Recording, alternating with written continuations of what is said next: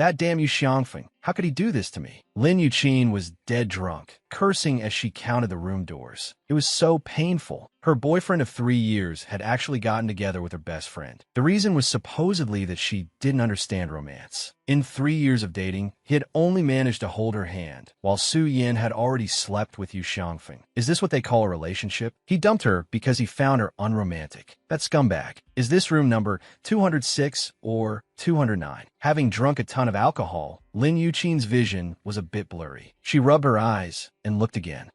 It's 206. Lin Yuqin staggered, pushed the door open, and walked in. She didn't turn on the lights. After taking a shower, Lin Yuqin flopped directly onto the bed. After waiting for a long time, still no one had come. She immediately wanted to call and complain. Why was the escort she ordered so slow? Just as she was about to pull out her phone to file a complaint, she heard the door click open. When Xiao Mingyang pushed the door open, he realized it wasn't locked. His brow furrowed slightly. He closed the door and walked in, casually taking off his shirt and tossing it on the sofa before heading toward the bed. Suddenly, he stopped in his tracks. A faint, delicate fragrance lingered in the air. It was the scent of a woman. Through the hazy moonlight shining in from the window, he could vaguely see a petite figure sitting on the edge of the bed. It must be the woman his secretary arranged. Thinking this, Xiao Mingyang walked toward the figure. Lin Yuqin sat on the edge of the bed, watching the tall figure walk toward her. Her heart began to beat erratically. She quickly pressed a hand to her chest. Damn it, what are you beating for? Since she dared to order an escort, she couldn't be afraid. Tonight, she was determined to give away the precious thing she had preserved for so many years. As he drew near, Lin Yuqin stood up and hooked her hand around his neck. Fresh from her shower, her body carried a faint, delicate fragrance that went straight to Xiao Mingyang's senses. He immediately felt a tightening in his lower abdomen. Xiao Mingyang reached out and wrapped his arms around her waist. Lin Yuqin suppressed her wildly beating heart, leaned in, and pressed her lips to his handsome face. She whispered softly, "How are your skills? If I'm not satisfied, I won't be paying, you know." Hearing this, Xiao Mingyang froze. He narrowed his eyes, staring at the girl in the darkness, and gritted his teeth, satisfied. How much do you guys in this line of work usually charge for a night? Lin Yuqin didn't notice the change in his tone. At this point, her mind was muddled by alcohol, and everything she did was purely on impulse. In the darkness, Xiao Mingyang's face was grim. He grabbed the woman's waist with a large hand, cornering her. He breathed his masculine scent on her face. "What do you take me for?" That damn Su Jifan, what was he thinking? How could he find a woman like this? In the darkness, Lin Yuqin let out a soft laugh, her warm breath spraying entirely on Xiao Mingyang's face. She leaned in, moved her lips to his, and covered his thin lips. Having been in a relationship for 3 years without even a single kiss, she was completely clueless about how to kiss. She just pecked messily at Xiao Mingyang's thin lips. This innocent kiss, however, made Xiao Mingyang's body tense up. Wrapping his arm around her waist, he flipped her over and pinned her onto the soft, large bed, turning from passive to active. He captured her soft, tempting little mouth. Her taste was very fresh, very sweet. Xiao Mingyang's large hand deftly slipped under the hem of her clothes. "You were just saying?" Feeling a sudden chill on her body, Lin Yuqin came to her senses. He was pushing at her jeans, and his movements were very rough. Then he cursed out loud, "Damn it. Who told you to wear such tight pants? I've always dressed like this." Before she could finish her sentence, he gave her pants a hard tug. The zipper was ripped right off. She put on a stern face. "Hey, what's wrong with you? Those are my new pants." "Hasn't anyone ever told you to wear a skirt before doing this kind of thing?" the other person said through gritted teeth. His large hands deftly stripped off all her undergarments as well. "That I've never done it before, so how would I know? Besides, she had always dressed this way her whole life, t-shirts and jeans. Can't you do that kind of thing if you're wearing pants?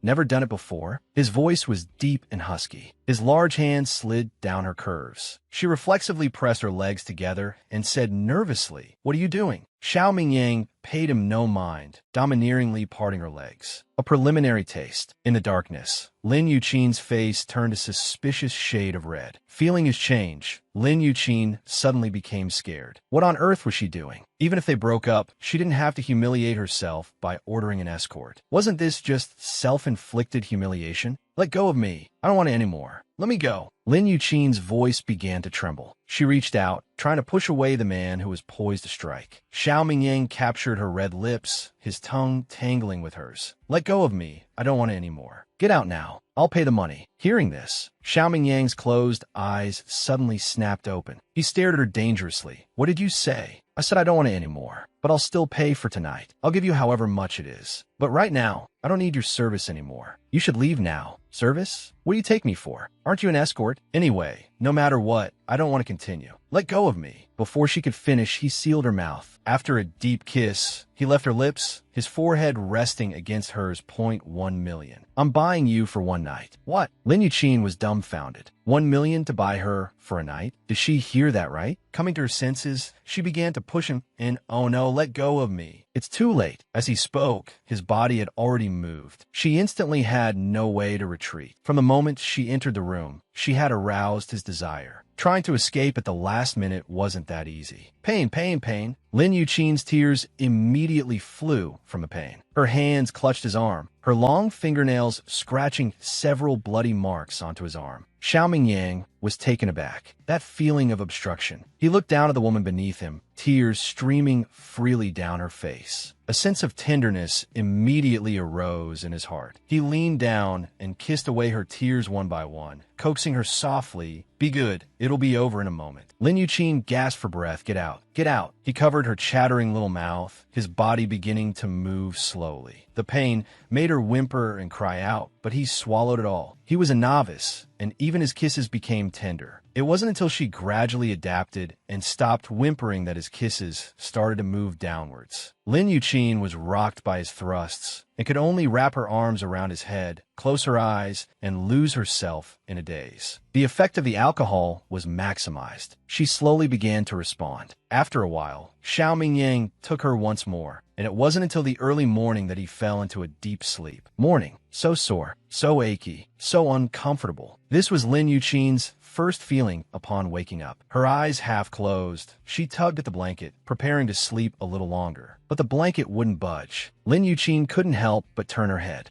Lin Yuqin covered her mouth, stopping herself from screaming. When did this man get into her bed? The images in her mind quickly rewound. Last night, she was dumped by Yu Xiangfeng, her boyfriend of 3 years. Then, heartbroken, she went to a bar to get drunk alone. Because Yu Xiangfeng found her unromantic, she impulsively asked a waiter to find her an escort. Then, Lin Yuqin bit her lower lip. Oh God, what on earth had she done? She looked down. Her body was covered in bluish-purple love bites. Heavens, just how wild had she been last night? Thinking of this, Lin Yuqin quickly threw off the covers and jumped out of bed. She grabbed her clothes that had been thrown on the floor and quickly put them on. Grabbing her bag, she was about to run out. Halfway there, she suddenly remembered. Last night, that man had said to her 1 million. I'm buying you for one night. Thinking of this, Lin Yuqin blinked, took a black pen from her bag, turned around, and leaned toward the man on the bed. After everything was done, Lin Yuqin covered her mouth and smiled. Then she turned and walked outside, not noticing that in the instant she turned, the earring from her left ear fell to the floor with a soft thud. A jarring alarm rang. The man lying on the large bed didn't move. After a while, he reached out and accurately grabbed the phone from the table. Hello, President Xiao. It's almost high noon. How come you're still not here? There's an important meeting at the company at 10 that's waiting for you to start. Su Jifan's voice came from the other end of the phone, full of boundless energy. Hearing this, Xiao Mingyang glanced at the time, 9:40, and said, I know. Then he hung up and put the phone aside. Xiao Mingyang sat up. At this moment, the spot where the woman should have been sleeping was empty. Xiao Mingyang raised his eyebrows in some surprise. The woman just left like that? He hadn't even given her the 1 million yet. Thinking this, Xiao Mingyang threw off the covers and got out of bed, but his attention was drawn to the white paper on the table. With a stretch of his large hand, he picked up the paper and unfolded it. Instantly, his face was covered with dark clouds. The next second, the paper was crumpled into a ball by him. He cursed through gritted teeth. Damn woman. Mr. Escort, this is your tip. Since your skills weren't that great, this is all I can give you. Bye-bye. On the table were 2 red bills, which now seemed to be mocking him. Damn it. Xiao Mingyang took out his phone and dialed Su Jifan's number. That damn Su Jifan. That woman you found last night. What's the matter with her? Woman? I had an important case last night and forgot to find one for you.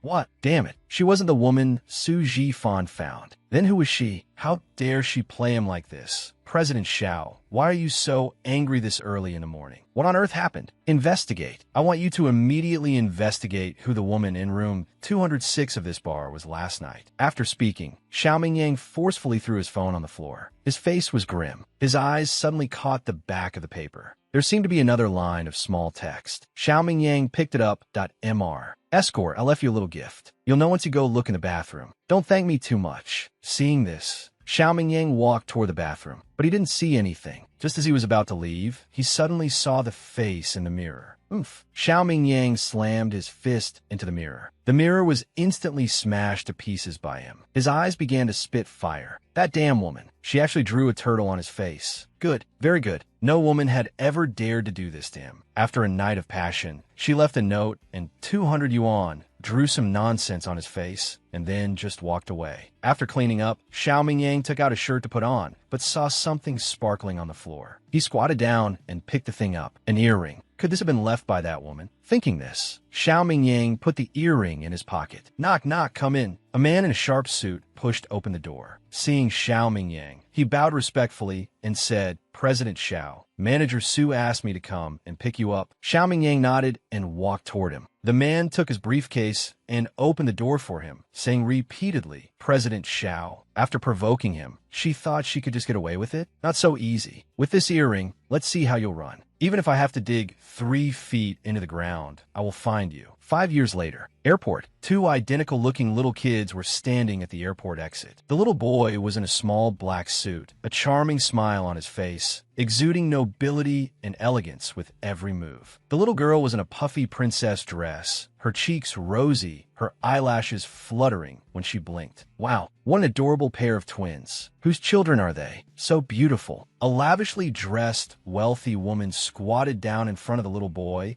and asked in a gentle voice, Little friend, what's your name? Hearing this, Xiao Lin Xian looked at her, a refined smile on his lips. Hello, Annie. My name is Lin Xian. Xian, Jinjin, mommy. We're over here. Xiao Lin Xian stretched out his arm and waved forward. The wealthy woman turned her head. Lin Yuqin, wearing a black tank top and a black leather jacket, was walking over with 2 bottles of water. She had a smile on her face, large sunglasses covering half of it, and her plain-colored curly hair was draped charmingly over her shoulders. Seeing the wealthy woman, she was taken aback. The wealthy woman smiled gently. You must be the children's mother. Your children are so adorable. I liked them the moment I saw them. Is that so? Lin Yuqin smiled, then put the water in her bag, took Xinjin and Xian's hands, and squatted down. She said softly, Another Annie is praising you for being cute. How should you show your thanks? Thank you, Annie. Xiao Lin Xian stepped forward and gave the wealthy woman a light peck on the cheek. The wealthy woman was instantly flattered. All right, Annie Yue should be here soon. We need to go to the intersection to wait for her. Lin Xian nodded. Annie, we have to go now. Goodbye. Goodbye. Watching the mother and her 2 children walk away, the wealthy woman stood there and sighed softly. If only her son could get married soon and give her a few obedient grandchildren like them. The 3 of them stood at the intersection. The scorching sun beat down, making them feel dizzy. A fiery red car stopped beside them. Then the window rolled down. Yu Wei, dressed in professional attire and wearing sunglasses, called out to Lin Yuqin.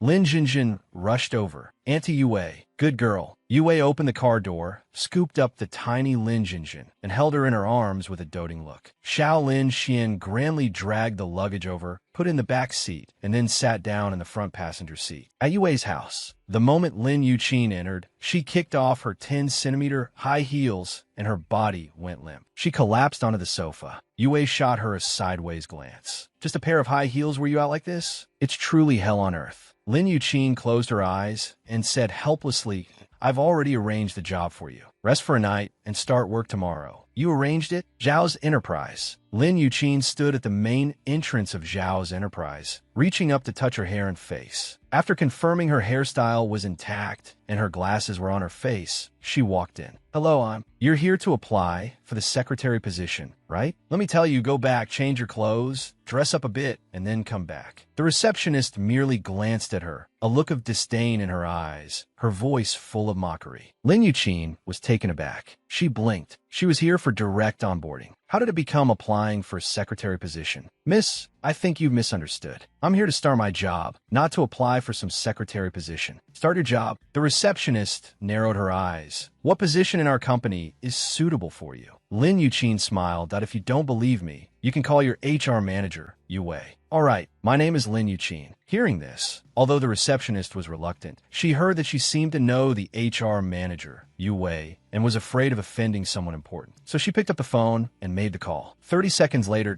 I'm so sorry, Miss Lin. I didn't know you were the secretary introduced by Manager Yu. She said she's coming down to get you right away. It's all right. Lin Yuqin curled her lip in a cold smile. These people really judge a book by its cover. The moment connections are mentioned, they become so sycophantic. Ding! The elevator doors opened. Yu Wei, in a professional suit, appeared before everyone. Lin Yuqin quickly walked over to her. Seeing her, Yu Wei's expression changed drastically. She gasped in surprise. A moment later, she was tugging her by the sleeve into the elevator. The elevator doors closed. Yu Wei then lowered her voice. Yuqin, what's wrong with you? Why are you dressed like this? Lin Yuqin stood up straight, adjusting the glasses on her face. What's wrong with how I'm dressed? This makes me look more professional. Yu Wei was speechless, like an old lady. None of your business. Lin Yuqin rolled her eyes at her. The high-level company like this wants ability, not a pretty vase. When I was abroad, I always dressed like this. Even the CEO of LT never said anything about me. Hearing you say that, I'm starting to doubt if there's something wrong with your president's aesthetic sense. You dare say you've always worn clothes like this to work? Yes, your president doesn't know your true face. Indeed, then your president's aesthetic sense really is questionable. It's not that his aesthetic sense is questionable, but that our president rejects infatuated women and shuns pretty vases. As the two were talking, a woman in a tight black dress suddenly appeared before them. Long, wavy curls were draped over her shoulders, and the strong scent of her perfume was overwhelming. Two security guards followed behind her. They didn't dare to touch her, but also didn't dare to let her pass. So they could only block her way, sweating profusely. Miss, the president is in a meeting. You really can't go up. Get out of the way. I'm President Zhao's woman. How dare you stop me? If you stop me again, I'll have President Zhao castrate you too. If you make any more noise, do you believe? The woman was extremely arrogant, completely disregarding the two security guards. Yu Wei stopped in her tracks, crossing her arms over her chest, and tooting. What a crazy woman. See that, Yuqin? This is what you'll have to face every day from now on. Hearing this, Lin Yuqin pressed a hand to her forehead with a bit of a headache. She had to go through this kind of life again. Although she was good at dealing with women, she always felt a bit bad about it. Isn't this your specialty? Go on, get rid of that woman. Consider it a test before you officially start. Fine.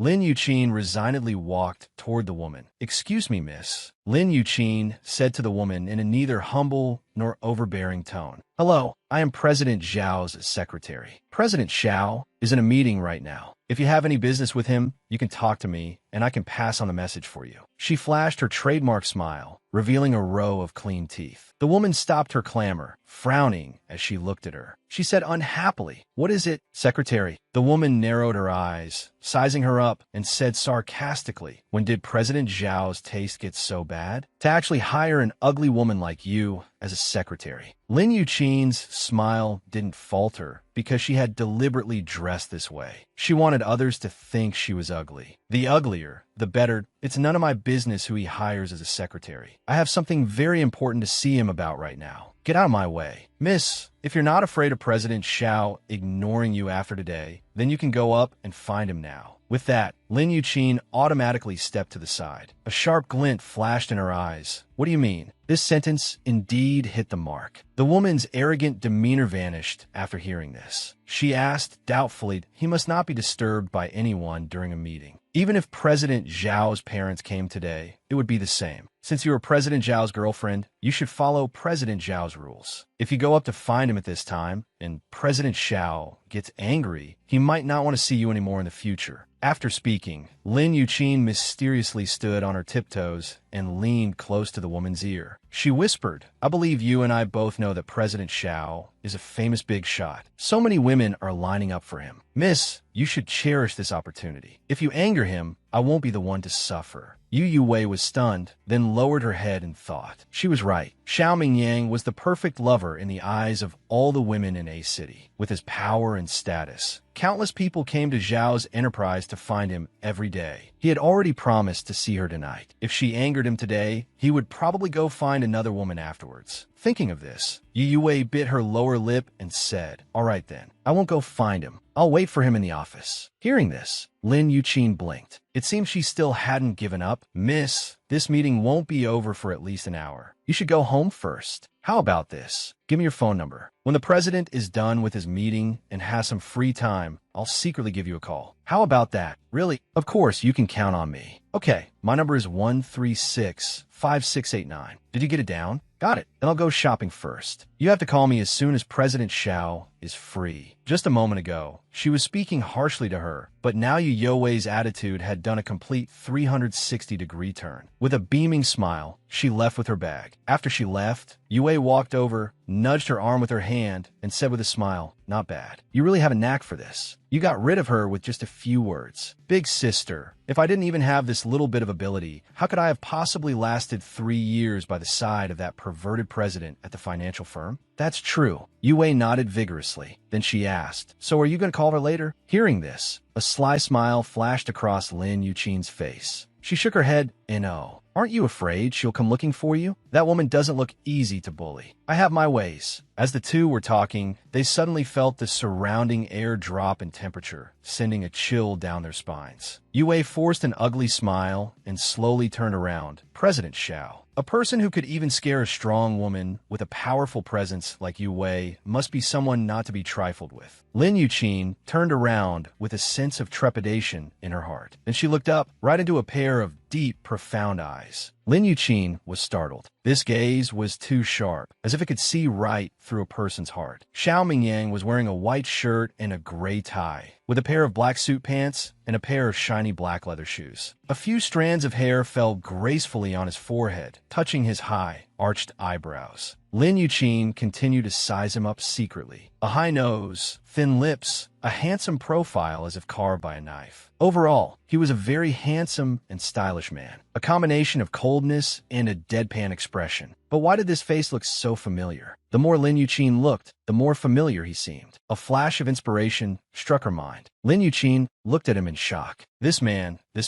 wasn't he the man who had tumbled in the sheets with her on that bed 5 years ago? Lin Yuqin was startled by the absurd thought in her mind. Just as she was about to say something, Yu Wei nudged her and then introduced softly, President Xiao, let me introduce you. This is the newly appointed secretary, named Lin Yuqin. Xiao Mingyang didn't speak, his leopard-like eyes fixed on her. Under his gaze, Lin Yuqin felt like the hairs on her body were about to stand on end, but she still maintained a professional smile. Mingyang extended his hand and said with a smile, President Xiao, hello, I'm Lin Yuqin. Her voice was crisp and sweet, completely different from the orange suit she was wearing. Xiao Mingyang's gaze subconsciously sized up her fair, slender hands. He remained silent, his lips pursed. Lin Yuqin's hand was left hanging in midair for a long time. Seeing that he just kept staring at her without shaking her hand, she cursed him in her heart, then awkwardly retracted her hand. Yu Wei smiled awkwardly and then said, President Xiao, Lin Yuqin is a good friend of mine for many years. She has worked as a secretary in a financial firm abroad for many years. So, Xiao Mingyang pursed his thin lips and finally asked, were you the one who sent that woman away just now? Hearing this, Lin Yuqin nodded, yes. She stood there quietly, her expression neither humble nor overbearing. The orange professional suit she wore made her look completely devoid of femininity. Moreover, from the very beginning, her gaze rarely lingered on his face, unlike all the other women. He, Xiao Mingyang, never lacked women. At work, what he needed was an extremely capable secretary. Although the one in front of him was a bit plain, if she wasn't interested in him, since that's the case, you can stay. After speaking, Xiao Yang turned and strode away. It wasn't until he had left and disappeared around the corner that the cold air in the surroundings gradually dissipated. Yue nervously patted her chest. That scared me to death. President Zhao's presence is just too powerful. Hearing this, Lin Yuqin raised an eyebrow and glanced at her. You're very scared? You're not scared? Yue looked back at her and asked in return. Lin Yuqin pouted and said, his presence is indeed powerful, very perverted. Looking in the direction he'd disappeared, her heart was filled with unease. 5 years ago, her one night of willfulness led to a one-night stand with a man. After that, she got pregnant and gave birth to Xian and Jinjin. It wasn't until today that she learned he was actually the president of the Zhao's group. A playboy like him, who dallied with women day after day, must have long forgotten what happened 5 years ago. Even if he remembered, he would probably not accept a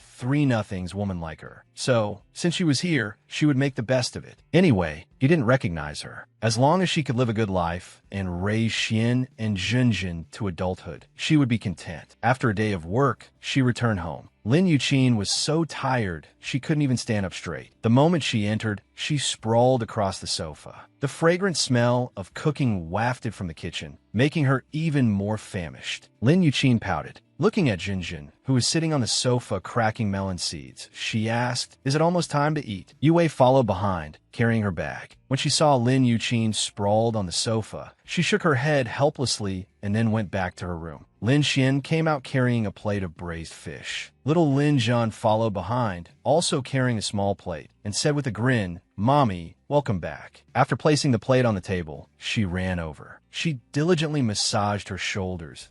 Is this comfortable, Mommy? Comfortable. Lin Yuqin nodded in satisfaction. No matter how tired she was, it was all worth it. Look at that kid, Xian, he's so well-behaved. He could do laundry, cook, he could do everything. And he's only 5 years old. A true child genius. Yue looked at the braised fish and sighed in admiration. Hearing this, Lin Yuqin couldn't help but smile, pursing her lips, just be envious. On the first day of work, Lin Yuqin was in the break room, holding a cup and making coffee for Xiao Mingyang. Lin Li, making coffee for the president? Hearing this, Lin Yuqin turned her head. A girl with glasses who looked very gentle and refined was walking toward her, holding a cup. The girl looked around for a moment, then said in surprise, You're not putting any sugar in this coffee. Why should I add sugar? The president's coffee always has sugar. Didn't you know? Lin Yuqin was taken aback. It was her first day, so she didn't know. Thinking this, she smiled at the girl. Thank you, I didn't know. A cup of coffee with a lot of sugar was thus created. Lin Yuqin placed the coffee on the desk, then returned to her own desk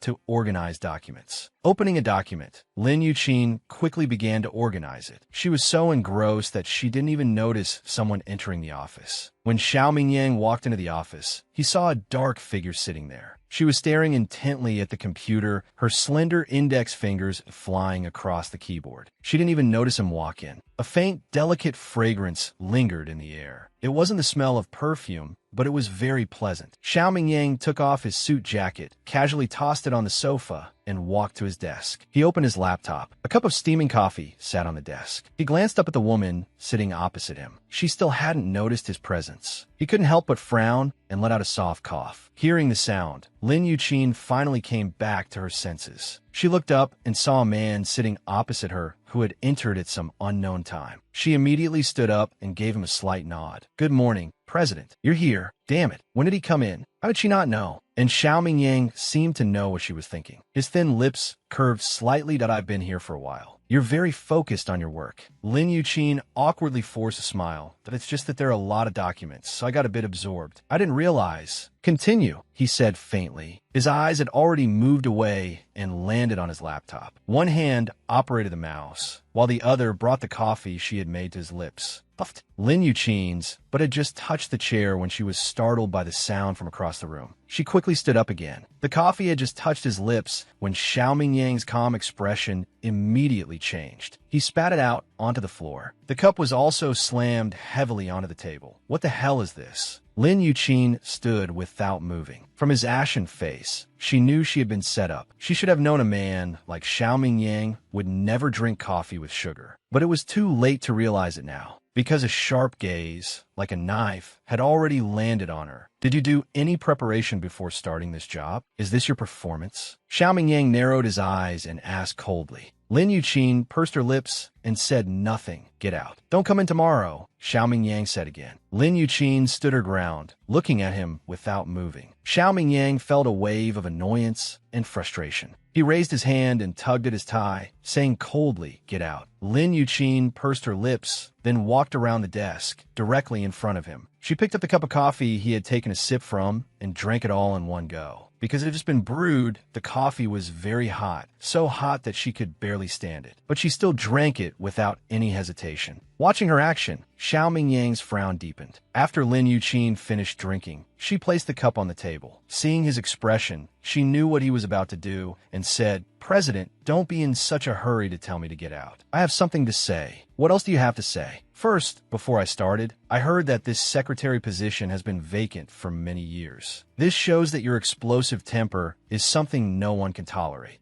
His explosive temper was something no one could tolerate? Xiao Mingyang raised an eyebrow. Did this woman know how many women in a city were fighting for this position? Second, since there was no secretary, that means your personal habits, including whether you take sugar in your coffee or not, are not precisely known by anyone. Naturally, no one handed over this task to me. Anyway, she was going to be fired, so she might as well reclaim some dignity. Third, coffee is something used to regulate one's spirit. Its function is not lost whether sugar is added or not. Besides, the amount I added wasn't much. The president of a major corporation getting so angry over a small cup of coffee that you want to fire a newly appointed secretary like me. Do you think that's reasonable? Reasonable? Xiao Mingyang really hadn't expected that this woman, who looked so honest and simple, could have such a sharp and daojun tongue. She was even lecturing him. But it was precisely because of this that his interest was piqued. He wanted to see what she would say next. Not reasonable? Then what do you think would be reasonable? Hearing this, Lin Yuqin was slightly taken aback. With his explosive temper just now, shouldn't he have gotten even angrier after she finished and told her to get out? He was actually asking her what would be reasonable. A job isn't easy to come by. One should cherish it. She still had 2 sons to raise at home, and the salary here was enough for those 2 little guys to eat and drink, well, every month. That I think the president should give me another chance. Think about it. If you fire me today and another one comes tomorrow, they still won't know your habits. What if they make your coffee even sweeter? In a fit of anger, you fire them again. Secretaries will just come and go, and you'll always be angry. She spoke eloquently, her voice becoming more animated. I hope the president will give me another chance. Coincidentally, at this moment, a knock sounded on the door. Come in. Xiao Mingyang's fingers tapped lightly on the desk. He pursed his thin lips, his expression faint and lukewarm. The person who came in was Su Jifan. He walked in holding a document. Seeing this scene and the coffee residue on the floor, he just paused for a moment. His gaze swept over Su Yuan and Xiao Mingyang, and he knew what had happened to What's Wrong, Mingyang? What happened? No one answered his question. Xiao Mingyang didn't want to answer, and Lin Yuqin didn't dare to answer presumptuously. She had already incurred the president's displeasure. If she spoke carelessly at this time, Xiao Mingyang glanced at Lin Yuqin. Then he said coldly, I can give you this chance. Go and make 2 more cups of coffee right now. Okay, I'll go right away. Lin Yuqin nodded, relieved, and then left the office. After she left, Su Jifan sat down on the sofa opposite him. What's wrong, Xiao Mingyang? Are you bullying the new secretary again? Hearing this, Xiao Mingyang rolled his eyes at him and said coldly, what do you want? Su Jifan tossed the document in his hand to him, just bringing up a document. Let me tell you, if you're not satisfied with this secretary, then you don't need to look for another one in the future. Xiao Mingyang raised an eyebrow, looking at him questioningly. Although Su Jifan looked gentle and refined, it was extremely rare for him to praise someone. She was introduced by Yu Wei from the HR department. Hearing this, Xiao Mingyang remembered what Yu Wei had said to him yesterday and nodded. Did I know? What's so strange about that? Su Jifan's eyes widened in surprise. Don't you know? She worked as a secretary for Tang Yue for 3 years. Tang Yue, that eccentric guy, they had once wanted to cooperate with his company, but unfortunately, the guy's personality was too bizarre and they never found a chance to cooperate. But he never expected that woman to have worked under him as a secretary for 3 years. Thinking about how she had just reasoned with him, Xiao Mingyang also fell into thought. Normally, if he treated other women like this, they would either run away scared or cry and beg to stay. And they would come to work dressed to the nines, their perfume almost suffocating the office. But when she encountered such a situation, she calmly drank that cup of coffee and even reasoned with him. It seemed things were getting interesting. Just as he was thinking, Lin Yuqin returned, carrying 2 cups of coffee. She first placed 1 cup in front of Xiao Mingyang, then carried the other towards Su Jifan. President Su, your coffee. Thank you. Su Jifan reached out to take the coffee. His hand accidentally touched hers. The strange sensation made him pause. In that moment of daze, Lin Yuqin had already withdrawn her hand without a trace and stood to the side. The small interaction between the two was fully witnessed by Xiao Mingyang. He narrowed his deep eyes, took a sip of his coffee. The taste made him pause, a flash of surprise in his eyes. The flavor of this coffee was actually quite good. Now he could find a first reason why she could work under that Gai Tang Yue for 3 years. Su Jifan also took a sip of coffee. The taste was very good, so he unconsciously took a few more sips. In no time, he had finished the entire cup. He looked at Lin Yuqin in pleasant surprise and softly requested, Secretary Lin, this coffee is really well made. Could you possibly make me another cup? Just as Lin Yuqin was about to agree, Xiao Mingyang said coldly, Su Jifan, are you very free? As soon as Su Jifan heard this, he quickly stood up with an awkward smile. Not at all, not at all. I still have things to do. I'll be going now. After speaking, he placed the cup on the table and smiled at Lin Yuqin. Secretary Lin, I'll come back another day for the coffee you make. After he left, Lin Yuqin bit her lower lip and stepped forward to ask, President, this opportunity, I wonder if I've grasped it well enough? How was the taste? Hearing this, Xiao Mingyang swirled the cup in his hand, a slight curve on his lips. Very good. Go back to work. Hearing this, Lin Yuqin's heart leaped with joy. She quickly nodded, yes. Lunchtime, what? So you made the president coffee with sugar. Yue put down her chopsticks, her face changing drastically as she asked. Seeing her ferocious expression, Lin Yuqin glanced around and noticed many strange looks being cast their way. She bit her lower lip and said, Can you not be so agitated? People are watching. Hearing this, Yue glanced around and indeed saw various strange gazes. She lowered her voice and leaned closer to her. How can I not be agitated? How could you be so stupid? To do what others tell you. Lin Yuqin picked up a mouthful of vegetables and put it in her mouth, mumbling as she chewed. Who knew? Do I have to spend all day trying to figure out if people are trying to harm me? It's not about trying to figure out others' intentions. As the saying goes, you shouldn't have the heart to harm others, but you can't be without the heart to guard against them. If you're always like this, you might get seriously harmed one day. After speaking, Yue poked her forehead and said in a harsh tone, Don't worry. I still managed to handle it, didn't I? Otherwise, how would I be sitting here eating with you? Lin Yuqin ignored her and continued to eat her meal in large mouthfuls. She was good at everything except her table manners, and she could eat a lot. She could eat a lot of rice at every meal, and she was a picky eater, probably spoiled by that little guy Lin Xian.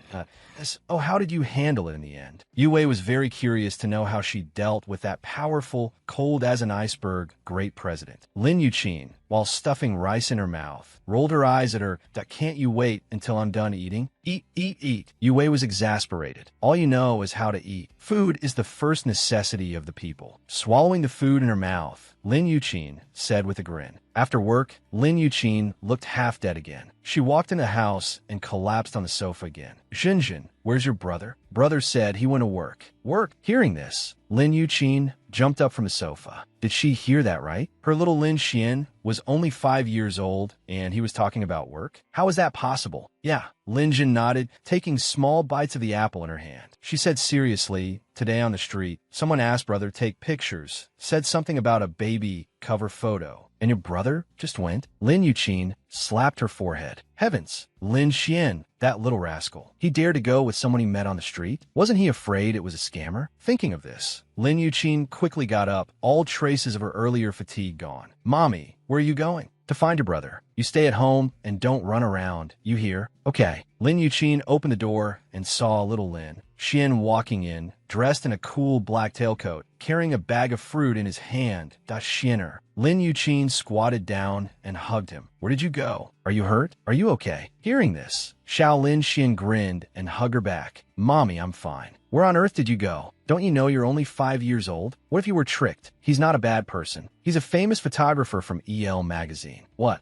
What photographer? Doesn't mommy usually read magazines? Being questioned like this by him, Lin Yuqin was stunned for a moment before saying, I usually have to work to earn money for you two little rascals to eat. Where do I find the time to read some stupid magazine? EL is an internationally famous parent-child magazine. I know that photographer. Not a bad person. You know him? What did you meet him? What does a mommy know? I read magazines. Xiao Lin Xian finished speaking, placed the fruit on the table, and then, while taking off his jacket, walked toward his room. Xianer, mommy can earn money. You don't need to go to work at such a young age. Xianer also wants to help mommy share her burden. That small figure disappeared from her sight. Yue came over and patted her shoulder. Look how good Xianer looks dressed like this. It's just taking pictures for a magazine. Just let him do it. With his looks, he might become a child star prodigy. But Lin Yuqin was unhappy in her heart. Seeing Xiao Lin Xian like this made her feel like it was all her fault. It was all because she hadn't fulfilled her responsibility as a mother. Because she had raised the two of them by herself since they were little, she had almost no time to spend with these two little ones due to work. Sometimes, she just wished she could earn more money and then spend quality time with them. The next day, early in the morning, Lin Yuqin was woken up. After getting ready, she took a ride with Yue to work. Passing by the break room, Lin Yuqin decided to go in and make him a cup of coffee first, to save herself a trip later. Carrying the coffee, Lin Yuqin walked toward the office, only to see that the office door was only slightly ajar, not closed. She didn't think much of it and pushed the door open to walk in. Good morning, President, your cough. Humph. Lin Yuqin saw the astonishing scene before her, and her hand went limp in shock. The coffee in her hand fell to the floor. In the office, a completely naked woman had her arms wrapped around his neck, constantly writhing her body. And accompanying her rhythm were moans of ecstasy. Such a steamy scene gave Lin Yuqin's little heart quite a scare. After being stunned for 3 seconds, her mouth twitched. Sorry to interrupt. You guys continue. Continue.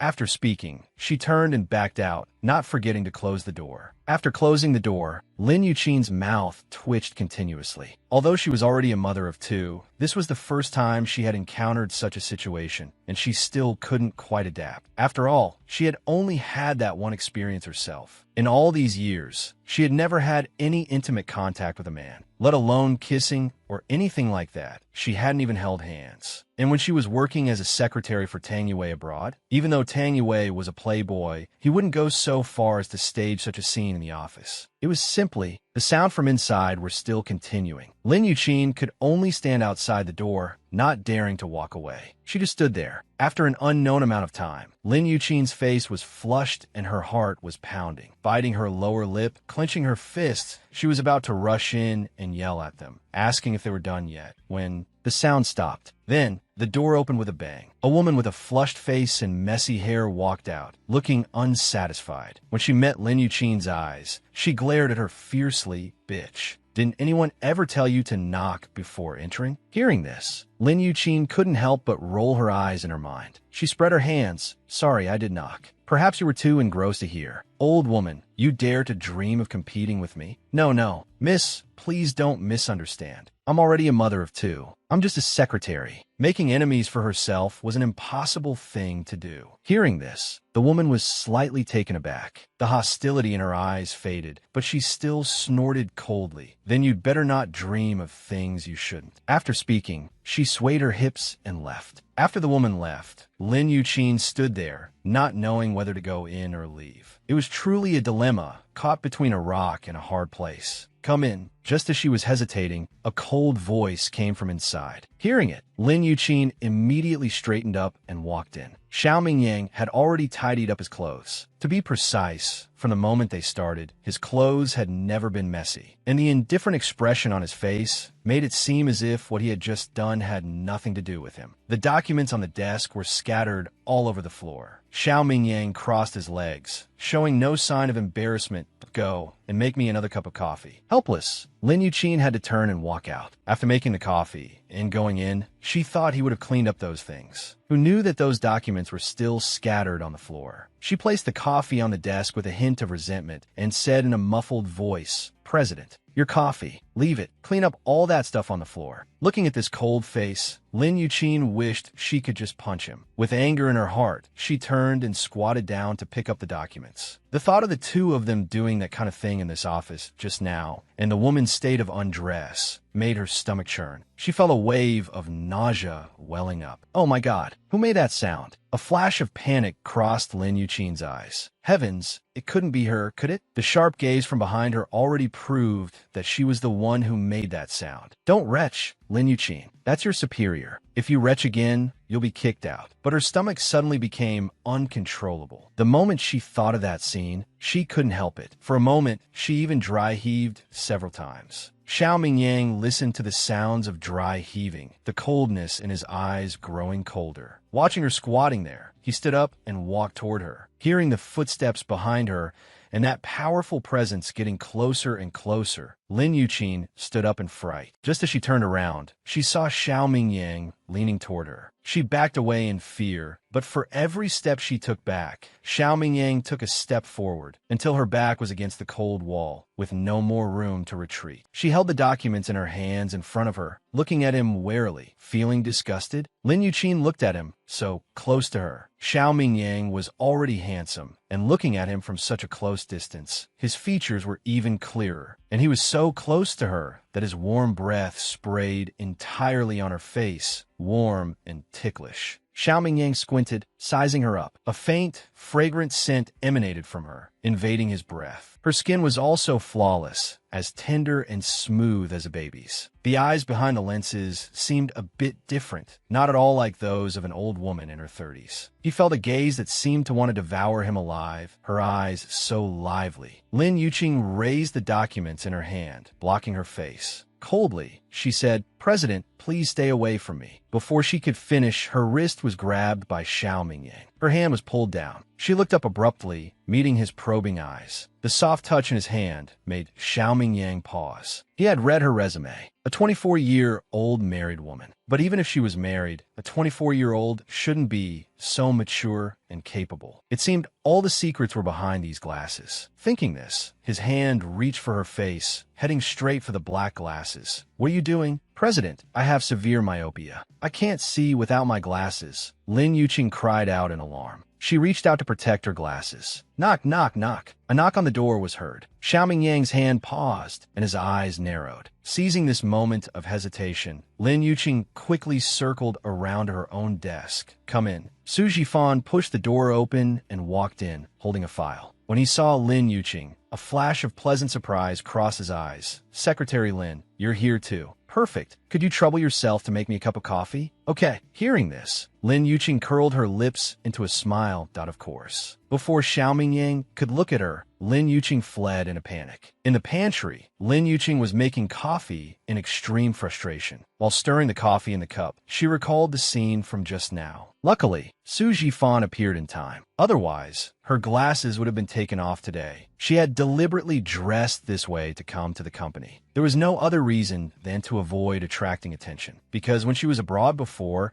she went through a particularly difficult period and had even worked as a waitress in a restaurant, doing almost all kinds of jobs. Her work ability was not bad. It was just that she had a pretty face. When she was at the restaurant, customers always tried to take advantage of her. Unable to bear it, she would slap them and was fired because of it. After that, she never appeared before people with her real face again. Over the years, she had gotten used to this disguise and had almost forgotten what she really looked like. If Xiao Mingyang had taken off her glasses today, she didn't know what the consequences would have been. But she had heard from Yu Wei that Xiao Mingyang had a fiancé. However, his fiancée was always abroad. Although she was abroad, the company had arranged for spies. If Xiao Mingyang's secretary was a beautiful young girl, she usually wouldn't be kept. For the sake of her 2 children, she had to protect herself. When she returned to the office after making the coffee, Su Jifan was already gone. Lin Yuqin asked with some surprise, "Where's Director Su? Didn't he ask me to make him coffee? How did he disappear without a trace in such a short time?" Hearing this, Xiao Mingyang glanced up at her and said coldly, "He left after reporting his work." "What's with that guy, Su Jifan?" He had an eager look on his face ever since he entered the office, wanting to drink the coffee she made. Indeed, the coffee she made tasted quite good. After just drinking it for a day or two, he seemed to have become a bit addicted. Oh, nothing. Lin Yuqing smiled awkwardly, then carried the coffee towards her own desk. Give it to me. Xiao Mingyang's gaze fell on the cup of coffee in her hand. Lin Yuqing said, oh, then placed the coffee on his desk and quickly returned to her own workstation. Seeing her flee in panic, a glint flashed in Xiao Mingyang's eyes. It seemed this woman was hiding many secrets, which made him more and more curious about what kind of eyes and face were under those glasses. The nerve-wracking day finally ended. It wasn't until closing time that Lin Yuqing let out a huge sigh of relief. She then quickly packed her things, said a word to Xiao Mingyang, and quickly slipped away. After returning home, Lin Yuqing looked at the two children sitting obediently on the sofa watching TV, squinted her eyes and smiled. Darlings, guess what delicious food Mommy bought for you today? The moment Lin Jun heard food, she immediately jumped up from the sofa, her eyes shining brightly. I said ice cream, but Lin Xian propped up his chin with both hands and said leisurely, it's chocolate. Lin Yuqing leaned closer to him. How did you know? Because every time Mommy buys chocolate, you ask us to guess what you bought. This is the 11th time, Mommy. Hearing this, Lin Yuqing was a bit embarrassed. Now that he put it that way, it seemed to be true, and her precious son could actually remember so clearly. Mommy, Mommy. Lin Jun leaped and threw herself on her, reaching out to rummage through her bag. Jinjin wants to eat chocolate. You little glutton. She unzipped the bag, took out the box of chocolate, and handed it to Lin Jun. You have to share with your brother, okay? You can't eat it all by yourself. Okay. In the evening, Lin Yuqing and Yu Wei took the two little ones to go shopping at the mall. She had originally planned to continue wearing her black-rimmed glasses, but didn't because of Yu Wei's request. Tisk, tisk. Yu Wei sized up Lin Yuqing walking ahead. TSK, tisk, she said.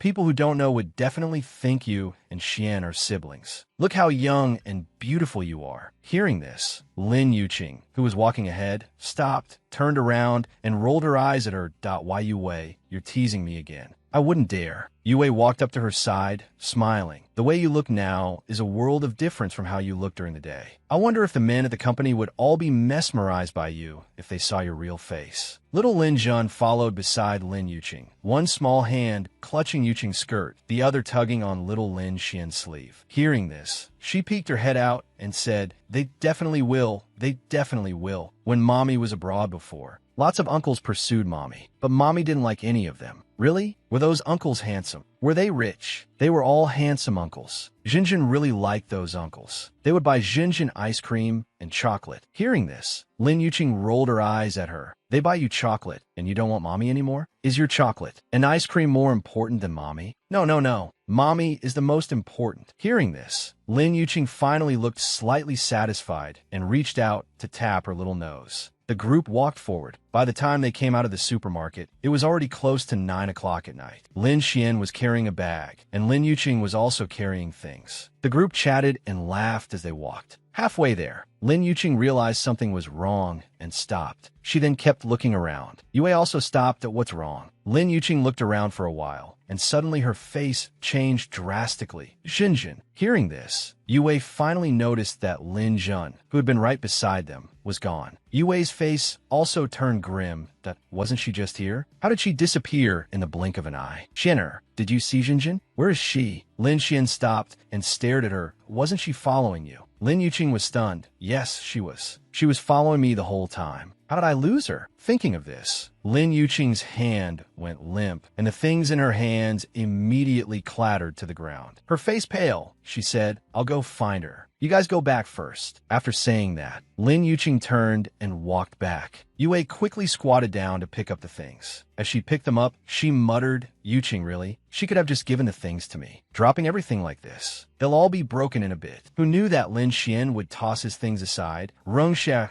Yijir, Yowei Ai, Ti woman kan hao, dongxi, and walk off. Yue looked at the things scattered all over the ground with a headache, gritting her teeth as she glared at their departing figures. Truly mother and son. The way they drop things is exactly the same. And on the other side, Jinjin, where are you? Jinjin. Lin Yuqing anxiously called Lin Jun's name while searching through the crowd. At this moment, her heart was burning with anxiety. Jinjin was always mischievous and gluttonous. What if she met a bad person who gave her something to eat? Wouldn't she be abducted? Lin Yuqing walked forward while calling out, not noticing at all that she had stepped onto the road, ignoring the vehicles coming and going beside her. A car sped towards her. Hearing the horn, Lin Yuqing finally turned her head to look. She saw that the car had no intention of stopping at all. She was so scared she froze on the spot, her eyes wide as she watched the car crash towards her. She thought she was going to be sent flying this time, but the expected pain did not arrive as scheduled. In a flash, a figure in white wrapped an arm around her waist, pulling her to the side. Protected by that person, Lin Yuqing rolled a few times on the grass beside the road. Her hands immediately went numb with pain. "Are you okay?" A male voice sounded from above her head. Only then did Lin Yuqing come back to her senses. She quickly looked up. At this moment, the man was still on top of her, their bodies in intimate contact. Su Jifan had also come out for a walk after dinner with nothing to do. From a distance, he saw a graceful figure in a white dress walking forward anxiously, as if looking for something. He didn't know why, but as if possessed, he followed her. Then he saw her actually run into the middle of the main road. And when that car was about to hit her, she froze on the spot. Without a second thought, he rushed forward and lunged at her. When she raised her head and met his eyes, in that instant, Su Jifan was stunned. What a soul-stirring pair of eyes, as beautiful as the stars in the night sky. Enchanting and captivating. With just one look, he was almost completely lost. Su Jifan was completely stunned, totally forgetting that they had just escaped death and that he was still pressing on top of her, staring at her intently. When Lin Yuqing saw who the person was, she was also greatly startled and subconsciously called out Director Su. This Director Su made Su Jifan pause. He then narrowed his eyes and asked, "You know me?" Her voice was soft, and since they were so close, the faint, fragrant scent from her body rushed into his breath, making him feel a strange sense of familiarity. Hearing this, Lin Yuqing blinked. He didn't recognize her. Only then did she remember that her appearance at work during the day was different from now. She had almost forgotten. "Director Su, can you get up first? You're crushing me." Su Jifan's face flushed red. He quickly got up and then helped her up, asking softly, "Are you okay?" Lin Yuqing shook her head slightly. "But I'm fine. Thank you. You're from the company." And Lin Yuqing naturally saw the amazement in his eyes. Without thinking, she understood what her appearance was like. She gave a faint smile, and "Oh, I was just fortunate enough to have seen Director Su once and haven't forgotten." She couldn't possibly tell him that she was the Secretary Lin who had just started working a few days ago. The difference was too great. Su Jifan furrowed his brows. Just as he was about to ask something, he was interrupted by a childish mommy. He turned his head to look. A handsome little boy was holding the hand of a little girl who looked exactly like him, walking this way. He fixed his gaze on the little boy's face, then was stunned. Heavens, is this Xiaoming Yang's son? He looks exactly the same. That coldness on his face, those lazy eyes, those tightly pressed thin lips. They were practically cast from the same mold. It was just that this little boy's face had an added touch of childishness. Lin Yuqing walked over and took little Lin Jun's hand, squatting in front of her and saying coldly, "Where did you go?" Her expression was fierce, and her voice was frighteningly cold. Little Lin Jun's small face immediately became aggrieved that "I just saw a big brother with a balloon. It was really fun, so you don't want your mother anymore?" "I didn't." "Hold out your hand," Lin Yuqing said sternly. Little Lin Jun bit her lower lip and obediently extended her small hand to Lin Yuqing. Slap! Lin Yuqing raised her hand and slapped her palm hard. The sound was soft. Little Lin Jun's eyes immediately turned red. Her big eyes filled with tears, but she didn't dare let a single one fall. At this moment, Yue, carrying a large pile of things, also rushed over. Seeing this scene, she put down the things in her hands, went forward to hug little Lin Jun, and chided, "Yuqing, really? Jinjin is only 5 years old, and you hit her like this." After speaking, she hugged Lin Jun and cooed,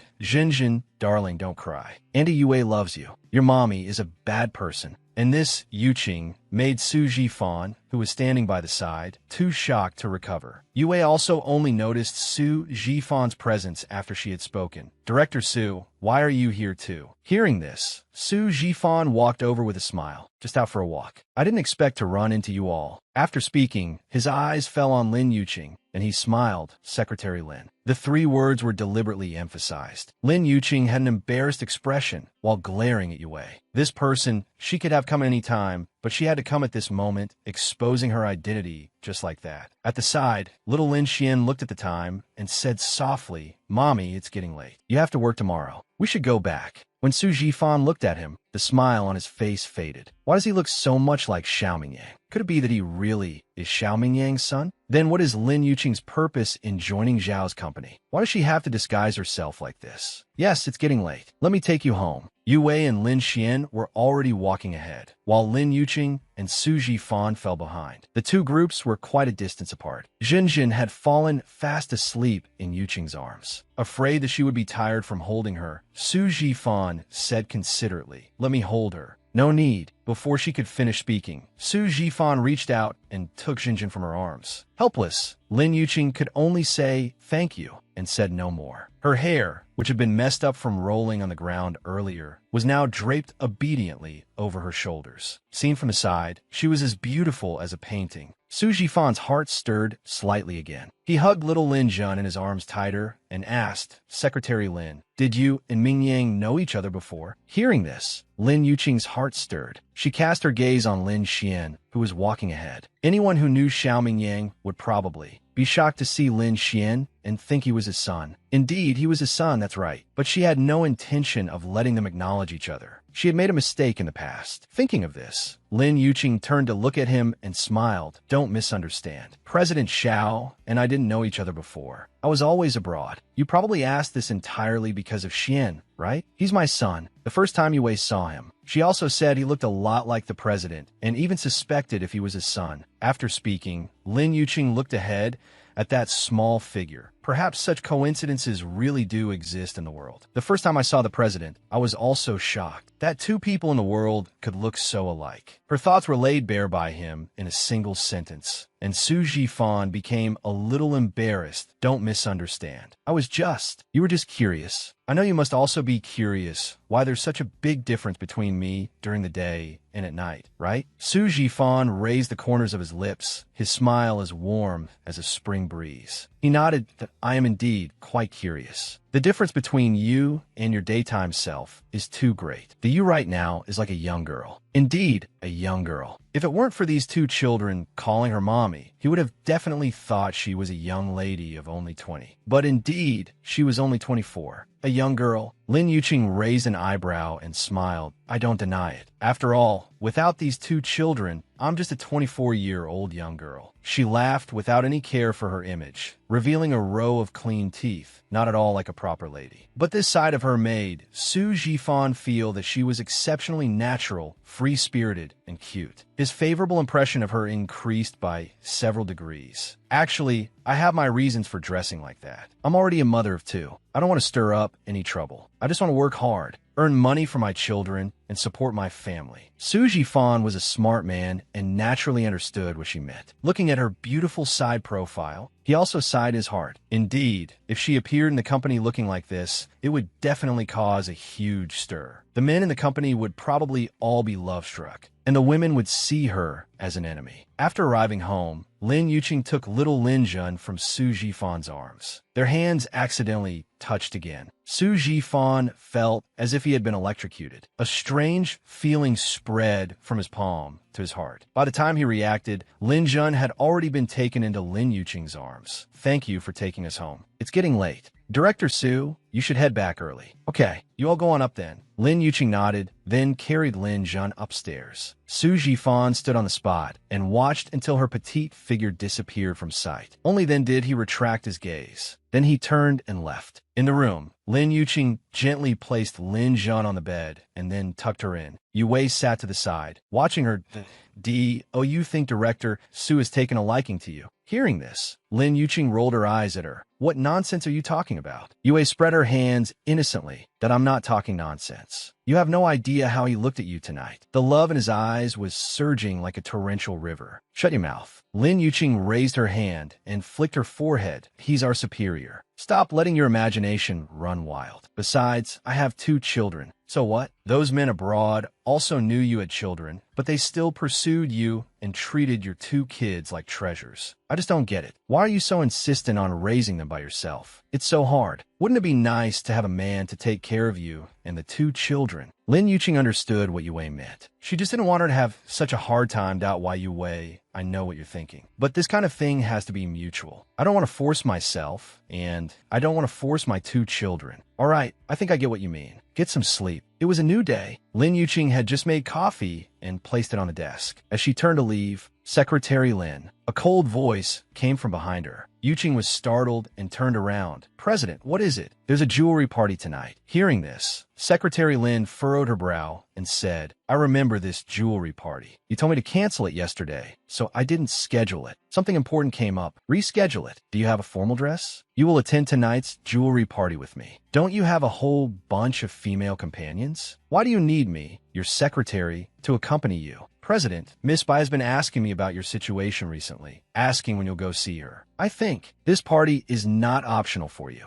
Don't treat this jewelry party as a recreational event. I have a very important business deal to discuss. Remember to take notes then. Since he had already put it this way, Lin Yuqing had no room to say no. Near the end of the workday, Xiao Mingyang tossed her a bag. After opening it, she found it was a purple strapless evening gown. When she looked up, she found him staring straight at her, approaching her with his long legs. Secretary Lin, I'm very curious. What kind of face is under these glasses? As he spoke, his hand reached for her glasses again. Does this guy want to make a move on his secretary too? What kind of face it is no trouble for you, President, to worry about. I'm already a married person. She took several steps back and smiled. President, please have some self-respect. The hand in midair paused. Xiao Mingyang looked at the woman smiling harmlessly in front of him and narrowed his eyes dangerously. That's right, she's a married woman. So what if I know what she looks like? Secretary Lin, have you misunderstood something? He narrowed his eyes, his thin lips curling slightly. I was just wondering why my secretary needs to hide herself. What is the reason? In any case, I will not affect your company or your interests. In that case, then remember what you said. He leaned in close, breathing warm air on her face. But don't fall in love with me. To see you Xiangfeng again, and at a jewelry banquet of all places. Lin Yuqing was in a purple strapless evening gown, her hair elegantly styled. The form-fitting dress perfectly outlined her graceful and exquisite figure. The only flaw was the black-rimmed glasses on her face. Of course, Yu Xiangfeng did not recognize her. By his side was her former good friend, Su Yan. Su Yan's gaze fell on her, filled with resentment. Yuqing was a little baffled. Where did this hatred come from? She was already standing by Yu Xiangfeng's side now. Looking at Xiao Mingyang standing next to her, Yuqing's lips curled slightly. She finally understood where this hatred came from. Hello, President Xiao. Yu Xiangfeng looked at Xiao Mingyang excitedly and extended his hand. That I'm Yu Xiangfeng from Muse. It's a pleasure to meet you. Who was Xiao Mingyang? He was a prominent figure in City A, a prodigy in the business world, the person everyone wanted to partner with. A fence-sitter like Yu Xiangfeng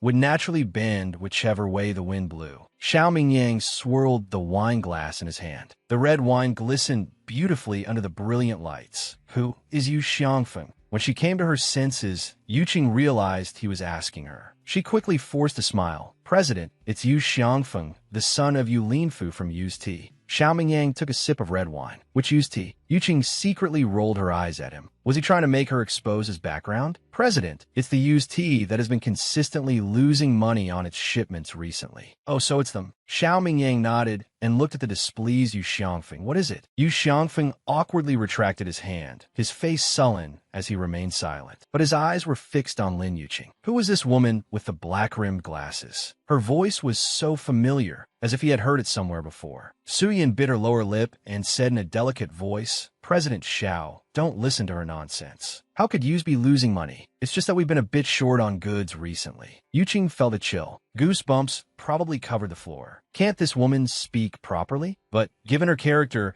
she was most likely trying to latch on to Xiao Mingyang. President Xiao. Seeing that he didn't speak, Su Yan swayed her hips and walked to Xiao Mingyang's side. Her voice even more cloyed. I heard that President Xiao has always been quite interested in tea. I wonder if you'd be interested in cooperating with our Yus. She was wearing a V-neck, low-cut long gown today. As she stood next to Xiao Mingyang, her body was slightly bent, allowing people to clearly see her full chest. She really has the capital to be a public toilet. Lin Yuqing. Yu Xiangfeng suddenly cried out, causing many people to turn their heads. Yuqing paused as she saw Yu Xiangfeng rush over. Yuqing, it really is you. Please let go. I don't know you. Lin Yuqing pulled her hand back and took several steps back to keep a distance from him. How could that be? Yuqing, how could you not know me? Back then, we were. Su Yan cut him off, mocking him sharply. How could she not know you? You were the woman Xiangfeng dumped back then. You must be holding a grudge now. which is why you're maliciously saying that our use is in deficit. Yuqing gave her a faint look, but didn't reply. What a joke. Her holding a grudge? She had long forgotten what happened back then. If she hadn't run into them here, she probably would have forgotten what these two even looked like. Hearing this, Xiaoming narrowed his eyes, looking at her with great interest. Yu Xiangfeng sighed. Yuqing, I know I hurt you deeply back then, but you don't have to make yourself look like this. After speaking, he glanced at the black-rimmed glasses on her face again and couldn't help but sigh deeply to Damar. You, I think you've misunderstood. I'm already a mother of two now. I've forgotten what happened back then. After speaking, she gave a light and breezy smile. She walked to Xiaoming side. President,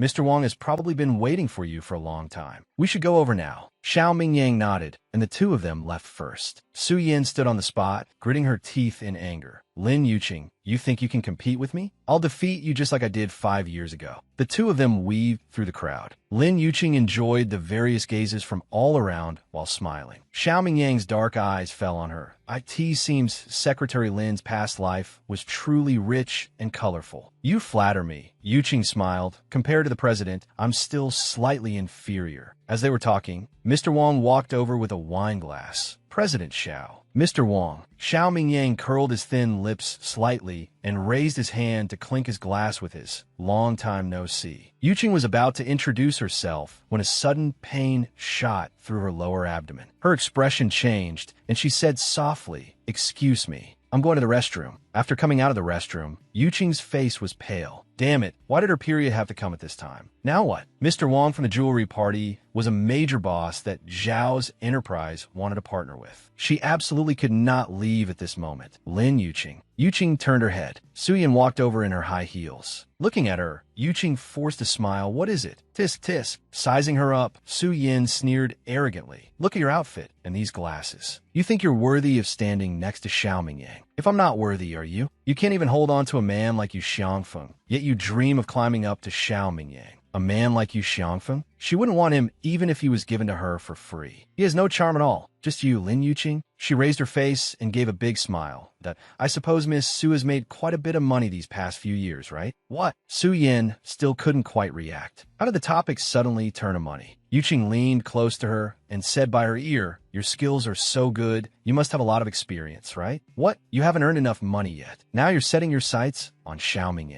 Lin Yuqing, you bitch." Su Yin shrieked and raised her hand to slap her face. Yuqing dodged her swinging hand, raised her own, and grabbed her wrist, smiling coldly. Flying into a rage from shame, "You bitch, slap." Yuqing mercilessly slapped her across the face. Instantly, 5 bright red finger marks appeared on her fair face. Seeing her expression change and about to lunge at her, she instead covered her own face midway and sobbed. "How could you do this to me, Yuqing? I didn't think. What are you two doing?" Yu Xiangfeng came running over. Su Yin immediately threw herself into his arms, crying, "Xiangfeng, I just wanted to talk to her, but I didn't expect her to actually hit me. Sob, it's all my fault. Xiangfeng, please don't be angry with her." What a tired old act. Yuqing glanced at her disdainfully, straightened her clothes, and took a step to walk forward. Lin Yuqing, you stop right there. The pain in her stomach was getting worse. Yuqing cursed inwardly. She had to leave this place quickly, but her arm was suddenly grabbed. Yu Xiangfeng directly grabbed her wrist and said coldly, "I want you to apologize to Yin Yin." "Apologize?" Yuqing sneered. "You two are in cahoots. I don't care if she came here to stir up trouble." Slapping her was letting her off easy. Yu Xiangfeng was furious. "Are you going to apologize or not? Since when does my Xiaoming Yang's secretary need to bow her head and apologize to others?" A cold, sharp voice came from behind, filled with authority and dominance. Yuqing turned her head and saw Xiaoming Yang walking this way. The kingly aura he naturally exuded sent a chill down one's spine. Upon seeing Xiaoming Yang, Yu Xiangfeng's imposing manner immediately weakened, but he still insisted, "President Xiao, she hit my fiancé for no reason. I'm just asking her to apologize to my fiancé. For no reason?" Xiaoming Yang glanced at Lin Yuqing. Her face was pale, and her usually rosy lips were colorless. Xiaoming Yang's heart tightened, and he immediately narrowed his eyes dangerously, the cold aura around him deepening. He had thought she would argue, but unexpectedly, she just said faintly, "I have nothing to say. I hit her, and that's that. So what? Yu Xiangfeng's face turned black with anger, but he didn't dare to step forward because of Xiao Mingyang. He remembered what Su Yin had said to him earlier. Yu Qing's eyes darted around. She stepped forward and easily linked her arm with Xiao Mingyang's, saying softly, "President, let's not waste time with him here. Let's go back." Su Yan's face instantly turned pale with anger. Xiao Mingyang curled his lip. This woman was using him. He leaned closer, eared, "If I shake you off, what do you think will happen?" Yu Qing's expression changed. If he shook her off, she would lose a lot of face. In the future, Su Yin would laugh at her even more relentlessly when she saw her. "President, I'm your capable assistant. If you really do that, then you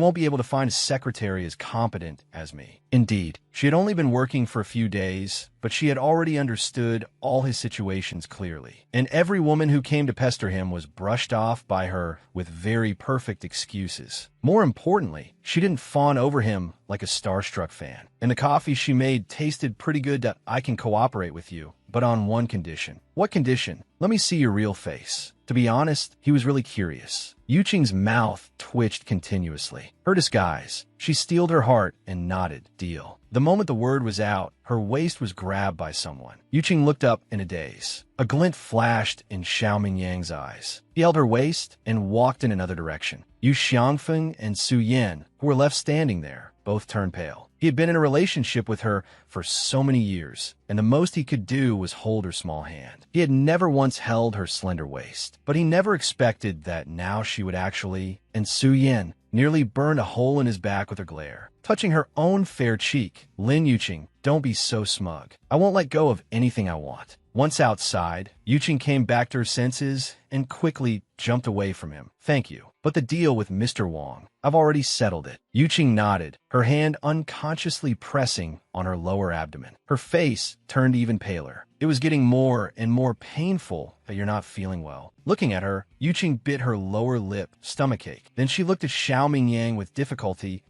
"Why visitor is here. Could I trouble you to buy me some?" Knowing what she was about to say, Xiao Mingyang replied coldly, "No." All right, she knew it was impossible. Yuqing had no choice but to give up, her eyes downcast. In a moment she was dazed, her wrist was grabbed by him. Then, she was pulled into the car. "Your home address. I'll take you back." "What a hassle. I clearly asked you to accompany me to the jewelry party, and now it's turned into this." Lin Yuqing was about to give her home address, but then she thought about it. She'd just get dropped off near her home and walk back herself. Xiao Mingyang must not see Lin Xian's face. Otherwise, when the car stopped, Lin Yuqing said thank you to him, then opened the car door. "Wait a minute." Yuqing looked at him, puzzled. "The matter you promised me just now." Xiao Mingyang raised his eyebrows. "What matter just now? Playing dumb? Let's see what you do." She thought he would pester her, but unexpectedly, Xiao Mingyang just gave her a faint glance, then started the car. With a whoosh, he disappeared before her eyes. Looking at the car speeding away, Lin Yuqing patted her forehead, her mouth twitching continuously. With a sigh, she clutched her stomach and slowly walked home. Under the streetlights, there were three overlapping figures. Looking closely, it was Xiener and Jinjin. "Mommy." The moment Xiener and Jinjin saw her, they both ran towards her excitedly. "That you're finally back." Pulling them into her arms, Lin Yuqing smiled and said, "Yes, Mommy's back." Thankfully, she knew these two little ones would be too impatient and come out here to wait. That's why she didn't let Xiao Mingyang drive her so close. This way, the two of them wouldn't meet. Yue,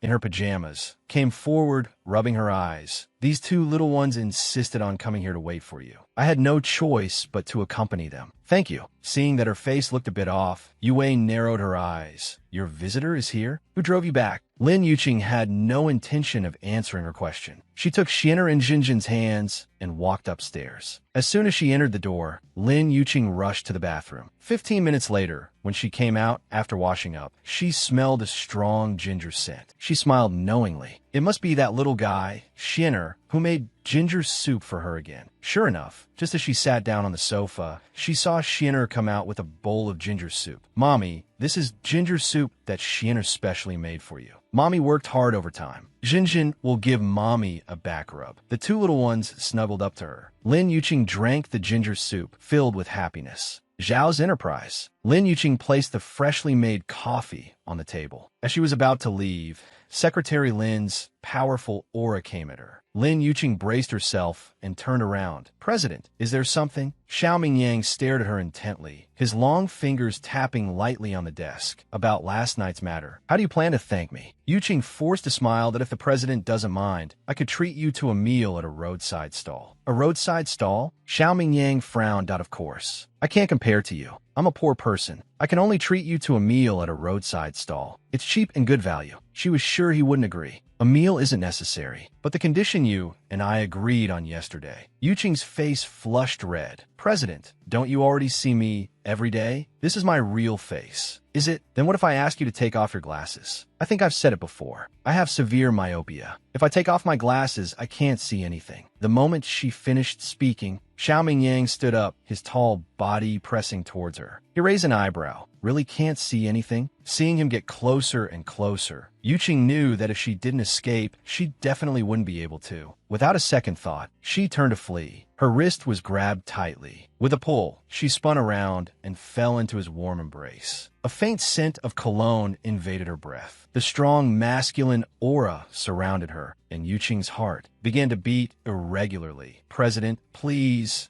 have some self-respect." Xiao Mingyang held her waist tightly. She had a faint, elegant fragrance, very pleasant. It wasn't like the perfume on those other women, so strong it made it hard to breathe. So close, he could see her fair skin, as smooth as a baby's. Her red lips were tender, making one feel the urge to lean down and taste their sweetness. But before that, he wanted to see her true face first. With that thought, Xiao Mingyang raised his hand to take off the glasses on her face. Lin Yuqing was so panicked, she even forgot to dodge. Seeing her glasses being taken off, she hunched over and covered her face with her hands. "He can't see my face." "Absolutely not." Covering her face, Yuqing thought frantically while shouting, "President, please give me back my glasses. I really can't see anything." "Mingyang, how did the jewelry party go yesterday?" When Su Jifan pushed the door open, he saw this exact scene. Xiao Mingyang was holding her waist with her glasses in his hand, while Lin Yuqing in his arms was covering her face, trying to pull away. "What are you doing?" His voice was a bit agitated. Su Jifan stepped forward, pulled Lin Yuqing away, and shielded her behind him. Ever since he saw her that night, he had indeed developed a feeling for her called a crush. But because she was already a married woman, he didn't have any further thoughts about her, nor any real infatuation. But what kind of person was Xiao Mingyang? He was a playboy, a man who lingered among flowers. If he saw Yuqing's true appearance, wouldn't he take her in as a plaything? Xiao Mingyang frowned at his protective gesture. "You didn't even knock." Once Yuqing was free, she didn't dare to stay any longer. Taking advantage of the moment they were talking, she quickly fled out the door. Her glasses were in his hand, and she probably wouldn't get them back. She would have to find another pair to wear. "If I had knocked, I'm afraid you'd be too busy molesting women to hear it." Su Jifan's tone was very aggressive. "Do you know who you're talking to? Is it something you should be saying?" Xiao Mingyang's eyes narrowed in anger, the coldness around him deepening. Su Jifan was taken aback, only then realizing that his reaction seemed a bit too intense. "Mingyang, she's not a woman you can play with. She's already a married woman, and she's a capable assistant. Get out. Don't make me say it a second time," Xiao Mingyang said coldly. That woman had taken advantage of Su Jifan's anger to escape. Did he think he didn't know? Severe myopia? It seemed she just didn't want him to see what she looked like. But who was he, Xiao Mingyang? There was nothing he wanted that he couldn't get. "Damn woman, you're dead." After leaving the office, Lin Yuqing hid by the elevator, not daring to go down casually, afraid of being exposed to everyone like this. After standing for a while, Su Jifan came out. His expression changed when he saw her. "Are you okay?" Hearing this, Lin Yuqing glanced at him and shook her head, "But I'm fine." But the glasses on her face had been taken by Xiao Mingyang. Her long black hair was tied back, revealing a full, smooth forehead and those soul-stirring eyes. So beautiful it was bewildering. After being stunned for a few seconds, Su Jifan came back to his senses and quickly said, "You go wait in my office first. I'll go downstairs and buy you a pair of glasses." Lin Yuqing pursed her lips before nodding. For now, this was the only way. Su Jifan's office was very simple. The desk was tidy. The curtains were sky blue. A few pots of clivia lilies were placed by the side, all well cared for. The walls were also adorned with many paintings by famous artists, all of them masterpieces. Lin Yuqing rested her chin on her hand. It seemed this Su Jifan was also a lover of paintings. Just as she was thinking, the office door opened. Su Jifan walked in carrying a bag. He saw her sitting on the sofa with her chin in her hand, quietly studying the paintings on the wall. Her side profile was quiet and gentle. His gaze on her couldn't help but soften a little. As he walked over, he asked, "What are you looking at?" Hearing the voice, Lin Yuqing came back to her senses. Seeing him return, she smiled. "I'm looking at the paintings on your wall." "You like paintings too?" "When I have nothing to do, I dabble a bit myself." He also smiled, then handed her the bag in his hand. Taking the bag, Lin Yuqing opened it directly, took out the glasses, and put them on in a second. "Thank you." She put on the black-rimmed glasses again, hiding those soul-stirring eyes, and returned to her original appearance. Thinking of what happened just now, Lin Yuqing said again, "I'm the president's secretary. I've been away for so long, I have to go back first. Thank you for today. If you really want to thank me, how about treating me to a meal another day?" Hearing this, Lin Yuqing was stunned for a moment, then smiled. "Okay." When she returned to the office, Xiao Mingyang had already returned to his usual cold and indifferent state, staring intently at his laptop, his long fingers flying across the keyboard. Hearing the sound, he just lifted his eyes to glance at her before looking away. Less than 3 seconds later, his gaze returned to her. Lin Yuqing pursed her lips, looking at him with some apprehension. Xiao Mingyang stared at her intently, or more accurately, at the glasses on her face. "Su Jifan bought them for you." Although she really didn't want to admit it, she could only nod. Xiao Mingyang narrowed his eyes, a dangerous, cold aura emanating from him. So, Su Jifan knew her true appearance? He was so protective of her. Could it be that he had known all along? Very good. He stood up and approached her with his long legs. Lin Yuqing stood her ground, watching him come closer. That invisible pressure began to envelop her again. She bit her lower lip slightly. Just as she was about to look up and say something, he walked right past her, picked up the suit jacket from the coat rack, put it on, and walked out. Finally, a sigh of relief. Lin Yuqing thought to herself. The tense day of work ended just like that. Yue asked her to go shopping after work. She had been tense all day and wanted to relax, so she agreed. In the restroom, she changed out of her stiff work clothes, took off her glasses, let down her long, waterfall-like hair,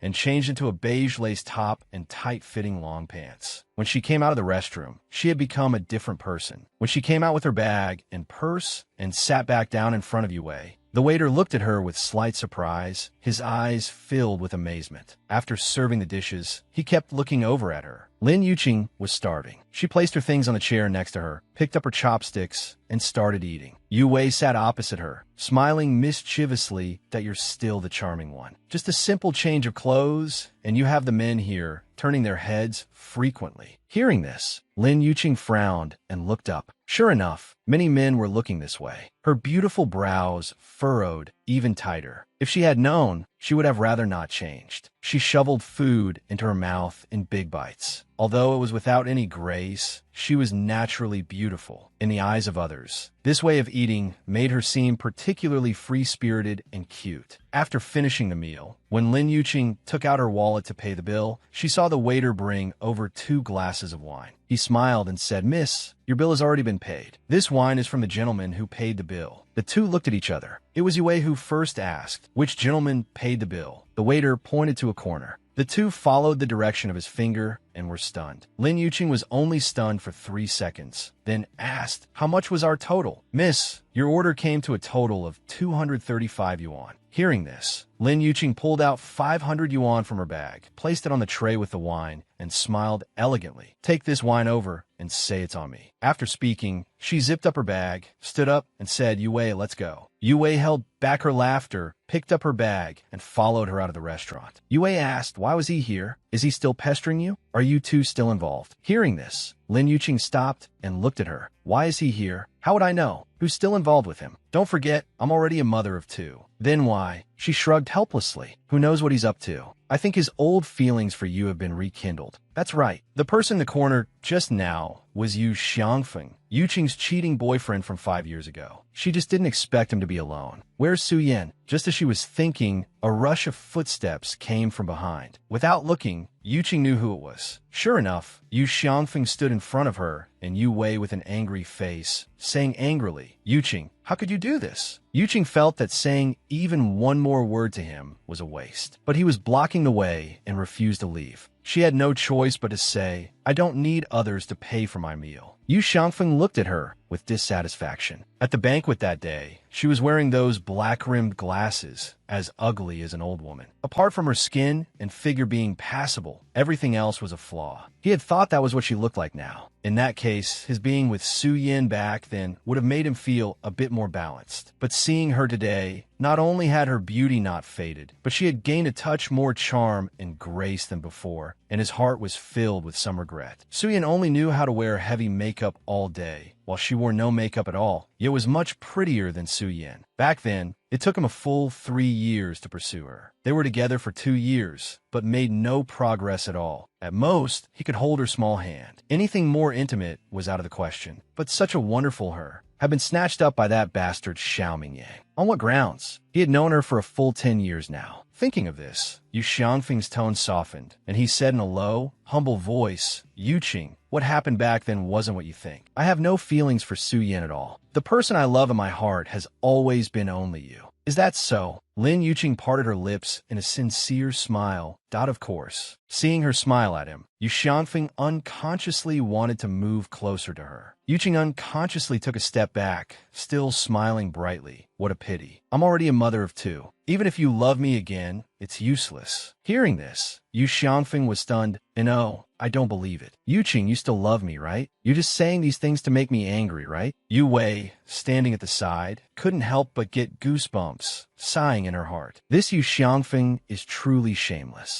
Why didn't he think of this when he cheated 5 years ago? Now that he sees her again, he's saying these things. It's disgusting, huh? Yuqing laughed as if she had heard the biggest joke in the world. It was fine when she didn't laugh, but her laugh was even more breathtaking. Then her face turned cold, and she said in a cold voice, I have never loved you. After speaking, he took Yu Wei's hand and walked past him. They walked for a long time. Not until Lord Yu Xiangfeng was out of sight did Yu Wei quietly ask Yuqing, is what you said all true? I never loved him. Hearing this, Yuqing furrowed her brow, then shook her head, and when she was young, her mind was set on her studies. He had pursued her relentlessly for 3 years. The time they were actually together was 2 years. All in all, they had known each other for 5 years. He had always been good to her, preparing everything for her perfectly. As for love, there was none. But as for liking him, back then, she did have some affection for him. Otherwise, she wouldn't have been so upset as to go to a bar and get drunk. It's just that now, it all seems childish and laughable. It was laughable how she could have gotten together with him in the first place. Perhaps he had changed, or perhaps the world was always changing and she just hadn't kept up with the rhythm. All right, as long as there's nothing, that's good. I was afraid you'd be sad and heartbroken. Sad and heartbroken? That kind of emotion had vanished from her life 5 years ago. In her world, there were 2 children to raise. She only had endless strength to be strong and even stronger. There was no room for other emotions to appear, but from the looks of it, he'll still pester you. What do you plan to do? Pester her? Yuqing sneered. Would she give him that chance? With that thought, Yuqing shook her head. All right, let's not talk about this. Let's go back. Jinjin and Xian are still waiting for us at home. Thinking of those 2 adorable and well-behaved little ones, Yu Wei nodded.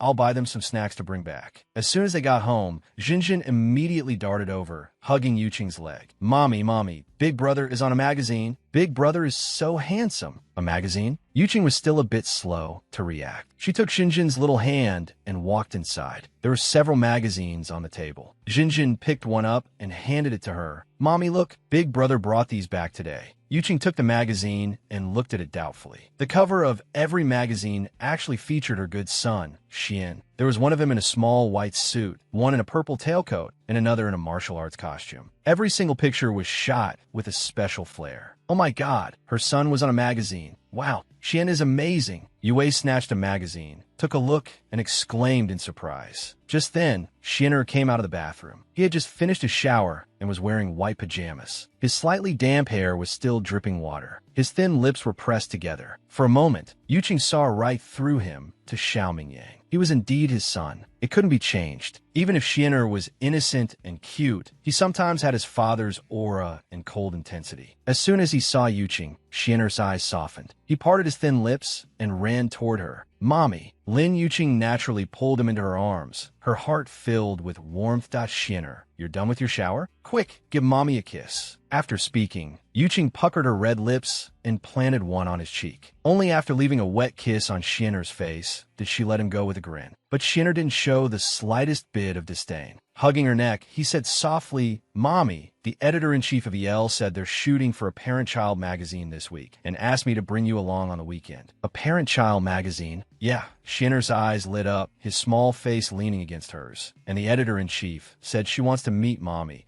to see what kind of person Mommy is to be able to raise me, to be so amazing and so smart." Hearing this, Yuqing blinked, her hand instinctively reaching up to pinch his little cheek, teasing, "Are you praising me with those words? Or are you praising yourself, you little narcissist?" Jin is not a narcissist. Jinjin is the real narcissist. Being called out, Jinjin's face turned red. She went forward and kept patting Xian's little hand. "Brother, you're talking nonsense. How am I a narcissist? You are. Believe it or not, I'll tell everyone about you secretly using Mommy's lipstick." "You mean brother?" Jinjin's face was beet red. She found a spot in Yuqing's arms and burrowed in, refusing to show her face again. Yuqing burst out laughing. Holding them both, she said between breaths, "Right, you two, stop fooling around. This weekend, Mommy will go with Xian, and we'll bring Jinjin along too, okay?" "Okay." Yue stood to the side, watching this happy family of three. Although they were joyful and harmonious, she always felt that something was missing. But thankfully, these two children were extremely well behaved. They never asked who their father was, nor did they ever ask Yuqing for a father or anything of the sort. On the weekend, early in the morning, Yuqing was dug out of her bed by Xianer. She sat on the bed with her eyes squinted for a full 10 minutes before slowly opening them to look at the already dressed Xianer before her. "Xianer, it's the weekend. Let Mommy sleep a little longer." She looked at him pitifully. Xianer's handsome little eyes blinked. He stepped forward and cupped her face. "Mommy, didn't we agree that you'd accompany me to EL Magazine this weekend? Or are you not planning to go?" "EL Magazine." Yuqing was still half asleep. Hearing him say that, her eyes shot open and she slapped her forehead. "That I actually forgot about this. I'll go brush my teeth and wash my face right away." By the time she came out of the bedroom in fresh clothes, a sumptuous breakfast was already laid out on the table. Jinjin was busy eating with her head down. Xianer stood to the side watching her. Walking over, Yuqing picked up a glass of milk and took a sip. She casually asked, "Where's your Auntie Yue?"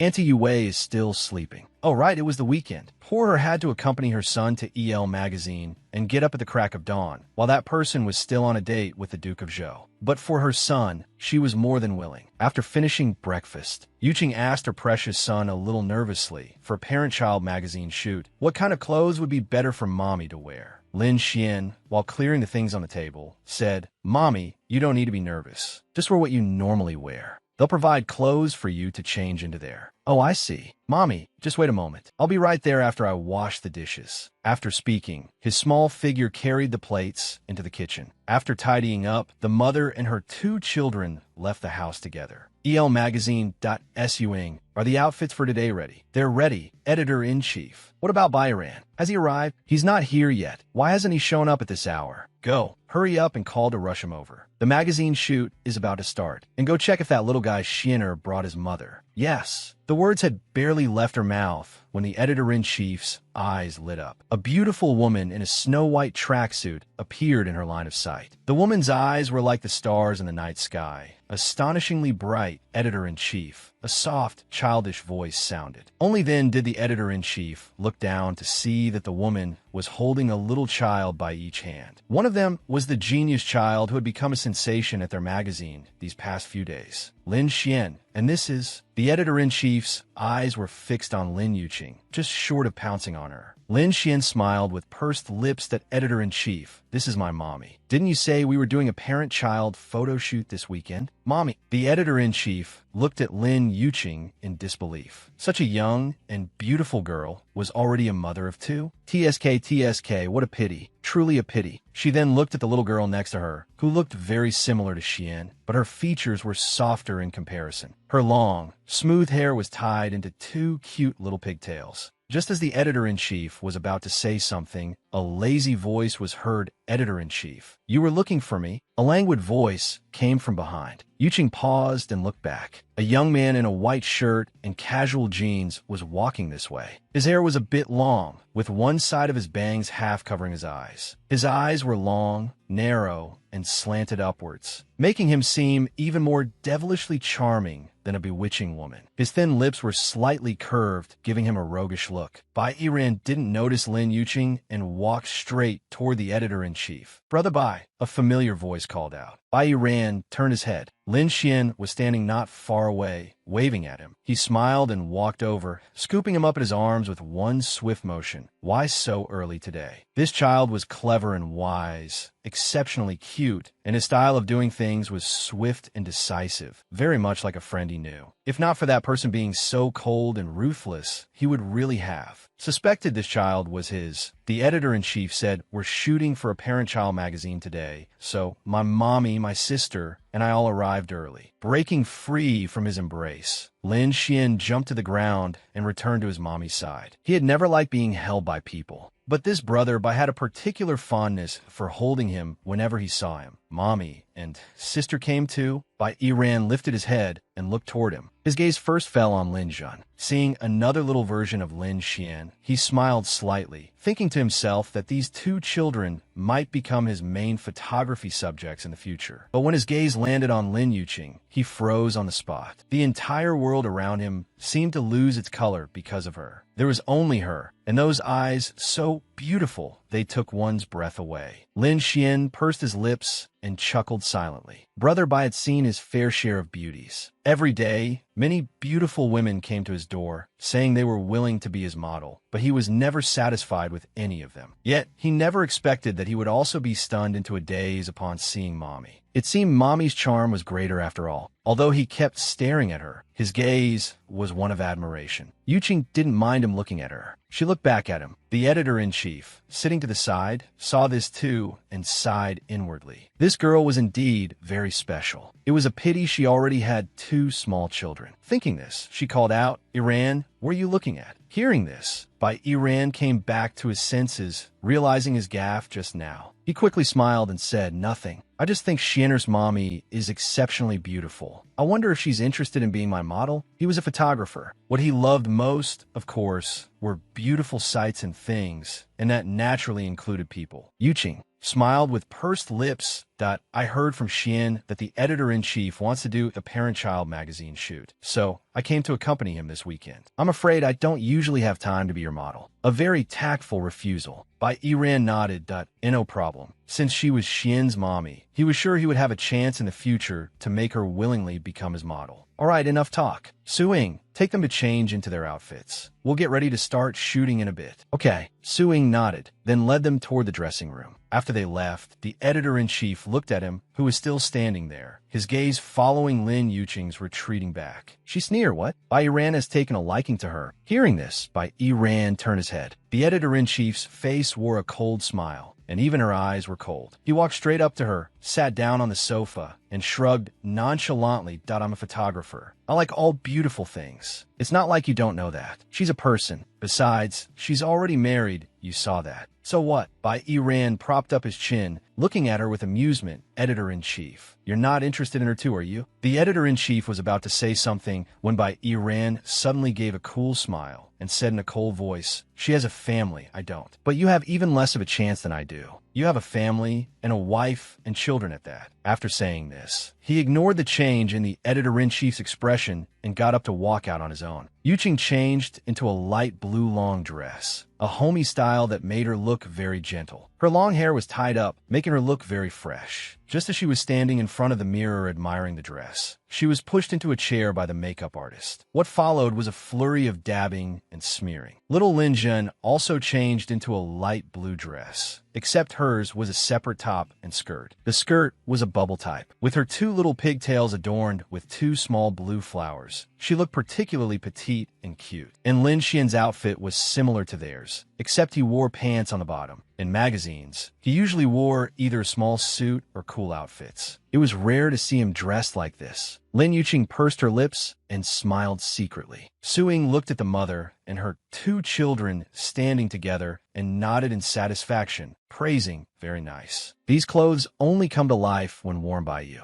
Afterwards, Su-ing took them to the photography studio. Yuqing unexpectedly saw someone she didn't want to see. Xiao Mingyang was sitting in the studio, with his legs crossed, holding a wine glass in his hand, drinking red wine. And next to him sat a scantily clad, heavily made-up, bewitching woman. Why was he here? Yuqing subconsciously hid behind Su-ing, then tugged on her sleeve and asked in a low voice, "Who is he?" Hearing this, Su-ing followed her gaze and then laughed out loud. "Him? He's the biggest investor in our EL magazine. He'll be participating in this shoot too." Yuqing's expression changed in an instant. Damn it, Xiao Mingyang. How could he be an investor in EL magazine? And, of all places, she had to run into him here. She herself didn't matter, but Lin Xian and Jinjin, they were his own flesh and blood. They say blood is thicker than water. They wouldn't be recognized, would they? As her thoughts ran wild, a cold, intense gaze fell upon her. Yuqing's whole body stiffened. She looked toward him. Sure enough, he was also looking at her. Their eyes met in midair. However, although Xiao Mingyang's eyes held a trace of astonishment when he looked at her, it was quickly wiped away, replaced by the look of a stranger. He didn't recognize her. That's right, she wasn't wearing glasses now, nor did she have that ugly, old lady bun. How could he possibly know that this young, beautiful woman before him was the secretary in his office who looked like a menopausal old woman? When Bai Yiran appeared again, the languid expression was gone from his face, replaced by high spirits. His eyes sparkled as he stared at Lin Yuqing, aiming his camera at her. Just as she turned her face slightly to the side, a strand of hair falling across her forehead, she raised her hand to brush it away. Click! This moment was captured by Yiran in a big close-up. Then he smiled slightly and put away his camera. This was just his personal camera. EL magazine used large-scale cameras. Look at the camera. No, not like that. Ms. Lin Yuqing, I'm telling you, mommy, relax, relax, relax. Do you understand what relaxing means? Relax. Can't you smile? After N failed attempts, Yiran finally couldn't take it anymore and roared at Lin Yuqing. From a first shot to the 10th, not a single one of her smiles was natural. Every single one gave the feeling of a forced smile, a very fake feeling. The two little ones had no problems, especially Lin Jun, who was great despite it being her first time. Lin Yuqing was inexplicably yelled at and awkwardly bit her lower lip. She subconsciously looked towards Xiao Mingyang and found that he was still looking at her. Her whole body stiffened again. From the very beginning of the shoot, she had unconsciously met his gaze. Knowing that he was constantly staring at her, her body couldn't help but tense up, and even her smiles were forced. "I'm sorry. Bai Rand threw up his hands in resignation, but let's take a break. Get your state of mind in order. We'll start again in 10 minutes. He was exhausted too. He turned and walked out. Lin Yuqing stood there, extremely embarrassed. She squatted down and caressed Lin Xian's small face, saying in a low voice, "I'm sorry, Xian. Mommy has dragged you two down." Xian gently hugged her. "It's okay, Mommy. But what's wrong with you today?" "It's nothing. I just feel a little unwell." Yuqing shook her head. How could she tell them? "It's because your biological father is here. That's why she was so anxious and uneasy." "Then should I go talk to the editor-in-chief and say Mommy isn't feeling well, and we can come back another day to shoot?" Xianer looked at her with concern. Although he wanted to earn money to help ease Mommy's burden, if it concerned Mommy's health, he would rather not. "It's fine. It's fine. Mommy's fine. Mommy will be okay," after sitting for a bit. After speaking, Yuqing sat down. The two children also sat down beside her to keep her company. That cold, intense gaze was still on her, and it was getting closer and closer. That cold aura also suddenly became stronger. Lin Yuqing was taken aback and immediately stood up. Xiao Mingyang was already standing in front of her. "You're very nervous," he asked in a low voice, leaning closer to her. Yuqing's hands clenched into fists. She gave an awkward smile. "How could I be? You are." She could only pretend not to know him. And the woman sitting next to him was now looking this way, pouting with a look of exasperation. As he got close, a faint, pleasant, and very familiar fragrance wafted from him. Who was this person? From the moment he first saw her, her eyes had shown a bit of panic, but she later regained her composure. But during the shoot, she had been extremely natural at first. Yet after unintentionally glancing at him and noticing he was also watching her, she became completely unnatural. He leaned very close to her. An invisible pressure made it hard for her to breathe. She couldn't help but take a few steps back. Looking at him, she said calmly, "Sir, I don't know you. Please maintain some distance from me." Xiao Mingyang smirked and looked away. His eyes swept over Lin Xian and Lin Jun, finally settling on Lin Xian. Lin Xian met his gaze without showing any weakness. The father and son's gazes collided in midair, equally cold, equally sharp. Yuqing was startled. When did Xian get such a look in his eyes? He was always so innocent and cute. A shock went through her heart, and she quickly knelt down to hug Lin Xian, whispering, "Xian." Hearing this, Xian's gaze softened. He turned his head back and smiled at her. "Mommy." Just as she was about to say something, the 10 minutes were already up. Bai Yiran returned. Seeing them standing together, he was a bit surprised at what's going on. Xiao Mingyang suddenly turned to face Bai Yiran. "I see your shoot isn't going smoothly, so I've thought of a solution for you." "What solution?" Bai Yiran stared at him doubtfully. Although this Xiao Mingyang sometimes came by, he would just sit there and ignore everything. Why was he suddenly interested in helping him find a solution today? Feeling that gaze fall on her again, Yuqing suddenly had a bad premonition. Sure enough, Xiao Mingyang said, "Today's theme is a parent-child magazine, right?" "Yes, so what?" Bai Yiran narrowed his eyes. 10 minutes later, the editor-in-chief looked in disbelief at Xiao Mingyang, who was one of the 4 people standing at the photoshoot location. He had already changed into a sky-blue parent-child outfit, the same color as theirs. Standing together, they formed a single color, and they really did look like a family. It was fine without a closer look, but upon closer inspection, she suddenly felt that the little guy, Xianer, bore a 70% resemblance to Xiao Mingyang. Yuqing was practically rigid. She would never have imagined that this guy, Xiao Mingyang, would actually be in a photo shoot with them. At first, she disagreed, but he coolly dismissed her objection,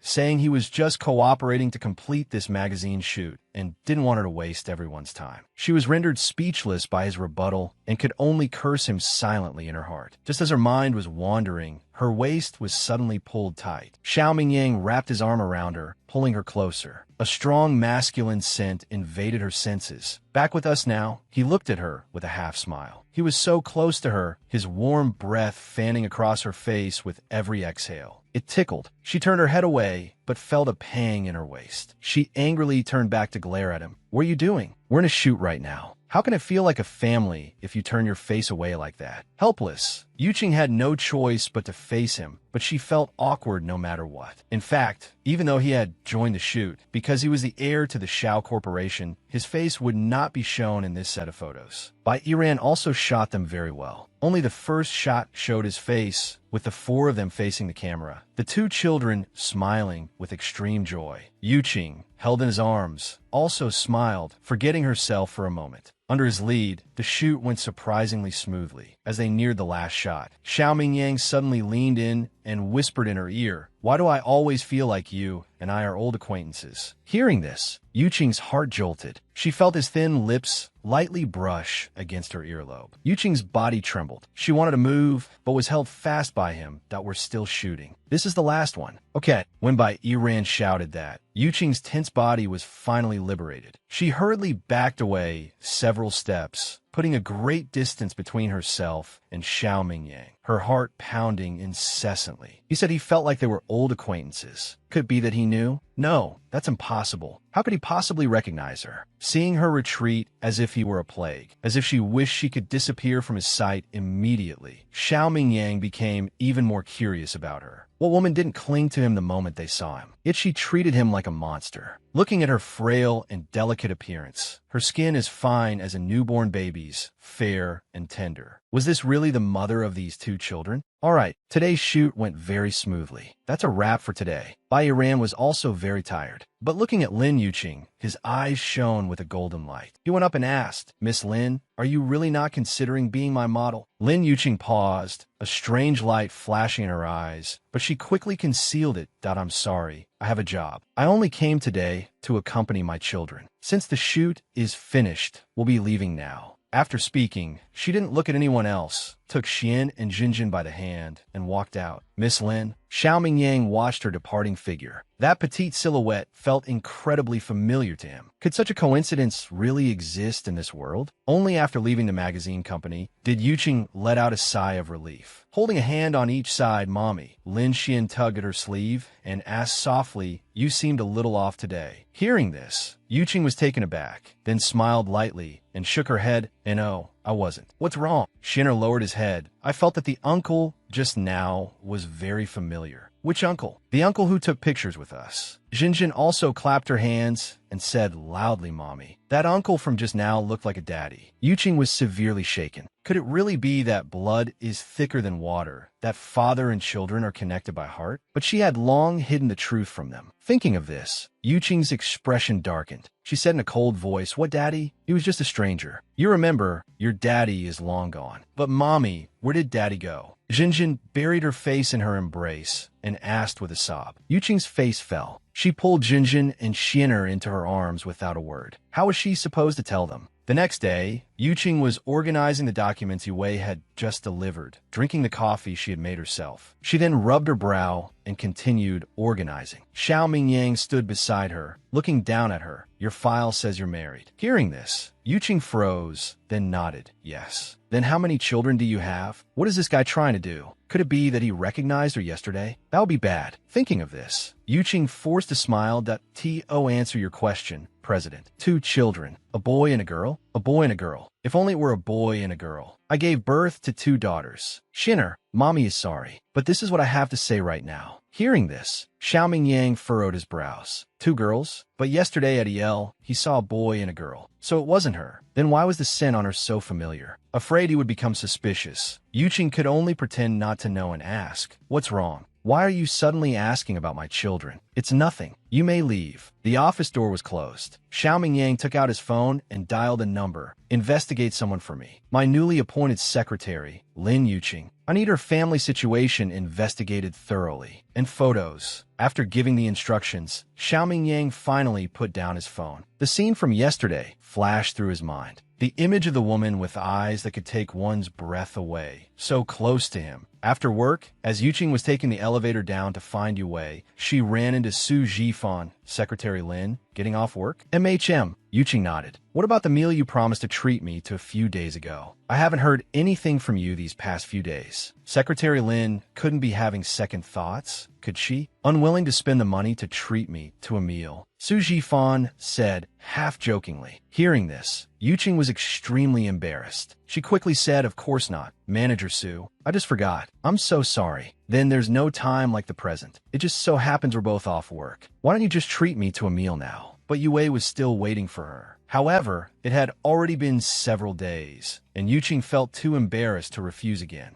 She could only nod, thinking she would text Yue later to have her go back first and also take care of her 2 little ones. Once in Su Jifan's car, Lin Yuqing took out her phone to compose a text to Yue.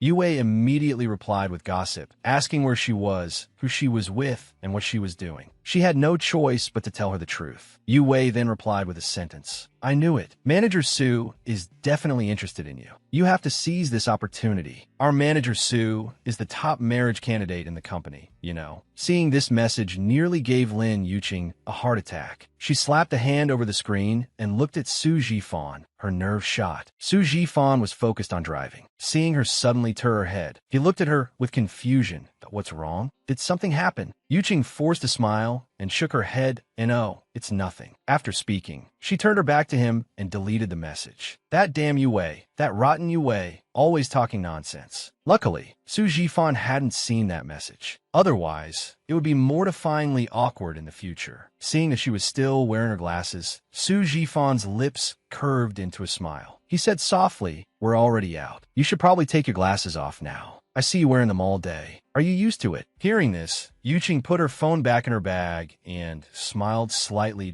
"I was always like this when I was abroad, so I've long gotten used to it. Sometimes I feel even more unaccustomed without them." As she spoke, Yuqing reached up and took off her glasses and also undid the hair tie holding her hair. A head of waist-length hair cascaded down, carrying a faint, fresh scent. It wafted straight into Su Jifan's senses. Her face was turned to the side, her small nose and rosy lips appearing even more alluring. The large wavy curls added a touch of charm to her. Su Jifan stared, a little dazed. When he came to his senses, he realized he was driving, pushing down the fluttering in his heart. He averted his eyes and looked ahead. "Have you always dressed yourself like this?" She took off her outer jacket, revealing the light purple cotton t-shirt underneath. She gathered her hair, and only after fixing it did she realize Su Jifan was staring at her. Only then did she belatedly feel embarrassed. Her lips twitched.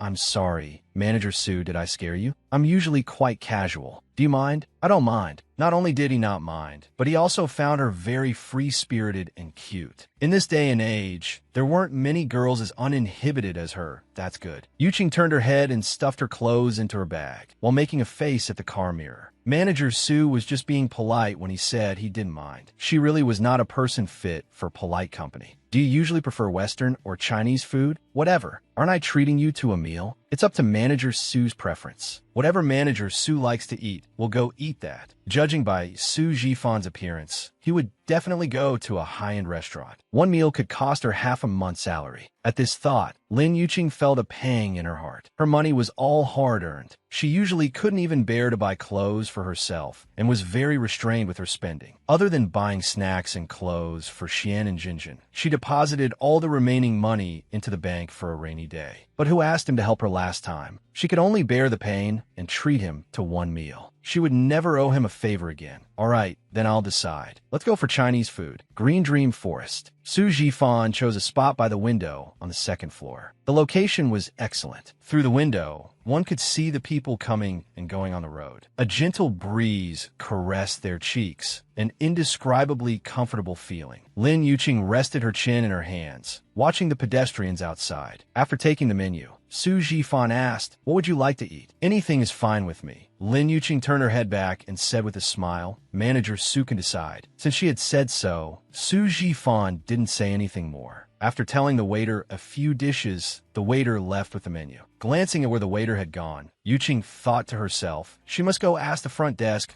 how much this meal costs later. Otherwise, if she didn't have enough money to pay after eating, she would make a fool of herself. "Secretary Lin, I think I'll just call you by your name." Hearing this, Lin Yuqing was taken aback, then nodded. "That's fine too. Being called that outside of work feels quite awkward. You could just call me Yuqing." "Yuqing," Su Jifan said with a smile. This was the first time he had formally called her by her name, and it was also engraved in his heart. When the food arrived, Su Jifan invited her to eat with him. When Yuqing ate, she had no table manners to speak of, but because the elegant, Prince Charming-like Su Jifan was sitting opposite her, she also suddenly became reserved while eating. Su Jifan watched her for a good while before asking, "How come you've been working here for so long? But I've never seen your husband come to pick you up from work." Yuqing almost spat out the food in her mouth. Luckily, she covered her mouth with her hand. She choked badly and started coughing violently. Su Jifan was startled and quickly poured a glass of water and handed it to her. "What's wrong?" Taking the water, Lin Yuqing drank a large gulp, then patted her chest. She finally swallowed. Taking the napkin from Su Jifan's hand, she wiped the corner of her mouth, then sat up straight. "Are you okay?" "I'm fine." Lin Yuqing sat properly, but didn't pick up her chopsticks again. She knitted her pretty brows. "Actually, I was really startled by the question you just asked." "What's wrong?" Lin Yuqing gave a bitter smile. "The children don't have a father." Hearing this, Su Jifan was stunned and looked at her with some surprise. Seeing his surprised expression, Lin Yuqing was already used to it. She had chosen to keep this matter a secret. She hadn't even told her most trusted friend, Yue.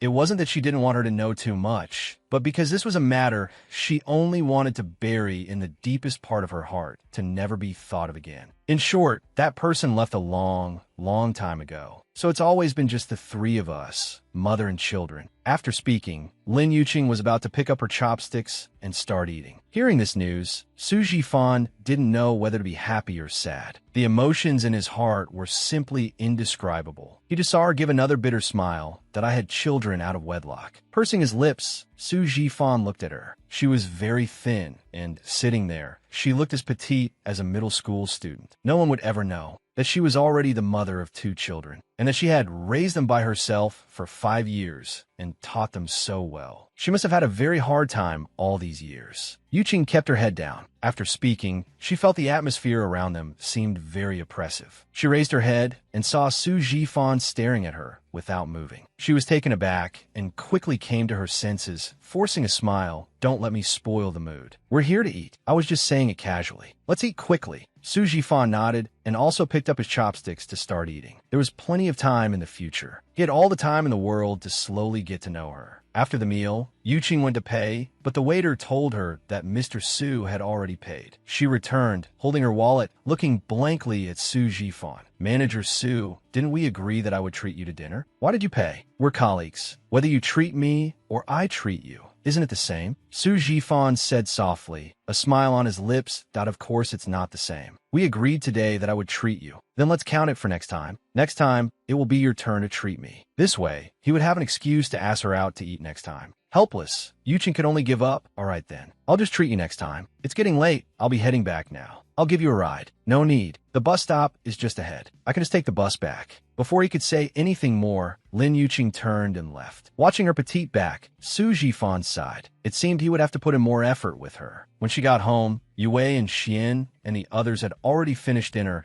and were curled up on the sofa watching TV. The sound of running water came from the kitchen. Xianer wasn't there. Yuqing knew she must be in the kitchen washing dishes. So she put down her bag and walked into the kitchen. Xianer was at the sink. Hearing a sound, Lin Xian turned his head and broke into a smile. "Mommy, you're back." Yuqing went over and brushed away the strands of hair on her forehead, then started helping her. "Mommy, you're so tired from work. Xian can wash these dishes." "It's okay. Mommy's not tired. Mommy will help Xian. Otherwise, if Xian gets tired, Mommy's heart will ache." "All right then. We'll wash the dishes together and then go out to watch TV." The mother and child looked at each other and smiled. Yuqing looked at her smiling face and thought, they don't have a father, but they still smile happily and live freely. What's so bad about that? The next day at mealtime, Yue suddenly looked at her with a beaming smile. Lin Yuqing immediately felt a bad premonition. "Why are you looking at me like that? There's a class reunion in a couple of days. Are you going?" Hearing this, Yuqing refused without a second thought. "Not going." "I knew it." Yue rolled her eyes at her. "They're all old classmates from university. We haven't seen them in 5 or 6 years. Don't you want to go see them?" "No." Yuqing opened her mouth and swallowed a mouthful of rice, chewing. A class reunion, to put it bluntly, was a matchmaking event. It was just a group of men and women checking each other out. Those with partners would bring their partners, and those without might get together if they hit it off. You don't have to refuse so completely, do you? Yue looked at her helplessly. She really did want her to go to the class reunion. With her looks, a whole line of men would be waiting to be with her. But she was just so stubborn. Thinking of this, Yue decided to entice her. Come on.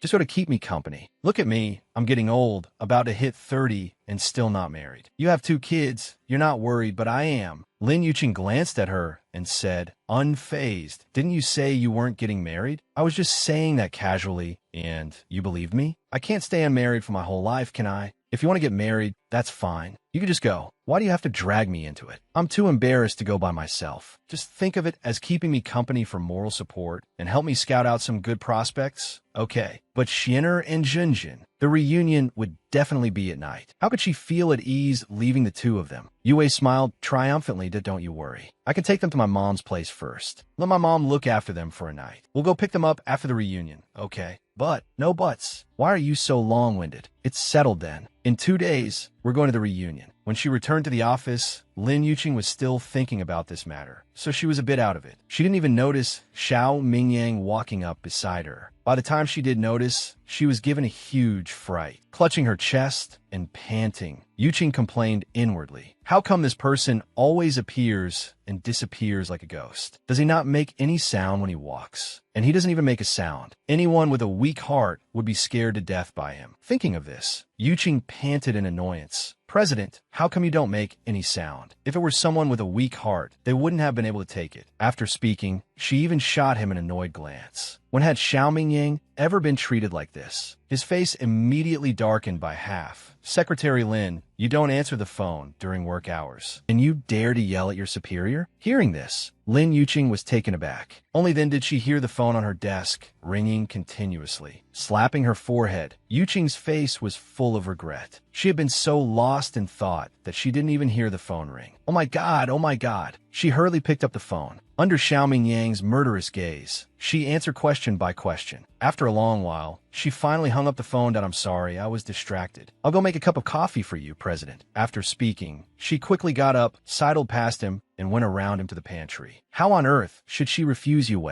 She really couldn't feel at ease about her two precious darlings. Yuqing looked down and saw that the boiling water had spilled over. Her finger was immediately scalded red. She let go of the cup in pain, and it fell to the floor with a crash. So useless. A female voice came from behind. Yuqing turned around. It was the same person from last time who told her to add sugar to the coffee. Seeing it was her, Yuqing didn't have a good attitude either. She glanced at her, then squatted down to clean up the broken pieces of the cup. In fact, this woman was the head of the planning department, Zhang Yuqi. She was competent at her job and usually presented a lady-like image in front of others, receiving high praise within the company. But who would have known that this highly praised person would speak so harshly to Lin Yuqing? Seeing Lin Yuqing remain silent, she felt even more that she was easy to bully. She stepped forward and looked down at her condescendingly. Let me tell you, Secretary, this position is something many people dream of sitting in. But this position is not that easy to sit in. You'd better be careful. Hearing this, Lin Yuqing smiled faintly and paid her no mind. Zhang Yuqi had originally come to put her in her place, hoping she would go crazy and start fight with her. But she never expected her to have this kind of attitude. She said angrily, "Hey, did you hear what I said?" After picking up the shards, Lin Yuqing threw them into the nearby trash can. Zhang Yuqi blocked her way. "I'm talking to you. Did you hear me or not?" Lin Yuqing raised her eyes to meet hers. Oh, what if I heard? So what? Zhang Yuqi's eyes widened. Shouldn't she be furious? Shouldn't she be yelling harsh words at her? And what about the time she framed her? Shouldn't she be questioning her about that too? Are you trying to tell me that the secretary position is also something you dream of? Her thoughts exposed, Zhang Yuqi felt a bit awkward, but she quickly recovered. She looked at her coldly.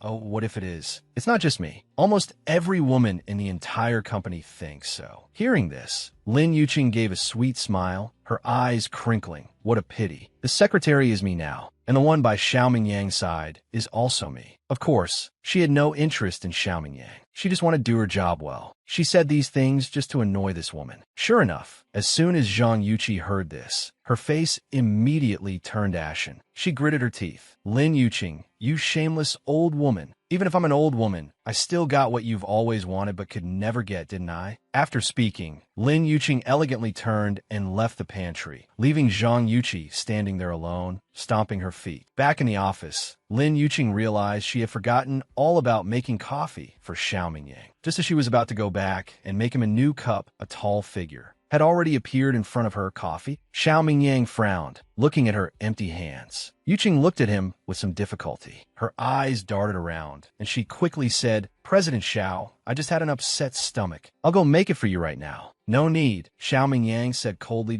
Come in." Leaving that one sentence, Xiao Mingyang turned and walked inside. Yuqing didn't dare say more. She had already made several mistakes in front of him today. She could only obediently follow him. As soon as she walked in, Xiao Mingyang tossed her a file. Yuqing took it and flipped through a few pages, then stopped flipping and knitted her brows. This is just from the used tea business on Guangshi 3rd Street. They've lost a full 5 million, and they're still continuously losing money recently. These are the documents Hughes has been continuously submitting these past few days. What are your thoughts on this? A cooperative investment? Lin Yuqing flipped a few more pages and sneered. The current Hughes is just an empty cage. Cooperating with them would require a huge investment. But given the current market situation, investing in Hughes would be a one-way street with no return. Xiao Mingyang didn't speak, his index finger tapping lightly on the tabletop. He hadn't expected that she, having only been at the company for a few days, would already have such a clear understanding of the market and other companies. Thinking this, he opened a drawer, took out another file, and tossed it on the table. Take a look at this one. Yuqing glanced at him. Seeing him staring at her, she reached out to take it. The other file was an acquisition proposal for Zhang's winery. She skimmed it for a few moments, then asked President Xiao plans to acquire this Zhang's winery. This is just a temporary idea. It hasn't been implemented yet. What are your thoughts? Yuqing raised her head. I asked their detailed information on Zhang's winery and the acquisition proposal. Xiao Mingyang tossed her another file. After taking the file, Lin Yuqing naturally sat down on the sofa and began to look through it. She read very seriously, her head bowed, not paying attention to anything else. The office was silent, with only the occasional rustling sound of Yuqing flipping pages. An unknown amount of time passed. Lin Yuqing frowned as she read, then her brow would smooth out, and she would nod. I think this acquisition plan is good. The reason for Zhang's losses is not the wine or the market, but the fact that their inventory is always incomplete. They don't have the things customers demand. There must be some problem here. Correct. Xiao Mingyang nodded. That if we want to acquire Zhang's winery, we must find out what this problem is. Yuqing closed the file and frowned. This weekend, you'll come with me to inspect Zhang's winery. Hearing this, Lin Yuqing shot to her feet. President Xiao, the weekend is a 2-day break. Then it's overtime. But in the next few days, you should also look up some information, see if there's anything relevant, and remember to take notes. Lin Yuqing wanted to say more, but Xiao Mingyang waved his hand at her. You can go out now. Helpless, she had to swallow her words, holding the files as she walked out. Damn it, he was even occupying her days off. She finally had a 2-day holiday to spend with Xian and the others. And just like that, it was gone. When she got home at night, Yue took out the clothes she had prepared for the reunion. She placed them in front of her. She listlessly threw her bag on the sofa and then collapsed onto it. Stop it. I don't want to go at all. What's wrong with you? Yue sat down beside her, her face full of worry. Didn't we agree on it during the day? Why didn't want to go again? Who agreed with you during the day? I never agreed at all. Xian'er and Jinjin have both agreed. Hearing this, Yuqing was taken aback and immediately sat up. What did you say? Just then, Jinjin and Xian'er came out of the bedroom. They sat down beside her, one after the other. Jinjin snuggled into her embrace like a spoiled child, while Xian'er stepped forward and took off her black-rimmed glasses, revealing a row of neat teeth. He smiled. Mommy is so beautiful. How can you not go to the class reunion? But before Xian'er could finish his sentence, Lin Xian pulled him into a hug. He said softly, Xian'er and Jinjin both want Mommy to be happy. Auntie Yue has already told us everything. Hearing this, Yuqing's nose tingled. She reached out and hugged the two little ones tightly. Her Xian'er and Jinjin were still so young, yet they were already so sensible. With these two children in this life, what more could she be unsatisfied with? Since they wanted her to go, she would go. It was just a class reunion after all. She could make her stance clear. 2 days later, Yue had prepared a blue lace outfit for her, a top paired with a short skirt. The collar was a V-neck design, and the skirt was neither too short nor too long, ending just above the knees. At first, Yuqing refused to change, dead set against it, because she knew without looking that the outfit would definitely be revealing once she put it on. But under Yue's threats and enticements, she reluctantly put on the dress. Yue grabbed her by the shoulders, staring at her intently.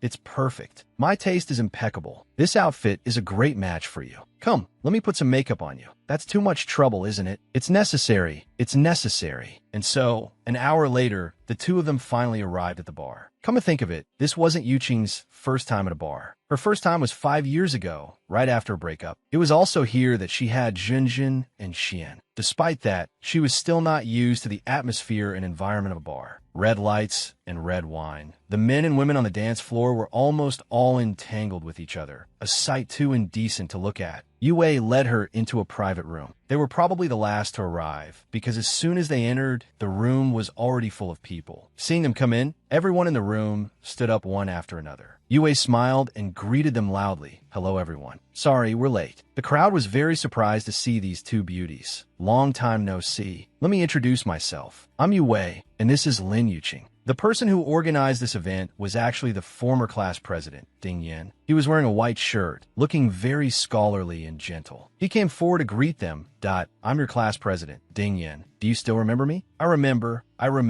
Don't just stand there, come on in. We were just missing you and Yuqing. After a round of pleasantries, everyone returned to their seats. Yuqing chose a seat in a more secluded corner for herself. She was the famous ice beauty in university back then, because in her world, there was only studying. She rarely spoke to others, and her personality was as quiet as could be. But only Yue knew she wasn't that kind of person. They had been friends for many years. She just wanted to study hard because of her family situation. But who would have known that back then? Yu Xiangfeng would relentlessly pursue her, spending 5 years to win her over. Just as she was thinking, the door to the private room opened again. The class president, Zhong Hao, went up to greet them. Suddenly, she felt Yue grab her arm. She followed her line of sight. Yu Xiangfeng, in a black suit, and Su Yin, in a sexy red long dress, appeared at the door. Su Yin had the look of a delicate bird, clinging tightly to his arm. Yue's expression changed. She said in a low voice, "Why are they here too? If I had known they were coming, I wouldn't have called you." On the contrary, Lin Yuqing appeared much calmer, as if she didn't even know the two people who had just appeared at the door. "I'm sorry, Yuqing." Holding Yue's hand, Yuqing shook her head at her, giving her a reassuring look. Su Yin had sharp eyes and immediately spotted Lin Yuqing sitting in the corner. Seeing her in a blue outfit today, and that V-neck design that made her already curvaceous figure even more alluring,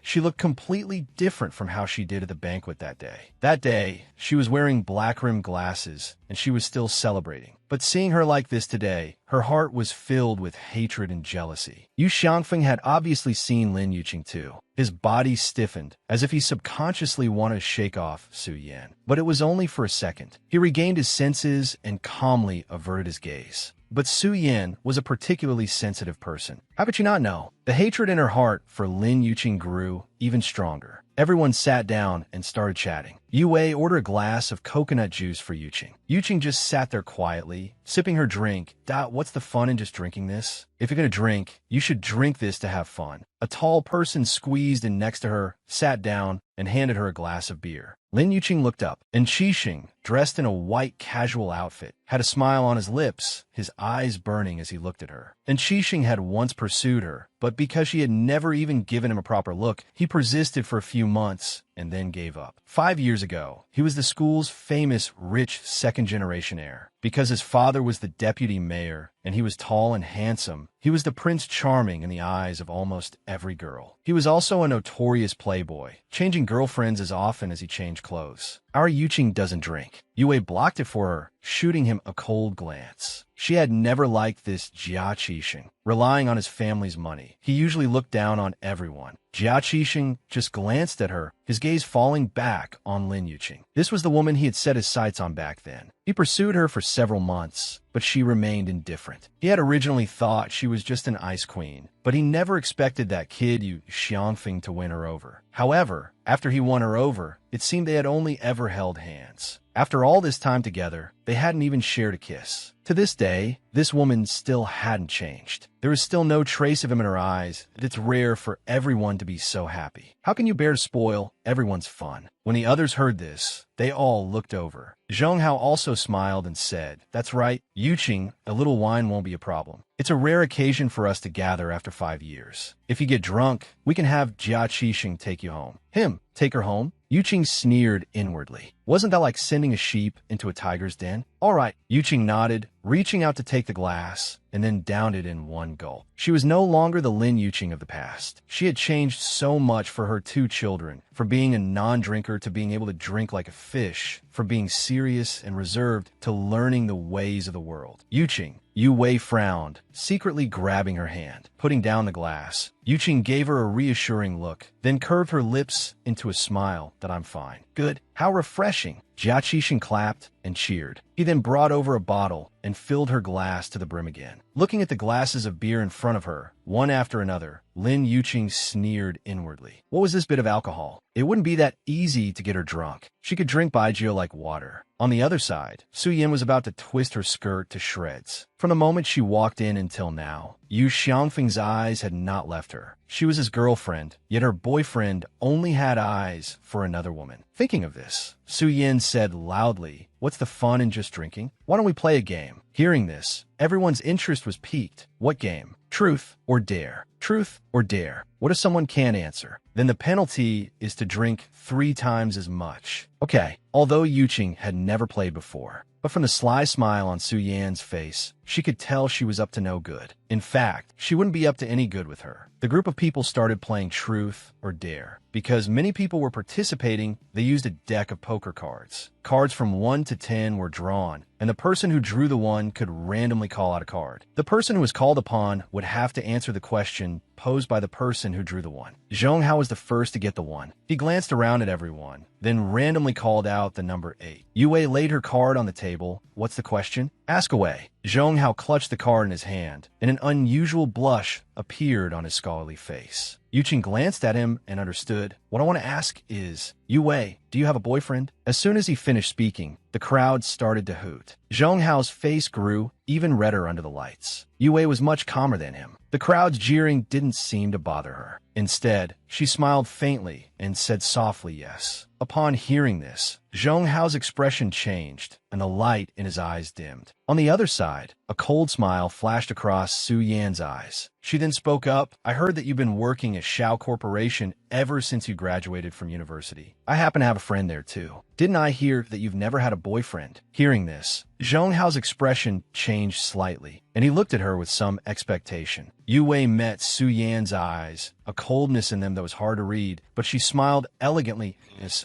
Miss Su is this concerned about me, even finding out about my situation at Shao Corporation. Did you also find out that I just got a boyfriend in the last few days? Hearing this, everyone looked towards Su Yan. Her expression changed slightly, and then she smiled that of course not. I just happened to hear a friend mention it. So Miss Yu has a boyfriend. Then I'll congratulate you here. Yue raised her glass and took a sip of wine, chuckling lightly that it's just having a boyfriend. What's there to congratulate? Maybe we'll break up one day. After speaking, she deliberately glanced back and forth between her and Yu Xiangfeng. All right, the question has been asked. We should start over now, right? This time, the one who got the card was Jia Qixing. A cunning glint flashed in Jia Qixing's eyes, and he called out a number. Yuqing glanced at the card in her hand. It was her number. She laid the card on the table and looked at Jia Qixing. Jia Qixing had been very displeased with this ice queen for a long time. She always had this pure look, as if she were otherworldly. Today, he was going to ask her a question to see if this ice queen could maintain her composure.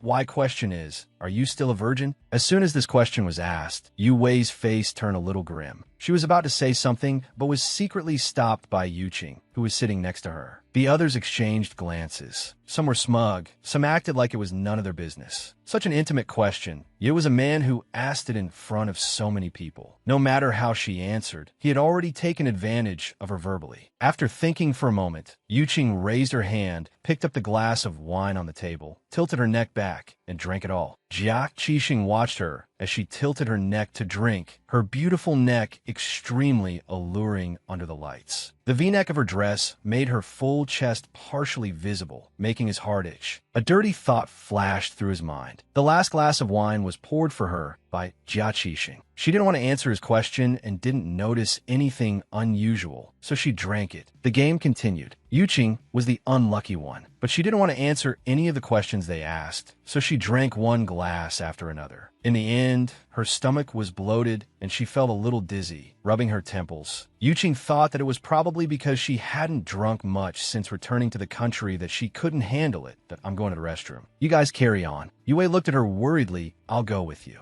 Yuqing shook her head and said softly, I'm fine, don't worry. After speaking, Yuqing pushed open the door of the private room and walked out. But just as she stepped out, Yuqing felt the world spin. She shook her head and stumbled forward. Why had her alcohol tolerance suddenly become so low? Oof, she bumped into someone. The impact made Yuqing's forehead throb, and she felt dizzier and dizzier. Her body uncontrollably stumbled backward. A pair of large hands grabbed her just in time, preventing her from falling. Sheng Nantian looked at the woman in front of him, her cheeks slightly flushed, reeking of alcohol, and frowned. He was about to scold her, but he saw that she could barely stand. Seeing that she was about to fall backward, he couldn't help but reach out to support her. What's wrong with you? You're so drunk you're bumping into people. Yuqing's head was still lowered. Her long hair was a bit messy, covering her face, so her features couldn't be seen clearly. That I'm sorry, I didn't mean to. Shaking off his hand, Yuqing leaned against the wall, her head feeling heavier and heavier. Moreover, a burning heat seemed to be rising from her lower abdomen. She looked up, just in time for the person opposite her to get a clear look.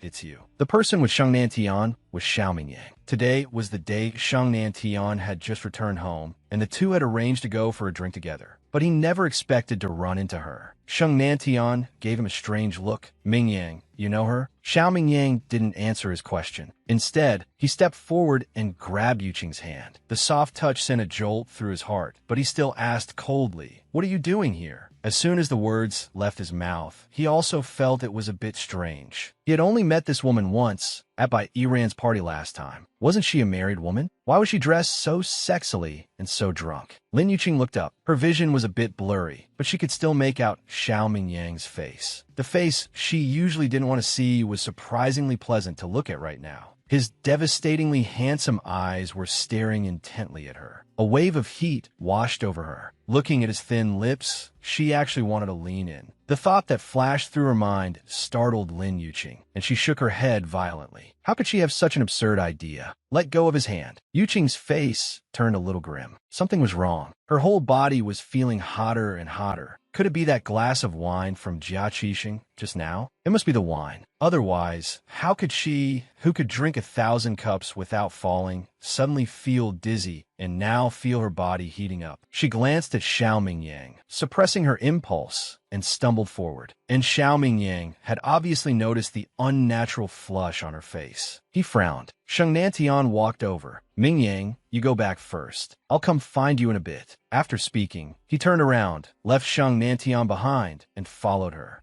"Xiao Mingyang, you're so disloyal. The moment you see a woman, you lose your soul." Watching his retreating figure, Shang Nantian frowned. When did he become this kind of person? In the past, he never gave these women a second glance. Why today, though? Yuqing stumbled into the restroom, turned on the faucet, and splashed water on her face. The coolness made her feel a bit better, but it was only for a short while. Soon, she felt unwell again. The things in front of her were almost all double images. No, she couldn't stay here any longer, or something bad would definitely happen. Thinking of this, Yuqing staggered out of the restroom, holding onto the wall. But as soon as she left the restroom, she bumped into a wall of flesh. It was hard, and the impact made her forehead ache. Before she could react, a strong hand gripped her slender waist. Yuqing looked up and met a pair of dark, brooding eyes. The strong smell of alcohol hit her. "Jia Qixing," Yuqing exclaimed. "It's me." Jia Qixing's lips curved into a faint smile. Looking at Lin Yuqing before him, her cheeks flushed and her eyes somewhat hazy, his heart itched. He wished he could pull her into his arms, then devour her whole, piece by piece. His arms were around her waist, and his scent enveloped her. Yuqing really disliked this feeling and wanted to push him away, but her body was limp and she couldn't muster any strength. "That wine, you drugged it." Now that things had come to this, Jia Qixing felt there was no need to deny it. "Yes, I drugged it." "So what? How could you be so despicable?" Yuqing's face flushed with anger. "If I weren't despicable, you wouldn't be mine tonight." As he spoke,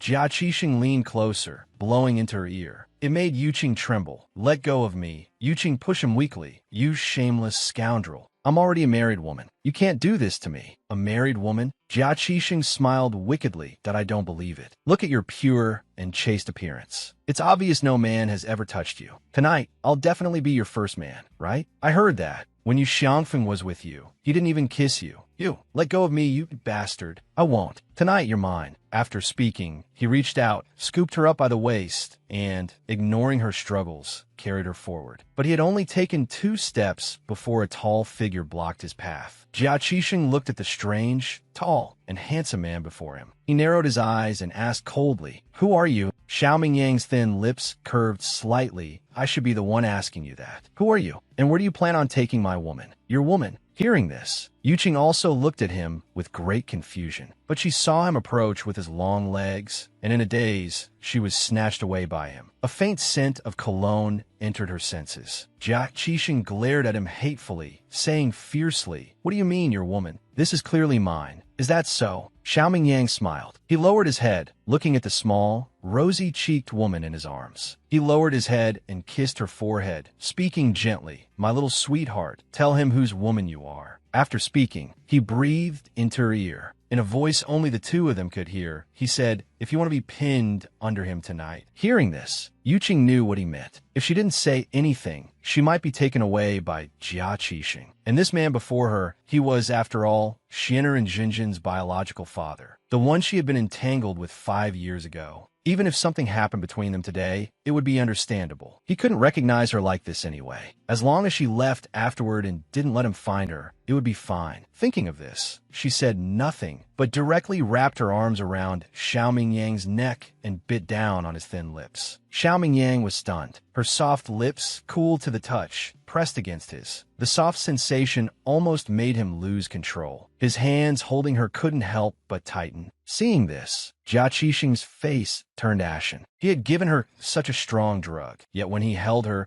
she could still remain clear-headed enough to push him away and curse at him. And now, she was actually taking the initiative to kiss that man. Seeing her soft lips pressed against his, he didn't know how furious he was. This was the woman he had always dreamed of, the woman he wanted to possess even in his dreams. But he could tell at a glance that the man obstaculos him was not someone to be trifled with. Besides, even if he were to make a move, he couldn't possibly take the woman away in front of her boyfriend. Thinking of this, he gave a cold laugh and said with a smirk, "I never thought the Ice Queen was like this after all. She'll throw herself into the arms of any handsome man." After saying that, he turned and left. Although he left, Yuqing, who had started the fire, was not so lucky. Xiaoming Yang held her face and kissed her lips fiercely, then held her and said through gritted teeth, "Damn woman, don't you have children? Aren't you a married woman? How dare you come here to drink and get drugged?" Lin Yuqing was lost in a daze of passion. Although she could hear what he was saying, she couldn't form any words. Her hands clung to him, her soft lips nibbling and biting at his neck. Xiaoming Yang pulled her hands down. He glared at her fiercely.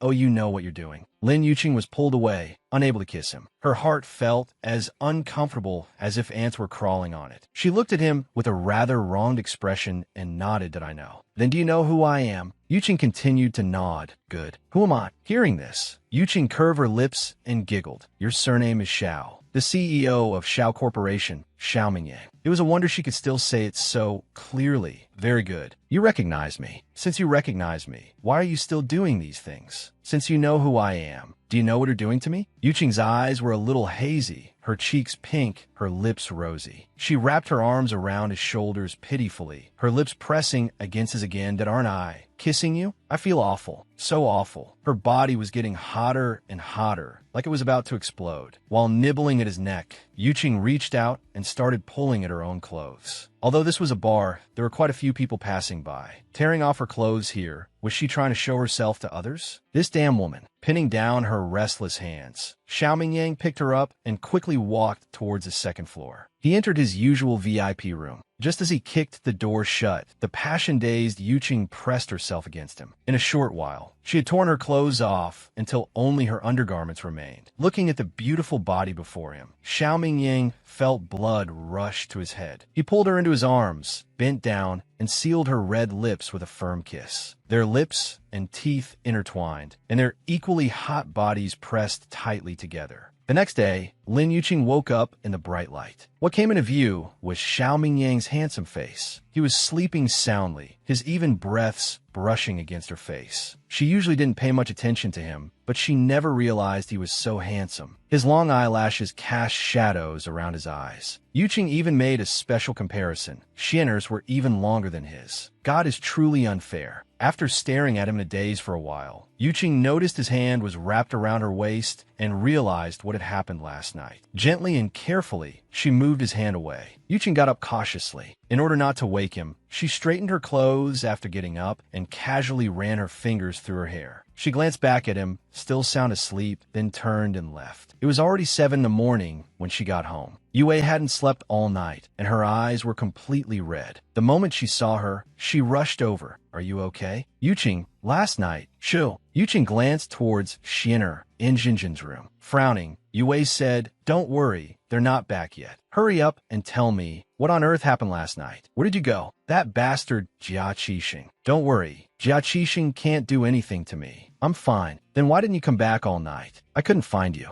I was scared to death. I was drunk yesterday, so I slept at a hotel. Look how scared you are. I'm fine now. I'm gonna go wash up. Okay. She went into the bathroom and closed the door. Looking at herself in the mirror, her face was a little pale and her forehead was slightly hot. Last night, she was drugged by that bastard Jia Qixing. Her body had uncontrollably moved closer to Xiao Mingyang, and she had stripped herself bare, embracing him wildly. She thought it was a foregone conclusion that she was destined to be entangled with him. But she never expected that at the critical moment, Xiao Mingyang would stop, completely contrary to her expectations. Then he carried her to the bathroom, placed her in the bathtub, and had her soak in cold water all night to finally get rid of the heat in her body. Although she caught a cold from soaking in the cold water all night, she knew very well that Xiao Mingyang did it for her own good. Her opinion of him naturally changed for the better. As for that Jia Qixing, it was better to stay far away from him in the future. Although she had dried off in time, and he had held her to keep her warm for the latter half of the night, Lin Yuqing still caught a cold. Achoo! This was already Lin Yuqing's 11th sneeze. Her brows were furrowed, and her whole body felt dizzy. She wanted to ask for a day off to rest at home, but she was afraid Xiao Mingyang would be suspicious. She had no choice but to take a few cold pills. Then she disguised herself a bit before heading out. On the way, Yue saw her sneezing and looking drowsy and asked worriedly, "Are you really okay? You're so sick, you should just ask for leave and go back." Hearing this, Lin Yuqing shook her head and, "Oh need, I'm fine. Look how pale you are. Are you really sure you're fine?" Lin Yuqing forced a smile and gave her a reassuring look. She comforted, "I'm really fine, don't worry." In the office, Yuqing was propped up in front of the computer, looking at the information on the page. She twirled the pen in her hand, then jotted down something she saw in her notebook. After looking for a long time, she rested her chin on her hand, her head nodding, and she actually fell asleep. "Secretary Lin, is work time for sleeping?" It wasn't until a magnetic male voice sounded from behind her that Lin Yuqing snapped back to reality. She quickly opened her eyes, so startled that the pen in her hand fell to the floor with a clatter. "Oh, Xiao." Xiao Mingyang glanced at her, seeing that she didn't look well and her lips were pale and colorless. He raised an eyebrow and asked, "What's wrong?" Yuqing smiled faintly that it's my dereliction of duty. "My child was fussy last night, so I didn't sleep well." Hearing this, Xiao Mingyang nodded. He looked at her computer screen and found that she was researching information about Zhang's winery, so he didn't say anything more. "All right, go make a cup of coffee and bring it in." Yuqing nodded and headed to the break room. She made a cup of coffee for Xiao Mingyang and one for herself. She was so drowsy now, she needed a cup to wake herself up. Although she felt unwell, she had to go to Zhang's winery tomorrow, so she had to be fully prepared. With a pale face, she continued to diligently research the information. Around noon, Su Jifan came to deliver some documents. Seeing her pale face, he came over to express his concern. "Secretary Lin, you don't look well. Are you sick?" Hearing this, Lin Yuqing finally looked up from her computer and shook her head that "I'm fine, just a little dizzy." Seeing that she really didn't look well, Su Jifan stepped forward and, without another word, reached out to feel her white forehead. Afterward, he frowned. "You have a slight fever. Have you taken any medicine?" Yuqing shook her head. No, it's nothing serious. I just caught a bit of a chill. You still need to take medicine." "What are you working for?" "Ask for leave. I'll take you home," Su Jifan said sternly. Seeing his serious expression, Yuqing was actually amused by him. "What? It's just a little chill. I'm not that delicate. Besides, the work is urgent. I have to finish it. Is work more important than your health?" "Yes." Yuqing nodded, thought for a moment, then shook her head. Although work wasn't as important as her health, this project was very important. There was a look of determination in her eyes. Further persuasion would be useless, so Su Jifan didn't say anything more. He turned and left. Lin Yuqing thought he was angry and planned to find a time to explain things to him during lunch. But she didn't expect that while she and Yue were eating, Su Jifan would actually sit down next to her, Manager Su. Yue looked at him with some surprise. Manager Su rarely came to the staff cafeteria. Why was he here today? Su Jifan nodded at her in acknowledgement, then placed a bag on the table. Looking at Lin Yuqing, he said, "These are some fever reducers and some medicine for colds. Remember to take them after you eat." Hearing this, Yuqing looked at him with some surprise. She had thought he was angry, but she didn't expect him to have bought so much medicine for her. "Thank you." Yue's gaze shifted between the two of them, filled with an unreadable meaning. Yuqing didn't know what else to say and just ate her meal, bite by bite. Surprisingly, Su Jifan ate with them until the end before leaving. The moment he left, Yue leaned and gossipily,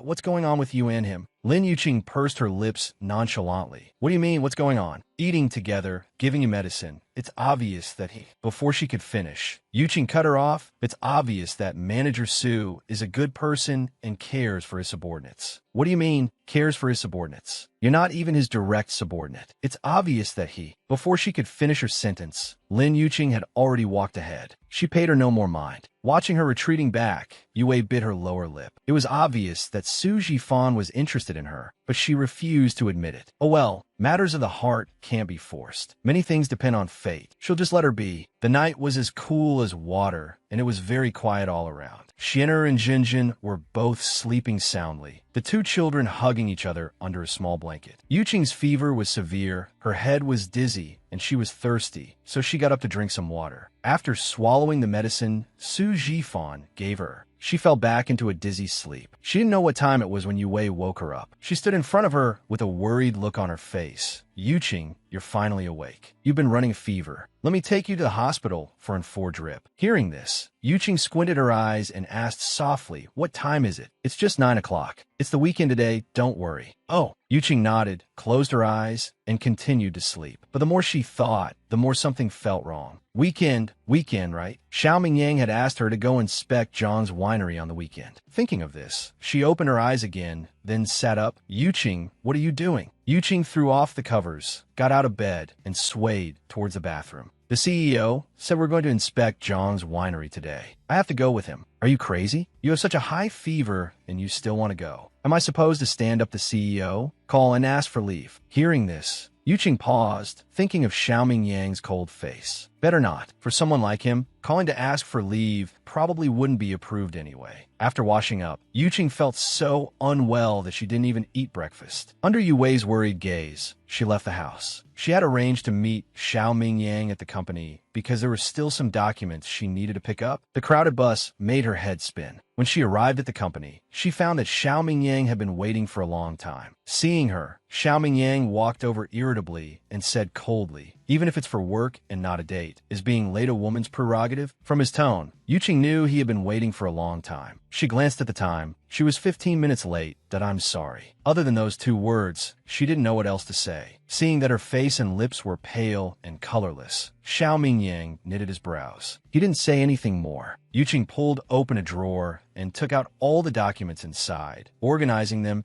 and putting them into her BAGIS. Everything ready? Yes. Let's go. The former prosperity and liveliness of Zhang's winery were gone. This branch of Zhang's was once extremely popular, but it had suddenly declined 6 months ago. Since then, inventory losses mounted. The exterior of Zhang's winery was magnificent, but now it was just an empty shell. The employees here had not been paid for a long time. One by one, they looked sullen and listless. Xiao Mingyang walked in front, with Yuqing following behind, observing everything. She let out a few soft coughs from time to time. A neat and clean man came up to them, smiling and asking, "Excuse me, are you?" "I'm Lin Yuqing, Xiao Mingyang's secretary." That was someone not to be offended. The man quickly changed his expression and said respectfully, "Hello, I'm the manager here. And this is..." Hearing this, Yuqing stepped forward and took out her business card. "Hello, I'm the secretary to CEO Xiao of Xiao Corporation. My name is Yuqing." She smiled slightly. "This is our CEO, Xiao." The manager was startled and looked at him in great surprise. He had not expected the CEO of Xiao Corporation to come in person. After recovering, the manager quickly extended his hand to CEO Xiao. "Hello, I'm the manager here, Zhang Qian." Looking at the manager's hand hanging in midair, Yuqing remembered her first meeting with Xiao Mingyang. He had also ignored her hand, which was left hanging in the air. To avoid an awkward situation, she quickly stepped forward and said, "Manager Zhang, we're here today to understand the situation regarding the acquisition." "Ah, yes.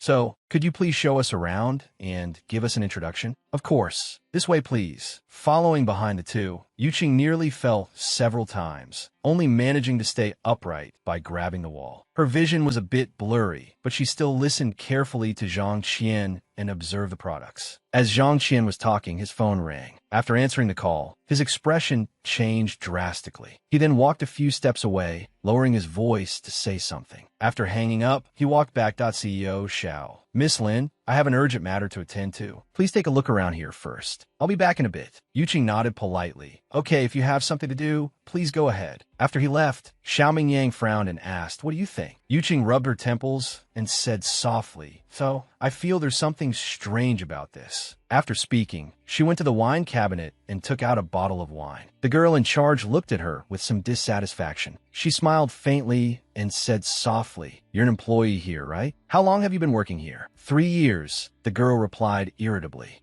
Then your salary must have been delayed for several months, right? I'm the secretary from Xiao Corporation. I'm here today to understand the situation. If our Xiao Corporation acquires your Zhongs, then your salaries will be paid soon. Hearing this, the girl's eyes lit up.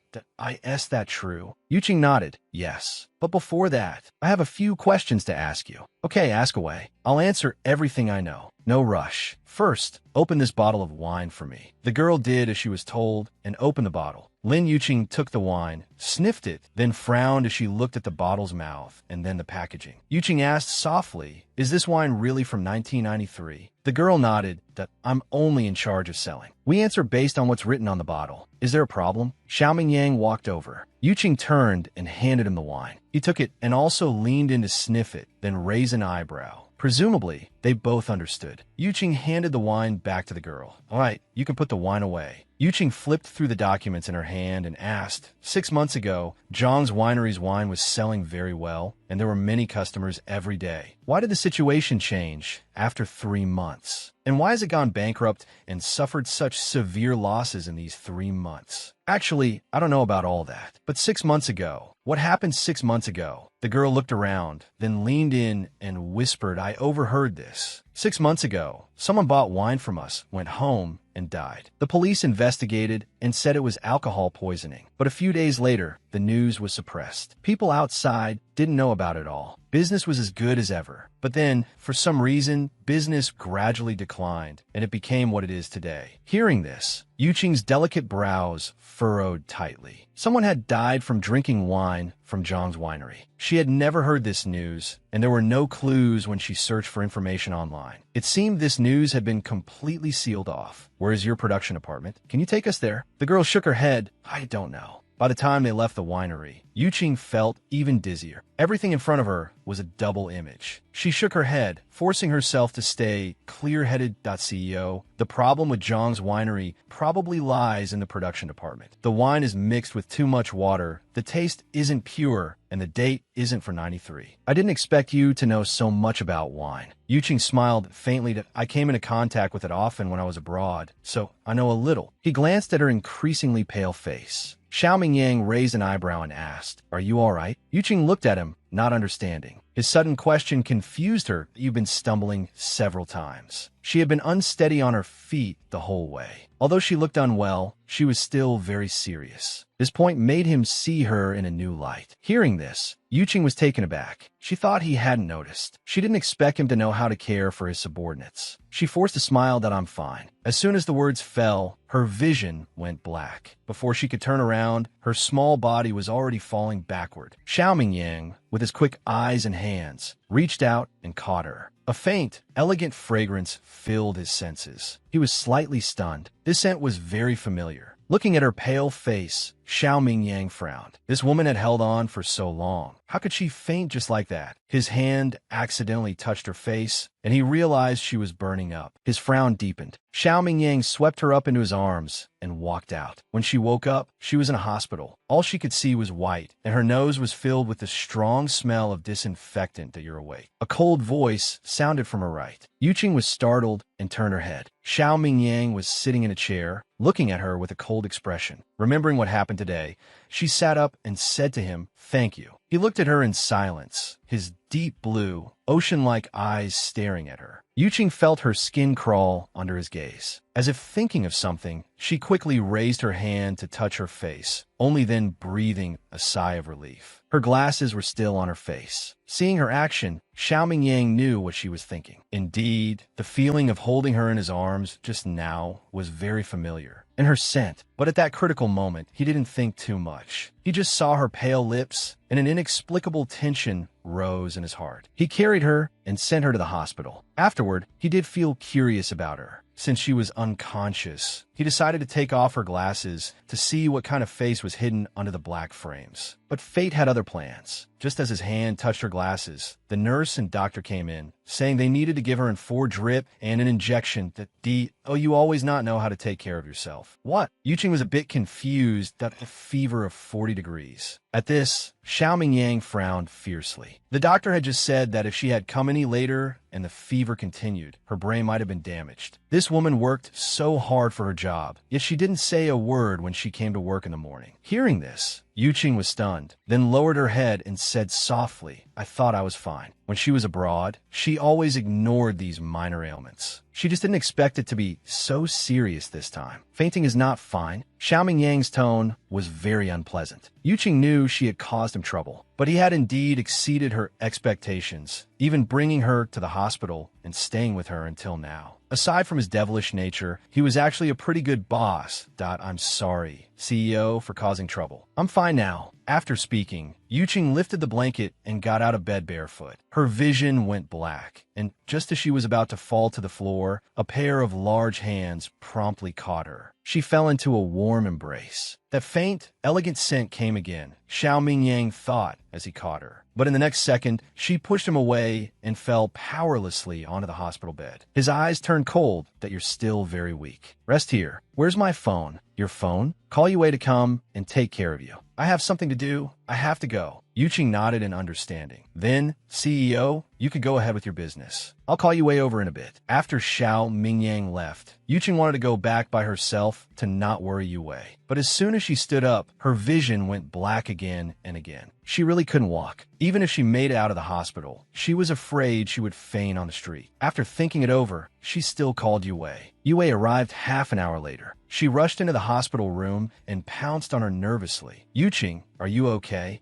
Yuqing felt a bit dizzy from her shaking. She gasped, "Stop shaking me. If you keep shaking me, I'll have problems even if I'm fine." Hearing this, Yue finally stopped shaking her and looked at her worriedly. "All right, don't look at me so pitifully. I just have a fever and a cold. It's nothing serious." "Nonsense. I've already asked the doctor. He said if your fever had gotten any higher, your brain would have been damaged. I told you not to come this morning, but you just wouldn't listen. And now look at you." At this point, Yue paused, her eyes suddenly lighting up. She leaned in. "Who brought you to the hospital?" Yuqing resisted the urge to roll her eyes and said irritably, "Yue, I'm sick." "I know you're sick, but you have to tell me who brought you to the hospital. Was it the CEO?" Xiao Mingyang. Closing her eyes, Yuqing simply lay back on the hospital bed, not wanting to talk to her. But Yue couldn't help but gossip, her eyes as bright as the stars in the sky. "Not talking means you admit it. Haha, it must have been the CEO who brought you." "Lin Yuqing, you're really lucky. First, there's a Su Jifan, and now a Xiao Mingyang. They're both so outstanding. Which one will you choose?" "Enough, Yue." Yuqing finally couldn't help but snap. "They are both my superiors at the company. No matter what, they're just showing concern for a subordinate. Can you not think of them like that? You know what kind of person I am. I have children. I'm past the age for romance." Yue was stunned by her outburst, and she lowered her eyes. "Fine, if you don't want to talk about it, we won't. But if it were real, which one would you choose? They're both good men. It's really a tough choice." Yuqing rubbed her forehead. Because of her fever, Xiao Mingyang didn't make her continue with the inspection that weekend. Yuqing rested in the hospital for a day, getting injections and in 4 drip. She was discharged that night. After sleeping at home for a day, her fever subsided and she felt about 70 to 80% better. The 2 children were extremely worried, especially Xian'er. Seeing how weak she was, he even specially cooked chicken soup for her, instructing her to drink it all. Looking at the whole pot of chicken soup, Yuqing felt like her stomach was going to burst. She shivered at Xian'er. "Mommy thinks 1 bowl of chicken soup is enough for Mommy. How about you, Jinjin, and Auntie Yue finish the rest, okay?" Hearing this, the busy Lin Xian looked up and glanced at her, then said, "Mommy, we're not sick. But you don't have to be sick to drink chicken soup. Drinking it can strengthen your body." Lin Xian frowned. "But Mommy, my body is very healthy." "Then just drink it as a dessert." "Mommy, chicken soup is savory." Yuqing was speechless. She had no choice but to drink the chicken soup bowl by bowl, ending up running to the toilet endlessly. On Monday, At work, she happened to run into Su Jifan while taking the elevator. Su Jifan smiled and struck up a conversation with her. You look energetic. Your cold and fever must be all gone, right? Hearing this, Yuqing smiled faintly. Yes, they're all gone, thanks to your medicine. In fact, the medicine was of no use at all. Perhaps her fever was too severe this time. In the past, she never needed to go to the hospital for injections or for drips. Then take good care of yourself. Don't always try to be strong. Yuqing looked up. He was staring at her intently, and she suddenly felt her face get a little hot. Why did this Su Jifan give her an increasingly strange feeling? Just then, the elevator doors opened. Yuqing nodded slightly at him in acknowledgement and quickly walked out. In the office, when Lin Yuqing brought in a cup of coffee, Xiao Mingyang was flipping through some documents. Seeing her come in, he just glanced up. Placing the coffee on the table, Yuqing saw that he wasn't speaking, so she didn't ask anything. Just as she was about to leave, he spoke, feeling better. Hearing this, Yuqing was slightly stunned. It took her a moment to realize he was asking about her health. She nodded and said softly yes. Thanks to you taking me to the hospital, I'm much better. Xiao Mingyang looked at her teasingly. You won't faint in my arms again. Her face flushed, and Yuqing pursed her lips. I didn't do it on purpose. Just take a look at this document, then organize it. I need it at 10 o'clock. After receiving the document, Yuqing flipped through it and nodded. Okay. As Yuqing organized it, she realized that Xiao Mingyang had already gathered a lot of important information about Zhang's winery in the past 2 days. It was just scattered. It seemed this information was also submitted by someone else. She listed out the important points and compiled them into a concise report. Before 10 o'clock, she took the document in and placed it on his desk. After thinking for a moment, she added, Actually, I think it's necessary to visit Zhang's winery again. Xiao Mingyang looked up at her without speaking. He knew he was waiting for her explanation. She looked at him and said, word by word, the production department. The problem is there. Xiao Mingyang narrowed his eyes, seemingly in thought, his long fingers tapping the desk rhythmically. After a while, he nodded. All right, we'll go this afternoon. When Zhang Qian saw them again, he came forward with a smile. CEO, Xiao. Secretary Lin, you're here. Lin Yuqing nodded. We're here today to see the production department. Hearing this, Zhang Qian's expression changed. This how? Is there something inconvenient? Yuqing raised an eyebrow and asked. Hearing this, Zhang Qian raised his hand to wipe the cold sweat from his forehead and quickly said, No. I'll take you there right now. His nervous appearance made Yuqing even more certain that there was something wrong with this production department. When they arrived at the production department, it was unexpectedly calm. The workers were all busy, and their morale was surprisingly good. Compared to the staff outside, it was a world of difference. If the workers here were in the same state as the people outside, it would be one thing, but this abnormality made Yuqing even more suspicious. Zhang Qian came over, smiling obsequiously to CEO Xiao. Our workers here are all very diligent. If you acquire us, you definitely won't be at a loss. Is that so? Xiao Mingyang stared at him for a long moment, his cold gaze making his skin crawl. The smile on Zhang Qian's face gradually became awkward.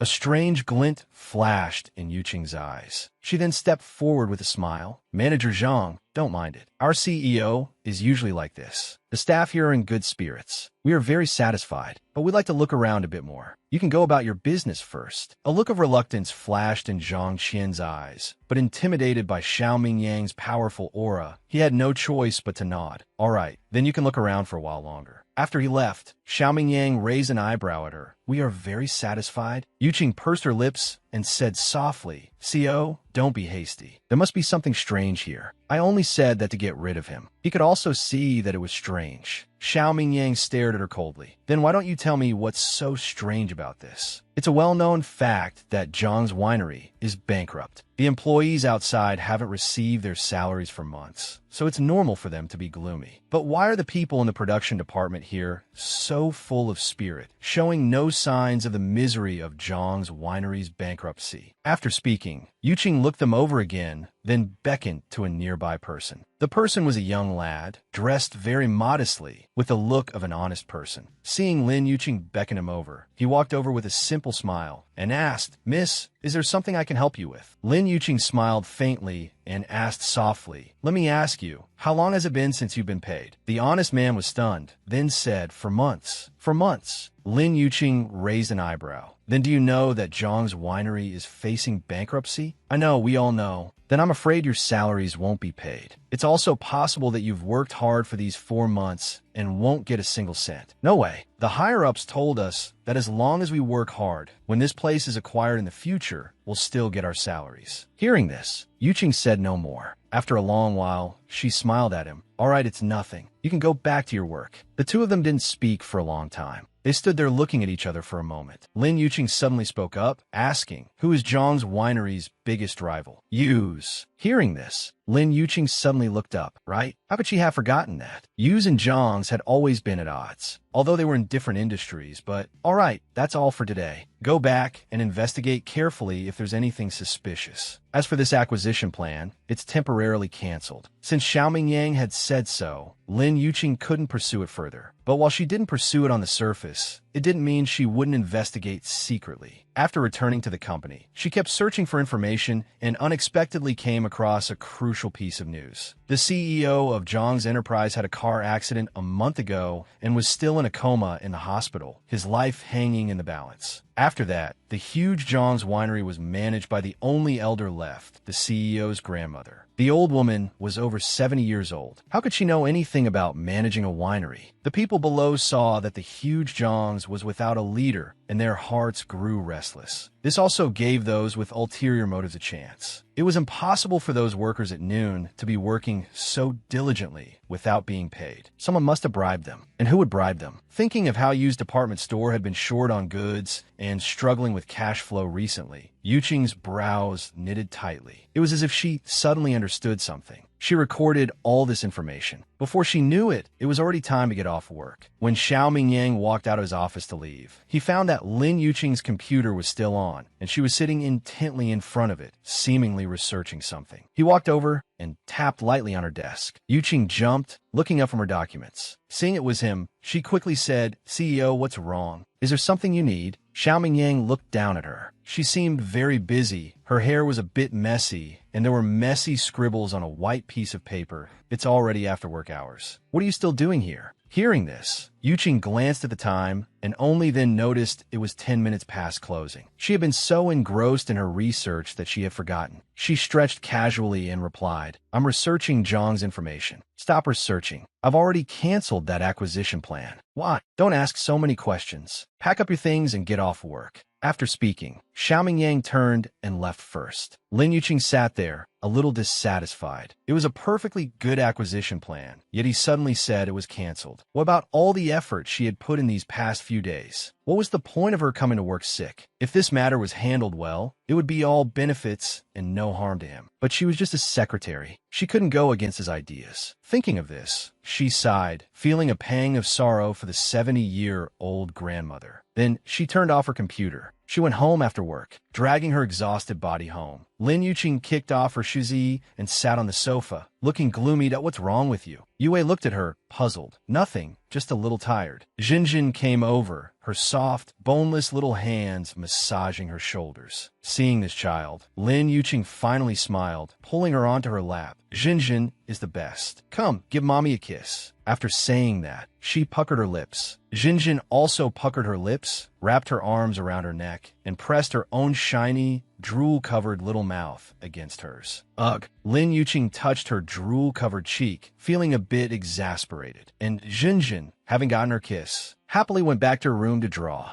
Lin Xian came over with a magazine and snuggled into her arms, handed her the magazine. Mommy, look. Hearing this, Yuqing took the magazine, glanced at it, and then froze. The cover of the magazine was a picture of her, Xianer, Jinjin, and that tall, handsome man. But he wasn't showing his face, only his side profile, so you couldn't tell it was Xiaoming Yang. She never thought the four of them would look so much like a family in matching outfits. Thinking this, Yuqing's hand couldn't help but trace the cover of the magazine, rubbing it gently. Looking at the photo, they really looked like a family of four. If only they really were a family of four. The thought that flashed through her mind startled her. Lin Yuqing shook her head. Stop thinking nonsense. How could a man like Xiaoming Yang possibly be interested in her? Even if he was, it would just be for fun. Mommy is so pretty in the magazine, Shinner said with a grin. Then he leaned close to her ear and whispered, Our editor-in-chief really likes you. Hearing this, Yue also leaned over curiously. Your editor-in-chief? What kind of person is your editor-in-chief? Is he handsome? What does he look like? Is he nice to people? Lin Xian couldn't help but roll his eyes at Yue.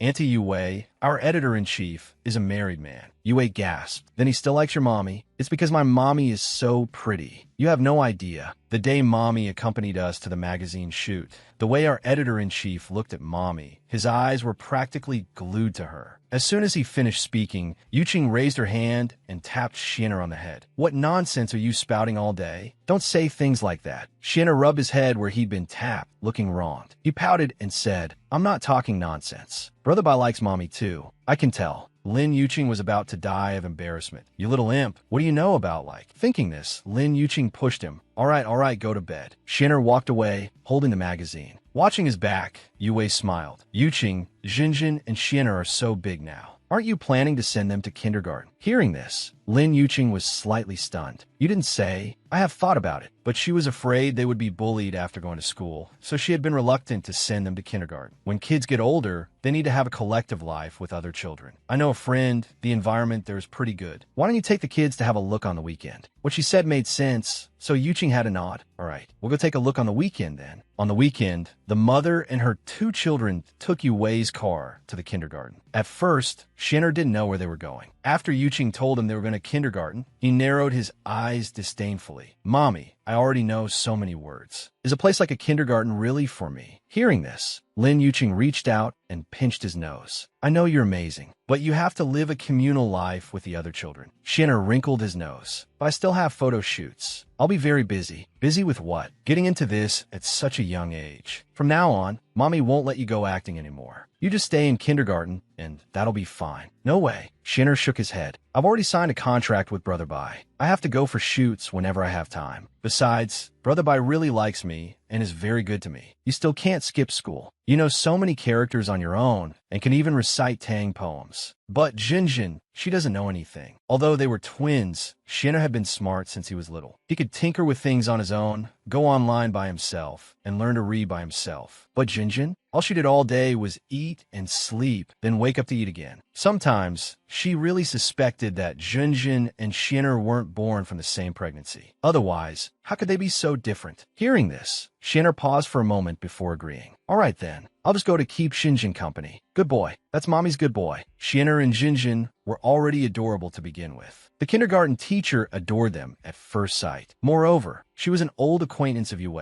Yuqing naturally felt at ease leaving them in her care. On the first day home from school, Xian'er, how was your kindergarten teacher? Was she nice to you? Jinjin came over with a serious look on her face and said, Mommy, the kindergarten teacher likes my brother. She held him all day and wouldn't let go. And she always takes the opportunity when I'm not looking to sneak a kiss on my brother. Xian'er's face immediately turned red and the corner of his mouth twitched. Yuqing and Yue burst out laughing. The second day of school, Mommy, today a little girl at school ran over to peek at my brother peeing, and then my brother scolded her until she cried. Listening to this list of crimes, Yuqing could only shake her head helplessly. Her Xian'er was still so young, yet he was already such a devastating heartbreaker. What would happen when he grew up? The next time she saw Bai Iran was when he was dropping Xian'er home. Normally, he could have just gone home after dropping him off. But unfortunately, our great photographer Bai had come with a purpose. How could he possibly leave so easily? Under the pretext of dropping off Xian'er, he went straight into Yue's home. Yue had just finished showering, with a towel wrapped around her head and a slip dress on her body. When someone rang the doorbell, she thought it was Xian'er. So she walked to the door while biting an apple. Opening the door, she saw a handsome man standing at the entrance, wearing a black shirt, tight jeans, and sunglasses, with his dark hair fluttering. Yue was stunned for a good while. She noticed his eyes on her body, sizing her up, especially a certain part. With a bang, she coolly slammed the door shut. Bai Iran stood there, also stunned for good while before he reacted. A beauty emerging from her bath. Too bad this beauty isn't Lin Yuqing. Otherwise, it would have been great to capture it with a camera.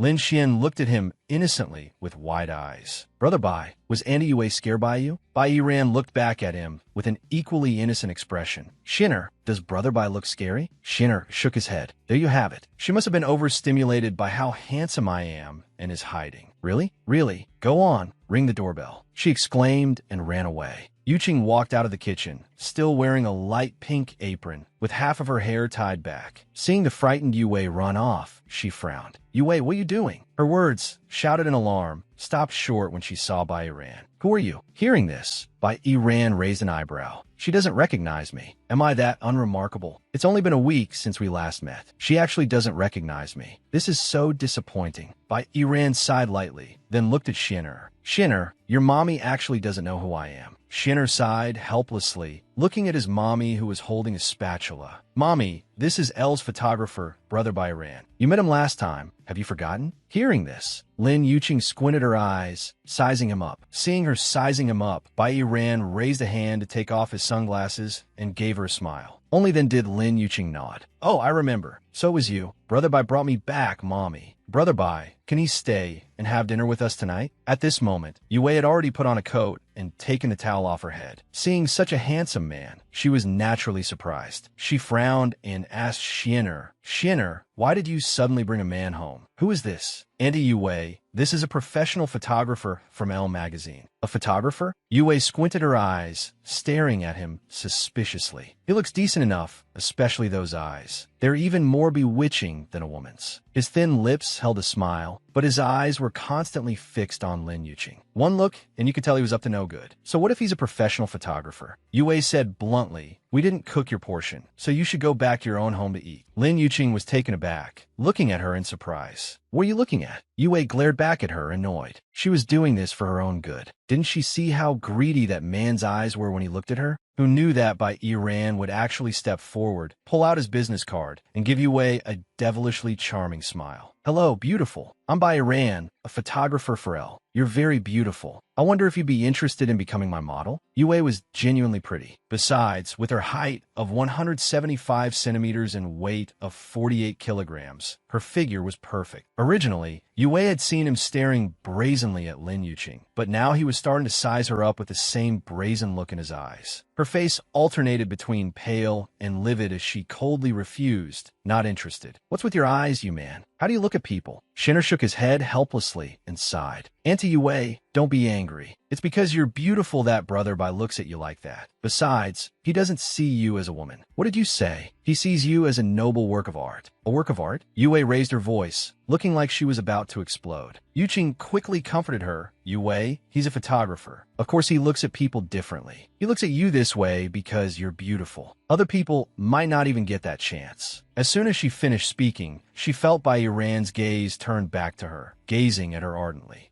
Yue snorted softly and said no more. Lin Yuqing forced a smile. Thank you for bringing Shinner back, but I really didn't cook that much food today. If you really want to stay for dinner, then I'll have to give you my portion. Bai Yiran was taken aback, then smiled wryly to himself. She had already made it so clear. He couldn't possibly have the nerve to say he'd just eat her portion, could he? No need. It was just Shinner's innocent joke. I've already eaten, so I won't impose any longer. However, Miss Lin, are you really not interested in being my model? No, but if Shinner needs me, then I will accept. But personally, I don't need to. In that case, I won't insist. Goodbye. After speaking, Bai Yiran turned and walked away. Out of politeness, Yuqing still walked him to the door. Bai Yiran took out a business card and handed it to her. As she reached out to take it, Bai Yiran suddenly grabbed her fair hand. You, Miss Lin, I admire you very much, and I truly hope you can be my model. Your eyes are the most beautiful I've ever seen. If you're not willing to be my model, it would be a real pity. Lin Yuqing frowned. This person was truly shameless. She had already rejected him twice, yet he was still pestering her. Thinking of this, she said coldly, I think I've made myself very clear. I don't want to be your model. Let go. But Bai Yiran held on tightly, and she couldn't pull away at all. Bai Yiran stared at her ardently for a good while, then pulled her hand towards him. He lowered his head and placed a kiss on the back of her fair hand. Yuqing's face changed drastically. What are you doing? Who knew that Bai Yiran would then release her hand and smile faintly. I will make you willingly become my model. I'll be going now. After he left, Yuqing shook her head helplessly. What a strange person. The next day at work, Yuqing made a cup of coffee. After going in, she was surprised to see a vaguely familiar figure. After placing the coffee on the desk, Xiao Mingyang called out to her, make another cup and bring it in. Sheng Nantian was sitting on the sofa. His coat was placed to the side, and his legs were crossed. Seeing Lin Yuqing come in, he glanced up at her before looking away. Yuqing's eyes fell on him. This person looks a bit familiar. I feel like I've seen him somewhere before. She remembered. It was the man who was with Xiao Mingyang at the bar a while ago. And at that time, she had been drugged, and in a daze, she had bumped into him. Xiao Mingyang looked up and saw her staring blankly at Sheng Nantian. He immediately felt a little uncomfortable and shouted coldly, "What are you spacing out for?" Startled by his cold shout, Yuqing came back to her senses and then retreated. After she left, Sheng Nantian looked at him doubtfully. Why the sudden temper? Hearing this, Xiao Mingyang shot him a cold glance and said nothing. But Sheng Nantian stood up, squinted his eyes, and smiled wickedly. "What about that girl from the other night?" "What girl?" "The one we met at Mai's. The one who accidentally bumped into me, but you knew. She didn't seem right. What did you take her afterward? Since when did you become so gossipy?" "Just curious. Besides, it's my good brother's business. Of course I have to ask clearly." Sheng Nantian looked at him with great interest, but Xiao Mingyang said coldly, "No comment." Sheng Nantian's face darkened. "Seriously, you won't even tell me about such a small thing? Are we still brothers or not?" Later, when Yuqing brought the coffee, Sheng Nantian took just one sip and was full of praise. "This coffee is really good. Mingyang, your new secretary is a great find. Where did you find a secretary like her?" Yuqing stood to the side and said with a smile, "You're too kind. I just brewed it casually. No, it's really good. I'll come over to drink it every day from now on." Seeing the smile on Yuqing's face, Xiao Mingyang felt a tightness in his chest. He shot a cold glance at Sheng Nantian. "Didn't you come back to the country for blind dates this time? How do you have time to come to my place for coffee every day? As long as I want to escape, that old woman in my family can't stop me." Xiao Mingyang sneered. "Auntie Sheng can't stop you, but can Uncle Sheng not stop you either?" Hearing this, Sheng Nantian indeed frowned. "Don't mention them to me. It's so annoying. I've been at home for the past 2 days, and my ears are about to grow calluses from their nagging. I came here for some peace and quiet. You're going to talk about this too?" Xiao Mingyang didn't answer. Forget it, forget it." Sheng Nantian shook his head, drinking his coffee. "The old man wants me to come back just so I can inherit his business. And the old woman wants me to go on blind dates, to hurry up and find a woman to settle down with." After speaking, he shook his head with a sigh. "Those women are all dressed so gaudily, each one like a social butterfly. They love to cause trouble and get jealous. If I really listened to the old woman and married a woman like that, wouldn't she be at home crying, making a scene, and threatening to hang herself every day? The thought alone is terrifying. If I really have to get married, I'm going to find an honest and obedient woman." As he finished speaking, Sheng Nantian realized his cup was already empty. Unconsciously, he had finished the entire cup of coffee. He smiled a little embarrassedly at Lin Yuqing and requested in a low voice, "Miss Secretary, could I trouble you to make me another cup?" Hearing this, Lin Yuqing nodded and took the cup from his hand. Watching her retreating figure, Sheng Nantian suddenly sighed. "Right? If I'm going to find someone, I should find a woman like that. Obedient and well-behaved, never talks back to you. Marrying someone like that would be worry-free." "Sheng Nantian," Xiao Mingyang suddenly shouted coldly. "She's not your type." Sheng Nantian looked at him in surprise. "How can you be so sure she's not my type?" "Maybe she is. Although she's a bit ugly, her figure looks pretty good. TSK, TSK. Before he could finish, he felt that the atmosphere around them seemed off. Turning his head, he found Xiao Mingyang staring at him coldly. He looked at him sheepishly. "What? Don't tell me you're interested in this secretary?" After speaking, he put a finger to his chin in a thinking posture. "That's not right, Mingyang. When did your taste become so low? You've even taken a liking to someone like this. She's not even as good as that woman we met at Mai's a few days ago." Hearing this, Xiao Mingyang was also slightly taken aback. He had only met that woman twice, yet she felt incredibly familiar to him. And that night, he had actually let her go at the critical moment, then watch her soak in cold water all night. In the end, afraid she would catch a cold, he had even held her in his arms to warm her. What was even more terrifying was that he knew she already had 2 children and was a married woman. To this day, he still didn't know why he had done that. But he also couldn't have imagined that the woman would have escaped before he woke up. This scene was so similar to the woman he met in the bar 5 years ago. He even wondered if they were the same person. But he didn't know what the woman from 5 years ago looked like. Yet he felt she was very familiar. TSK, TSK. I didn't expect that after a few years apart, your taste would change like this. Don't worry, don't worry. A friend's wife is not to be coveted. Since you're interested in her, I won't fight you for her. Hearing this, Xiao Mingyang frowned. Who said I'm interested in her? Not interested? Then why were you so unhappy when I said she was not bad? Xiao Mingyang's frown deepened. He didn't understand either. This woman was married. How could he be so unsettled by 2 married women? Damn it. After lazing around in the office for nearly 2 hours, Sheng Nantian was kicked out by Xiao Mingyang. Before leaving, he was still thinking about Lin Yuqing's coffee, and his mind was constantly pondering whether this Xiao Mingyang was interested in his secretary. But was a woman as honest and dull as her really is type? Could it be that he had been abroad for too long, and the tastes back home had changed?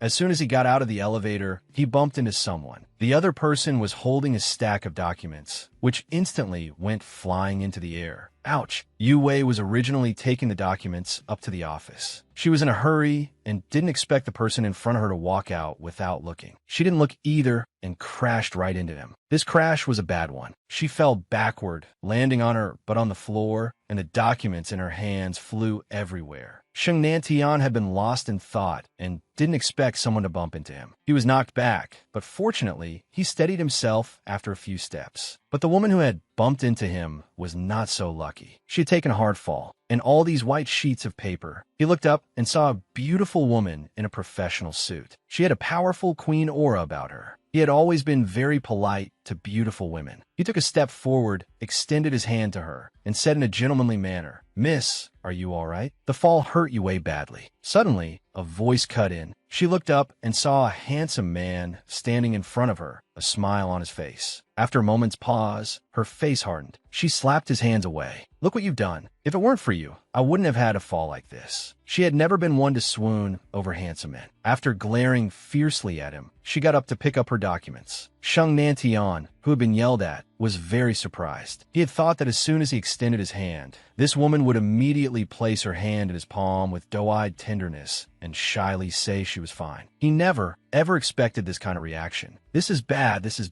I must have been abroad for too many years. The customs back home have completely changed. Yue spent a long time picking up the documents. When she looked up, the man was still standing there, staring at her blankly, with no intention of helping. Looking at the documents scattered all over the floor, her anger flared up again. She went up, grabbed him by the collar, and yelled, "What's wrong with you? You bump into someone, don't apologize, and don't even help pick things up? Are you even a man?" You. Sheng Nantian stared at her in disbelief. After a long moment, he finally reacted. "What did you say? You want to test if I'm a man? You're the one who bumped into me. I kindly tried to help you up, but you refused and even cursed at me. What's wrong with cursing you? You're a grown man, and you have a nerve to get mad at me for cursing you? Can't you see my things fell all over the floor? Hurry up and help me pick them up." In truth, Sheng Nantian was a very gentlemanly man, especially towards ladies. But he had no goodwill towards a shrewish lady like this. He immediately pushed her hand away and said in a harsh tone, "I'm not going to help a shrew pick up her things." "Shrew?" Yue's face turned pale with anger. "Who are you calling a shrew? I'm talking about you, you bossy shrew." Sheng Nantian squinted and glanced at her, then stuck his hands in his pockets and strode away. Watching his departing figure, Yue trembled with anger and yelled after him, "Bastard, don't let me see you again." When it was time to get off work, Lin Yuqing suddenly received a birthday party invitation. The card was signed by Zhang Yuqi. Zhang Yuqi. Frowning, Yuqing remembered. This Zhang Yuqi was the woman who had framed her on her very first day. Later, she had also tried to put her in her place in the break room. She knew she wouldn't let her off so easily, but she hadn't expected this day to come so quickly. She casually stuffed the card in her bag, but Su Jifan, who happened to be coming over, saw it. Secretary Lin. Hearing her name, Yuqing looked up towards the source of the voice. Su Jifan was still in a white shirt, a gentle smile on his face, elegant and poised. "Director Su." She nodded at him in greeting. "You also received Group Leader Zhang's birthday invitation card?" Yuqing nodded, then thought for a moment and asked, "Director Su received one too? Let's go together tonight." Hearing this, Yuqing was taken aback. She had originally planned to throw the card away after work, because for others it might be a birthday party, but for her, it was a trap. Seeing her hesitation, Su Jifan quickly pressed his advantage. It was hard to find an opportunity to hang out together. He wasn't usually enthusiastic about these things, but it was a rare occasion. Besides, how could you have the heart to refuse someone's kind invitation? Without waiting for Yuqing to refuse again, he added, "It's settled then. I'll pick you up tonight." Yuqing looked up, wanting to politely decline, but saw that he had already entered his office. so be it. Even if it was a trap, she would go and check it out. At night, Zhang Yuqi wasn't from a wealthy family, just an average middle-class one. So this time, she was holding her own birthday party in a private room she had booked at a bar. Most of the guests were her best friends and colleagues from the company. Yue was also among them. When Su Jifan drove his car to their building, she was shocked. Only later did she understand that Director Su was here for Yuqing. She pulled her aside and whispered to her for a while. At first, they planned to take the two children to Yu Wei's parents' house. But later, Shinner insisted it wasn't necessary, telling her and Yu Wei to go out and have fun, and that he would take good care of his sister at home. After a moment of feeling touched, Yu Wei pulled her along to frantically change clothes. Yuqing didn't pay much mind, wearing her usual clothes and a pair of glasses. Because she was appearing as the company's secretary today, she couldn't let people see her. One was dressed plainly, one was dressed fashionably. Yu Wei pulled Yuqing to sit in a corner. Su Jifan also sat down cheerfully. Today, Zhang Yuqi was dressed very beautifully in a long, water blue dress and 15-centimeter heels. Her long hair was tied up, and a string of pearls adorned her slender neck. Yue sized her up for a while, then whispered in her ear, "It's not that I'm being mean, but I really don't think this Zhang Yuqi is that good-looking. These things are kind of a waste on her." Yuqing felt secretly pleased to hear this, but raised an eyebrow and asked, "You have a prejudice against her?" "How would I dare? She's the group leader of the planning department. You're the head of the HR department. Are you afraid of her?" Yu Wei pouted. "She's dead set on becoming the CEO's wife. How could I not be afraid?" "Oh, so Yu Wei had seen through it too." It seemed she had also come prepared tonight. Yuqing looked up at her and happened to see that she was also looking at her, her gaze filled with coldness. Just as she was thinking, she walked straight towards her and handed her a glass of juice. Secretary Lin, taking the juice, Yuqing also put on a smile. "Thank you. You're welcome. I'm so happy you could come to my birthday party." Yue Wei swirled the glass in her hand, the red wine casting a beautiful reflection. She sneered, "Of course you should be happy. This brings you one step closer to your dream of becoming the CEO's wife." Hearing this, Zhang Yuqi frowned. But luckily, everyone was busy talking and didn't notice what was happening over here. She pursed her lips, suppressed the anger in her heart, and turned to greet other people. After she left, Yuqing took a sip of the juice and asked softly, "Why are you targeting her like that?" "I've disliked her for a long time." Yue Wei put down her glass, glaring at her. "You dare to drink the juice she gave you? Aren't you afraid of being poisoned?" With that, she reached out, snatched the juice from her hand, and slammed it onto the table. This action drew the attention of others. Yue Wei paid them no mind and drank the red wine from her own glass. Although Yuqing disliked Zhang Yuqi, she felt that Yue Wei's actions were too sharp and deliberate, so she secretly squeezed her hand. She shook her head at her and said softly, "We have colleagues here. Don't go too far." "All right then. For your sake, I won't go too far." Yue Wei winked at her playfully. At this moment, Su Jifan came over with a glass of coconut juice and sat down right next to Lin Yuqing. "This is for you." Lin Yuqing took it. "Thank you. Drinking alcohol is bad for your stomach. You should take better care of yourself." Hearing this, Yue Wei was stunned and then felt it was unfair. "Su Jifan, this isn't fair. We've been colleagues for so many years. Why have you never cared about me? My good sister just got here, and you're suddenly so concerned about her. Is it because she's here?" Su Jifan smiled faintly without speaking. Even if Yue Wei wanted to expose his feelings, he didn't object. In fact, he hoped she would expose them and then help him out. It was Lin Yuqing who secretly pinched Yue Wei. Yue Wei cried out in pain. She glared at Yuqing, only to see her still smiling faintly, as if she wasn't the one who had pinched her. Knowing what she meant, Yue Wei didn't dare to tease them any further. Su Jifan saw it too, but still smiled faintly without saying a word. It didn't matter. There was still plenty of time in the future. You could take it slow. Besides, someone with her divorce status would generally not be very receptive at the beginning. Afterwards, Zhang Yuqi took the microphone and started singing. She sang a very old song, Romance in the Rain. She was actually tone deaf, but everyone praised her. This was just a social courtesy. Yuqing couldn't be bothered with it, drinking her beverage and eating snacks. While they were singing, she was eating. While they were playing games, she was still eating. And so, tragedy struck. Eating too much made her need to use the restroom. So she got up and went to the restroom. Just as she came out of the restroom, she saw Zhang Yuqi by the sinks. She was holding a makeup compact and touching up her makeup. Yuqing glanced at her, then walked over, turned on the faucet, and washed her hands. TSK, TSK. Zhang Yuqi suddenly clicked her tongue, looking at her disdainfully through the mirror. Look at you. You even dress like that to a birthday party. I really don't know how you can be so shameless. Hearing this, Yuqing sneered. Shameless? Are you talking about yourself? Zhang Yuqi snapped her compact shut with a click and turned around. I told you before, the secretary position is not an easy one to hold. Whoever sits in it better be careful. I didn't expect you'd actually dare to come to my birthday party. There's nothing Lin Yuqing doesn't dare to do. What are you trying to say? I want you to resign voluntarily and leave Xiaomingyang. Yuqing felt as if she had heard the world's biggest joke. Resign? From a job she was competent at? Why should she resign? What if I don't? Then you will regret it. With that, Zhang Yuqi curled her lips into a triumphant smirk, then walked out on her long legs. After she left, Yuqing shook her head, took off her glasses, and splashed some water on her face before walking out. At the corner, two strange men suddenly appeared, deliberately blocking her path. Yuqing stopped in her tracks. Looking at the malicious smiles on their faces, she finally understood Zhang Yuqi's purpose tonight. She glared coldly at the two men and said in a cold voice, "What do you want?" When the strange men saw her, they also squinted their eyes, sizing her up. The fatter one on the left spat. Damn, I thought it was some beautiful woman. Turns out it's a woman who makes you lose your appetite. This piece of work. The skinny one stared lecherously at her chest. Big brother, don't look at her face. All women are the same after the lights are out anyway. And this woman's skin looks really smooth.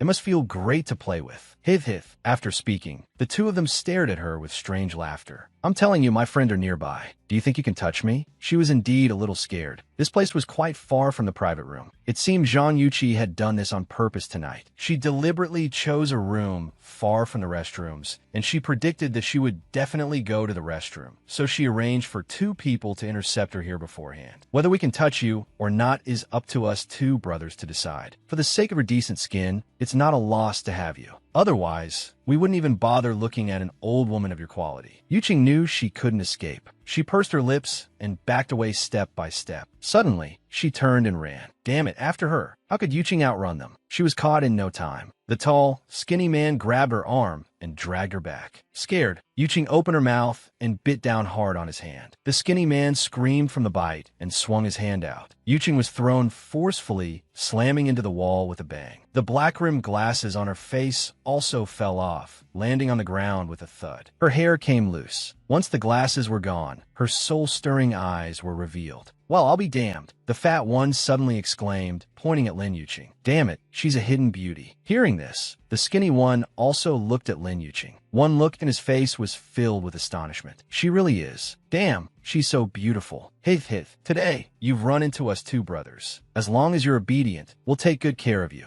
Meanwhile, Lin Yuqing had hit her head in the collision just now and was feeling dizzy. Hearing these words brought her back to her senses a little. She struggled to back away. Get lost. Get lost. If you dare touch me, I won't let you go even as a ghost. Haha, that's not up to you. The fat one walked over, raised his hand, and chopped her hard on the neck. She passed out. He hoisted her up, slung her over his shoulder, and walked out. Things like this happened often in bars. Girls who dare to come to bars shouldn't be afraid of running into bad men and being devoured overnight. Lin Yuqing was slung over his shoulder with her hair disheveled, which fell down and covered her face. Hey, I asked you to come out for a drink with me. What are you doing? Sheng Nantian drank one glass after another, but the person sitting in front of him didn't even blink. The drink on the bar hadn't been touched. The appearance of two handsome men like them had already attracted many women who came to strike up a conversation. Sheng Nantian was more than happy with a woman in each arm, but Xiaomingyang just gave him a faint glance and sent them all away. He was holding a glass. He drank from it intermittently, casually glancing to his left. He saw two strange men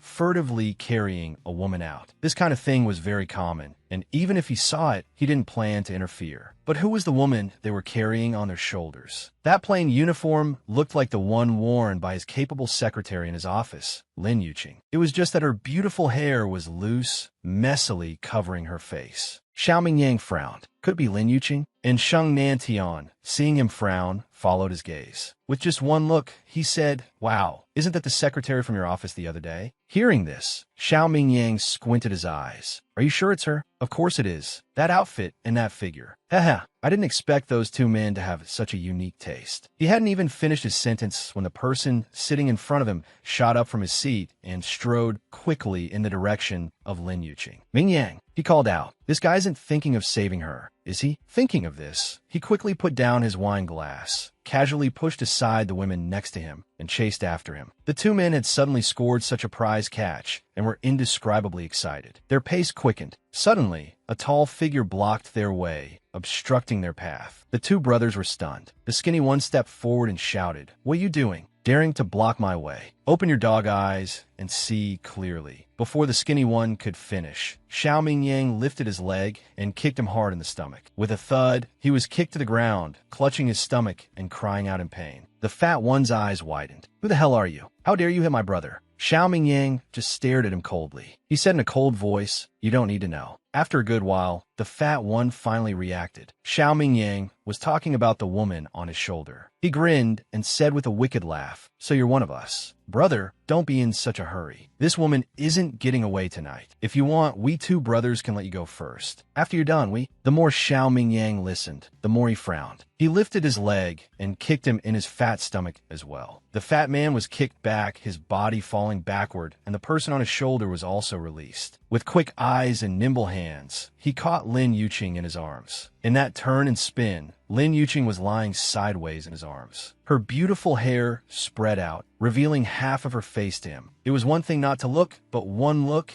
and Xiao Mingyang was stunned. This woman, but he didn't have time to think. Because the two brothers had been beaten and their prize had been snatched away, they both lunged at him together. Just then, Sheng Nantian also arrived. He had just opened his mouth to ask, "Mingyang, what's going on?" But he froze when he saw the face of the person in his arms. This is... Xiao Mingyang ignored him completely, directly picking Lin Yuqing up in his arms. He said coldly, "Didn't you say you haven't been in a fight since you came back to the country? Today's a perfect opportunity. I'll leave these two for you to handle." But Sheng Nantian wanted to say more, but Xiao Mingyang had already turned and left with her in his arms, and the two men behind him were lunging forward. He could only sigh to himself. This Xiao Mingyang really wasn't a loyal friend, ditching him for a woman yet again. He fought them with a flurry of punches and kicks. After carrying Yuqing out of Mai's, he went straight to the parking lot. After placing her in the back seat of his car, Xiao Mingyang finally stopped to look at her. His long fingers brushed aside the strands of hair scattered across her face. His fingertips lingered on her fair skin. Her long eyelashes cast a shadow around her eyes. Even with her eyes closed, you could tell how beautiful they were. Her nose was small and cute, and her lips were naturally red without any lipstick, now glowing with an alluring luster under the car's interior light. This woman, wasn't she the woman he had run into twice at the bar near El? It wasn't strange to run into her here. What was strange was that she was wearing the same plain uniform his secretary usually wore. At first, he thought she was Lin Yuqing. Thinking of this, Xiao Mingyang frowned. The recent events, when he met her at El, he only knew her surname was Lin, but not her full name. She had a son and a daughter. But when he asked Lin Yuqing the next day, she said she had 2 daughters. If she wanted to hide it, then there was the same fragrance on both of them, a scent that felt very familiar to him. All of this indicated that the woman he met at El was Lin Yuqing. No wonder Lin Yuqing had been unwilling to reveal her true face. No wonder she disguised herself for work every day. In her daze, Lin Yuqing suddenly let out a muffled groan as if in pain. Her beautiful brows knitted tightly, and her eyelashes trembled slightly. Xiao Mingyang kept staring at her, watching her open her eyes, his gaze falling upon him. Then from initial confusion to clarity, then to surprise, dissatisfaction, and panic. Suddenly, Lin Yuqing sat up, but because the movement was too abrupt, her head accidentally hit the car roof. The pain made her eyes well up. Her clothes were a bit messy. Her hair was also a mess. And Xiao Mingyang kept staring ardently at her face. Could it be? Lin Yuqing raised her hand to touch her face. "No need to touch. Your glasses are gone." Hearing this, her hand, raised in midair, froze. The air seemed to congeal. The silence in the car was very strange. After a long moment, Lin Yuqing forced an awkward smile.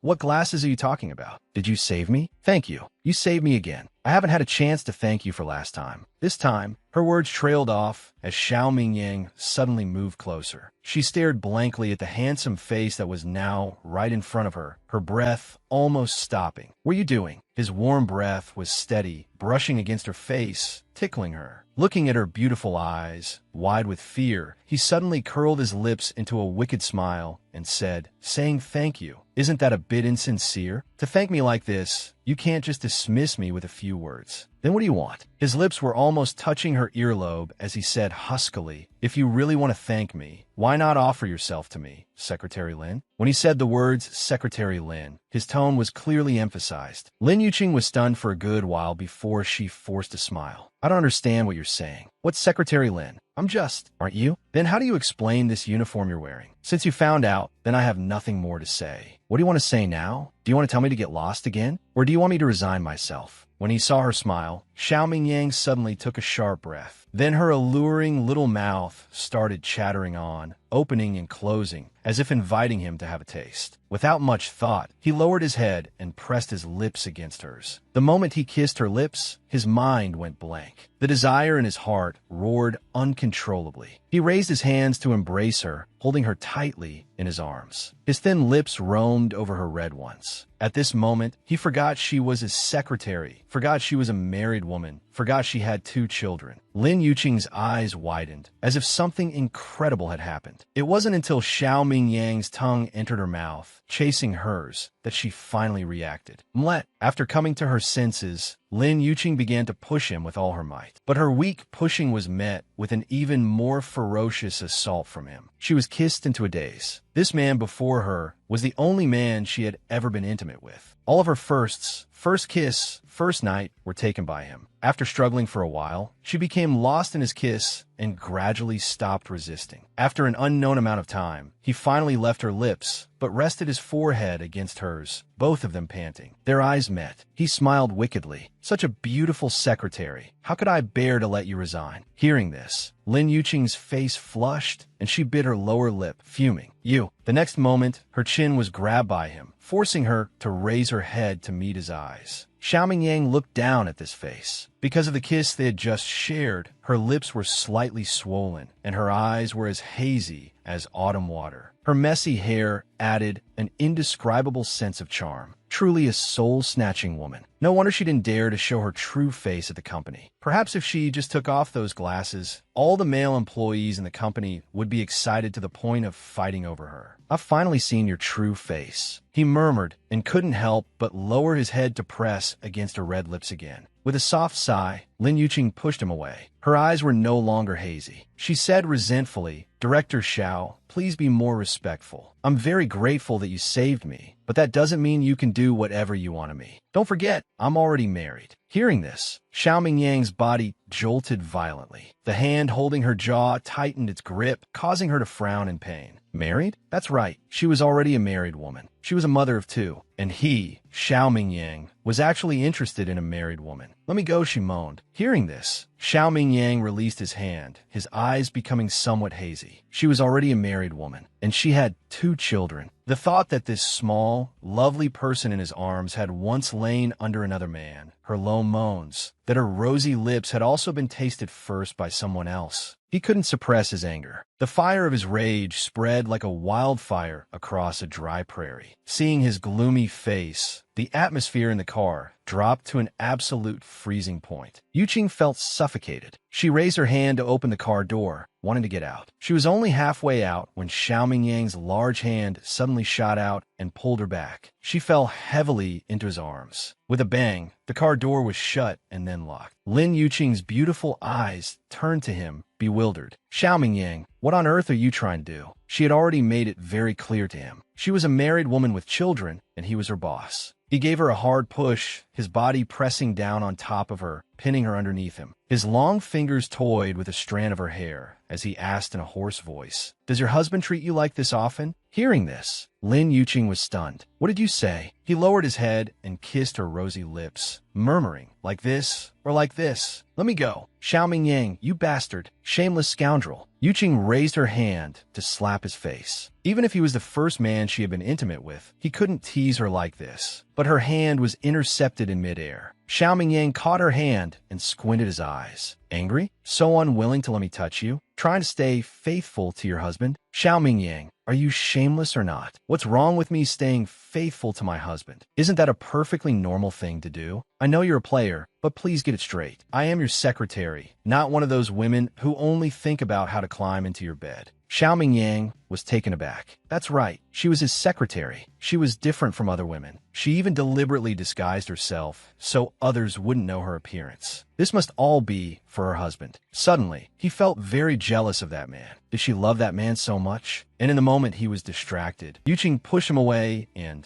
sat up, straightening her clothes. She said, I hope you can be rational. Please open the door now. I want to get out. He didn't move, just stared at her. She decided to grab the keys he had placed on the side and unlock it herself. Seeing that he made no move, Yuqing unlocked the door, opened it, and got out. After closing the door, Yuqing took a deep breath and then walked away. Xiao Mingyang sat in the car, watching that small figure walk further and further away. The anger in his heart was blazing. He suddenly slammed his fist hard on the steering wheel. Yuqing walked down the road, deep in thought. If she went back now, she would probably run into those two men, and her glasses were gone. Even if she went back, her secret would be out. She might as well just go straight home. She could call Yue from a taxi later and say she wasn't feeling well and had gone home first. With that thought, Yuqing walked to the side of the road to wait for a taxi. A black car suddenly stopped in front of her. The window rolled down, revealing Xiao Mingyang's cold face staring at her. He said coldly, "Get in the car." Hearing this, Yuqing ignored him. Are you kidding? She had just escaped from the wolf's car. How could she possibly go back? Seeing her standing there without even looking at him, Xiao Mingyang's brow twitched. He said sharply, do you want to get in yourself, or do you want me to come and carry you in? He meant what he said. This shameless person, he would really do it. Yuqing snorted. What exactly do you want? I've already made myself very clear. If you continue to pester me, then I'll have no choice but to submit my resignation tomorrow. Do you plan on walking back dressed like that? His gaze fell on her chest. Hearing this, Yuqing looked down and only then noticed that a button on the front of her uniform was missing. She didn't know when. It was now slightly open, offering a faint glimpse of the scenery within. She quickly pulled her clothes together and pouted. Get in the car. I'll take you home. Only then did Yuqing reluctantly pull open the car door and get in. Seeing her sit in the back seat, looking at him warily, Xiao Mingyang didn't say anything more. After she was settled, he stepped on the gas, and the car sped away. On the way, Yuqing sent a text to Yue saying she wasn't feeling well and was heading back first. After that, Yue's call came chasing after her. She gave her a torrent of scolding, saying things like she just didn't want to be there. It wasn't that she wasn't feeling well. But even if she didn't want to stay, she should have called her to leave together. Why did she just ditch her there and so on? She was scolded so much she didn't even have a chance to reply. When she finally had a chance to speak, she couldn't get more than a few words in before Yue hung up the phone. Listening to the dial tone from the phone, Yuqing could only put her phone away helplessly and sit there in a daze. Through the rearview mirror, she saw Xiao Mingyang sizing her up while driving. She pulled her collar tight, then snorted and stopped looking at him. He had taken her home before and knew the way, so they were both silent for the whole ride. He didn't ask and just drove straight toward her home. 20 minutes later, the car stopped. Xiao Mingyang turned off the engine. When he turned around to call her, he saw that Yuqing was lying on her side in the back seat, fast asleep. Her dark hair was spread out quietly to the side. Because she was asleep, her collar had shifted, revealing a certain scenery. The sight made his heart tighten, and he unconsciously squinted his eyes, a trace of desire appearing in their depths. When she was asleep, she was as quiet as an angel. After hesitating for a long while, he couldn't bear to wake her. He simply rolled up the windows and let her sleep. After an unknown amount of time, Xiao Mingyang also leaned back in his seat and fell asleep. A series of urgent knocks on the window startled Xiao Mingyang awake. He opened his eyes and realized he was in the car. And outside the car window, someone was knocking forcefully on his car window. He rolled down the window. Yue's anxious face appeared before him. Seeing him, Yue was clearly stunned. CEO, why are you here? Xiao Mingyang's face was cold as he said nothing. Yue's gaze unconsciously fell on the back seat. After seeing the person's face, her eyes widened in even greater shock. Yuqing, you too? You too? Xiao Mingyang pursed his lips and said coldly, I just gave her a ride home. Since you're here, you can wake her up. Although Yue had her doubts, She didn't dare to question this cold-faced man. She would just wait until they got home to interrogate Yuching. After waking her up, Yuching was still groggy from sleep, looking at her with drowsy eyes. Yue, what are you doing? I'm so sleepy. Let me sleep a little longer. 3 black lines appeared on Yue's forehead. She then pinched her arm and said in a low voice, "Don't you see where you're sleeping? Get up for me now." The pinch hurt Yuching. She rubbed the sore spot while crying out softly and sitting up. Just as she was about to scold her, she realized she was in a car. When she saw Xiaoming Yang, she remembered what had happened that night. She was stunned for a moment, then came to her senses. "You're awake now? Then let's go." With that, she was pulled out of the car, dragging the reluctant Lin Yuching with her. Yue put on a smile for Xiaoming Yang and said, "Thank you, CEO, for bringing Yuching back. It's so late and you can't park here. Please be careful on your way back, CEO." Xiaoming Yang nodded, and then his gaze fell on Lin Yuching's face without saying a word. After rolling up the window, he stepped on the gas, and the car sped away. Once inside the room, Yuching collapsed onto the bed, but Yue had no intention of letting her go. She pulled her up and said, "Spill it. What exactly happened tonight?" Yuching was exhausted. She pushed her hand away and replied, "What? What happened?" "Nothing happened at all. I'm so sleepy. Let me sleep." Yue squinted and moved closer to her. "No, you're not allowed to sleep. Tell me what happened tonight." Her lips were swollen, and her hair was a mess. And that missing button on her chest announced that she must have had a secret encounter with the CEO tonight. What happened? Lin Yuching didn't actually want to tell her about being cornered by 2 strange men at the bar, because she didn't want her to worry. And with her personality, she might just go and settle scores with Zhang Yuqi. "Your lips are swollen. Don't even think about hiding it from me." You and the CEO. Saying this, she leaned in with a wicked grin. "Did you 2 kiss?" Hearing this, Lin Yuching's whole body stiffened. She covered her mouth with her hands. "I was right, wasn't I? You 2 really did kiss." Yuching shot up, staring at her with wide eyes. "Are my lips really that swollen?" Yue nodded, then casually picked up a mirror from the nearby table and handed it to her. "See for yourself if they're swollen." Yuching took the mirror, glanced at it, and then slapped her own forehead in frustration. Damn it, her lips really were a bit swollen and very red. She had originally wanted to pretend nothing had happened, but she never thought it would be so obvious. What was even more damnable was that she had actually fallen asleep in Xiaoming Yang's car. And to make matters worse, that guy didn't even wake her up, which led to Yue showing up. "Now, Yue, it's not what you think. Let me explain. I'm not listening. You've definitely kissed the CEO." "Huh, I can't believe a man as cold as the CEO would fall for you." After saying that, she looked at her again. "But what's really going on between you 2?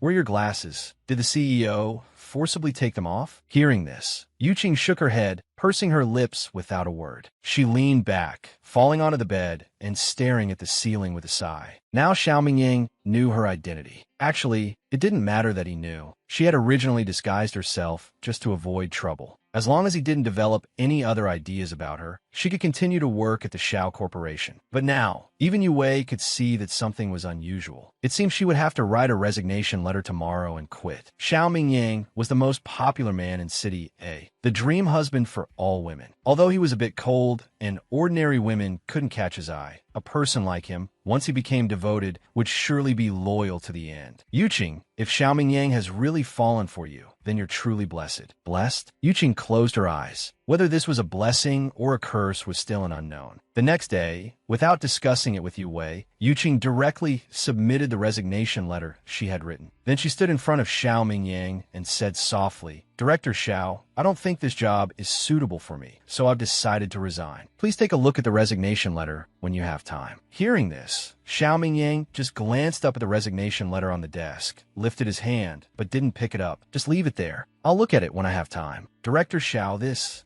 there anything else?" Yuching shook her head. "Then go out and plan this week's schedule. Also, there's a business party tomorrow night. Remember to prepare for it. You'll accompany me." "What?" Yuching's eyes widened. This guy was simply a scoundrel. He clearly knew she wanted to resign, yet he was deliberately making her accompany him to a banquet. Thinking of this, Yuching said in a muffled voice, "Director Xiao, since I've already submitted my resignation letter, it means I no longer want to do this job. So, you should find someone else for this banquet. As for this job, I will be leaving in 1 week." With that, she turned and walked out. Stop. Yuqing stopped in her tracks. Xiao Mingyang looked at her and said coldly, submitting a resignation letter means you can only leave after I've approved it. Have I approved it? Hearing this, Yuqing took a deep breath. She turned and walked in front of him, spreading open the resignation letter. She pointed to the bottom. Then please, Mr. President, lift a finger and sign it for me now. As long as you sign it, I can leave in a week. Lin Yuqing, Xiao Mingyang, took the resignation letter from her hand. Without even a glance, he threw it directly into the trash can. Do you remember the contract you signed on your first day at the company? It states that within 1 year, unless I tell you to get lost, you will have to pay a penalty for breach of contract if you resign on your own. You haven't been at the company for long, and you want to resign before you've even received a salary. You should know that this penalty is not a small amount. Xiao Mingyang's dark eyes were filled with smugness. For her to pay that much money, she definitely couldn't afford it. That handsome face of his looked so punchable at this very moment. Yuqing wished she could punch all the smugness right off his face. Yes, if she were to resign on her own within a year, she would have to pay a penalty of nearly 1 million. As a junior employee, where would she get over 1 million? Even when she was a secretary abroad, her salary was high, and she might have saved up that million. But if she scraped it all together to pay this money, how long would it take her to earn it back? Don't get any other ideas. I do not approve your resignation. If you insist on leaving, I can also have the entire business world refuse to hire you. A smile played on his lips, his face filled with deep satisfaction. Furious, she bit her lower lip. You're truly shameless. Xiao Mingyang shot to his feet. With a stride of his long legs, he closed in on her. Just as she was about to step back, his large hand wrapped around her waist. With a forceful pull, she crashed into his chest. Let go of me. Xiao Mingyang, holding her tightly, pulled her closer and closer to him. His hard chest rubbed against hers. Yuqing could feel it clearly. Her face flushed red, and she tried to push him away in a mix of shame and anger. This is what's called shameless. Understand? As the words fell, he abruptly lowered his head and captured her red lips. He completely ignored her whimpers and struggles. She pounded on his chest with her fists, but to him, it was like a flurry of ineffective blows, completely painless. He savored her lips freely, letting her small hands hammer on his chest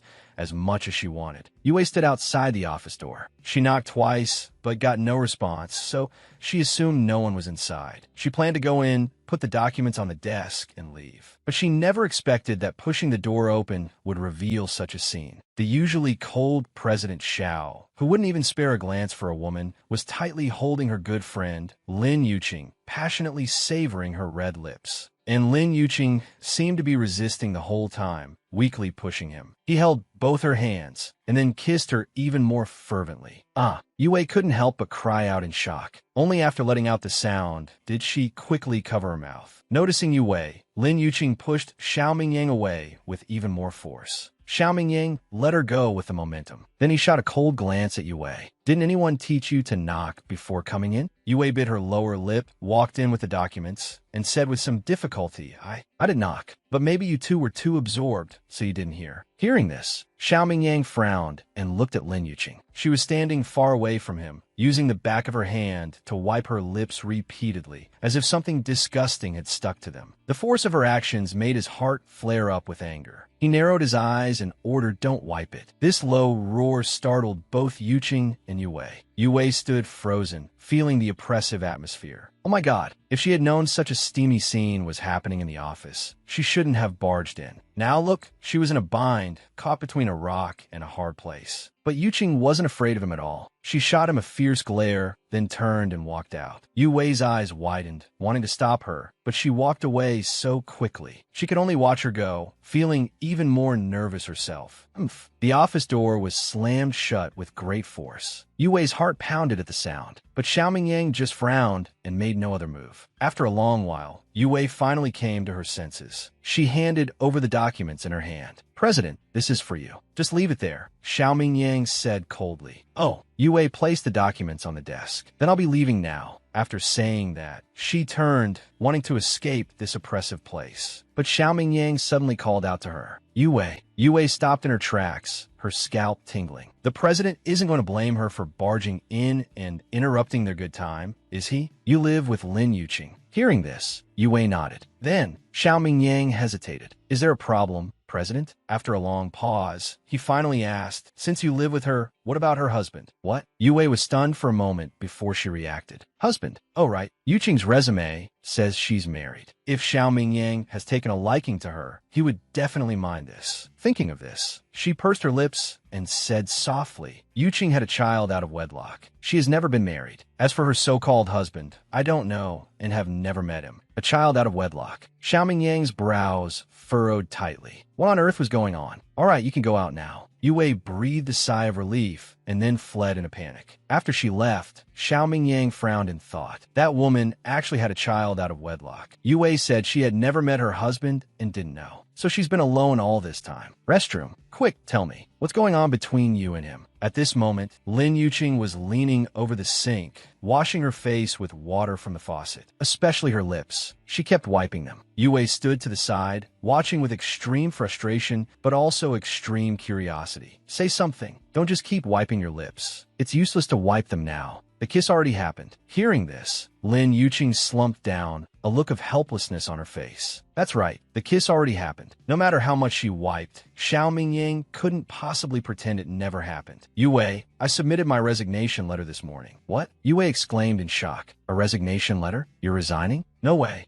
Yuqing nodded. She straightened up and looked at her water-streaked reflection in the mirror, took off her glasses, pulled out a tissue, and wiped her face, drying off all the water. Why? You've been at this job for less than a month, and you signed a 1-year contract back then. If Xiao Mingyang doesn't agree, you'll have to pay a 1 million yuan penalty. Yuqing's brow furrowed in frustration. I know. That's what I'm worried about, too. He refused to sign my resignation letter this morning. He threw it in the trash. If I were Xiao Mingyang, I wouldn't sign it either. A mischievous smile appeared on Yue's face. She whispered, he's taken a liking to you now. How could he possibly agree to your resignation? Yue, don't be ridiculous. That's complete nonsense. How could I? Otherwise, how did you two end up kissing? Yuqing was exasperated. He took advantage of my situation, a forceful plunder. Wow, so President Xiao is that domineering. Yue, all right, I'll stop teasing. But I'm telling you for real, if President Xiao falls for you, you'll be the president's wife in the future. You won't have to work so hard every day. Really, although Xiener and Zhenjin haven't said anything, I think you should find him a father. A child with only a mother's love is incomplete. Hearing this, Yuqing lowered her eyes, looking at the lines on her palm. A child with only a mother's love is incomplete. How could she not know? When she first found out she was pregnant, she had thought about getting an abortion. But then she thought that the child was innocent, so she decided to bear it all and give birth alone. To hide it from everyone, she even went abroad specifically. No one else knew about this matter. It's not as simple as you say. A man's heart is fickle. When he fancies you, you are a treasure. When he doesn't want you, what are you? Have you forgotten what happened 5 years ago? Yue fell silent. It was true. Everyone had witnessed Yu Xiangfeng's deep affection for Lin Yuqing back then. They thought he would marry no one but Yuqing in this lifetime, that the two were destined to be together. But no one expected that the one who cheated would be him. Indeed, men cannot be trusted. With a soft sigh, Yue could only offer gentle comfort. Not all men are like that. You should learn to trust again. Yuqing, I do trust. Yuqing smiled faintly. I trust myself. I can raise my children well on my own. The two then talked about some trivial matters before heading out. After they left, the restroom door was slammed open with a bang. An enraged Zhang Yuqi walked out from inside. Jealousy crawled all over her face. She bit her lower lip hard. She hadn't misheard just now, had she? She actually kissed the president. Something she had dreamed of for years was just snatched away by someone else. No, she absolutely would not allow it. Damn those two incompetent fools. They messed up her business. Lin Yuqing, you just wait. This isn't over. The resignation was unsuccessful. Lin Yuqing was extremely frustrated. She wore a long face all day. Whether she was reporting on a schedule or on work, she gave Xiao Mingyang an attitude. Xiao Mingyang, however, was quite content. As long as she didn't leave, it was fine. The next day, Yue was summoned back home by a barrage of frantic calls from her old mother. Apparently, it was to go on a blind date. When Yue left, she had a pained expression, her face looking as sour as if she were constipated. Of course, Yuqing only dared to think this in her head, not say it out loud. Otherwise, she would definitely get an earful from Yue.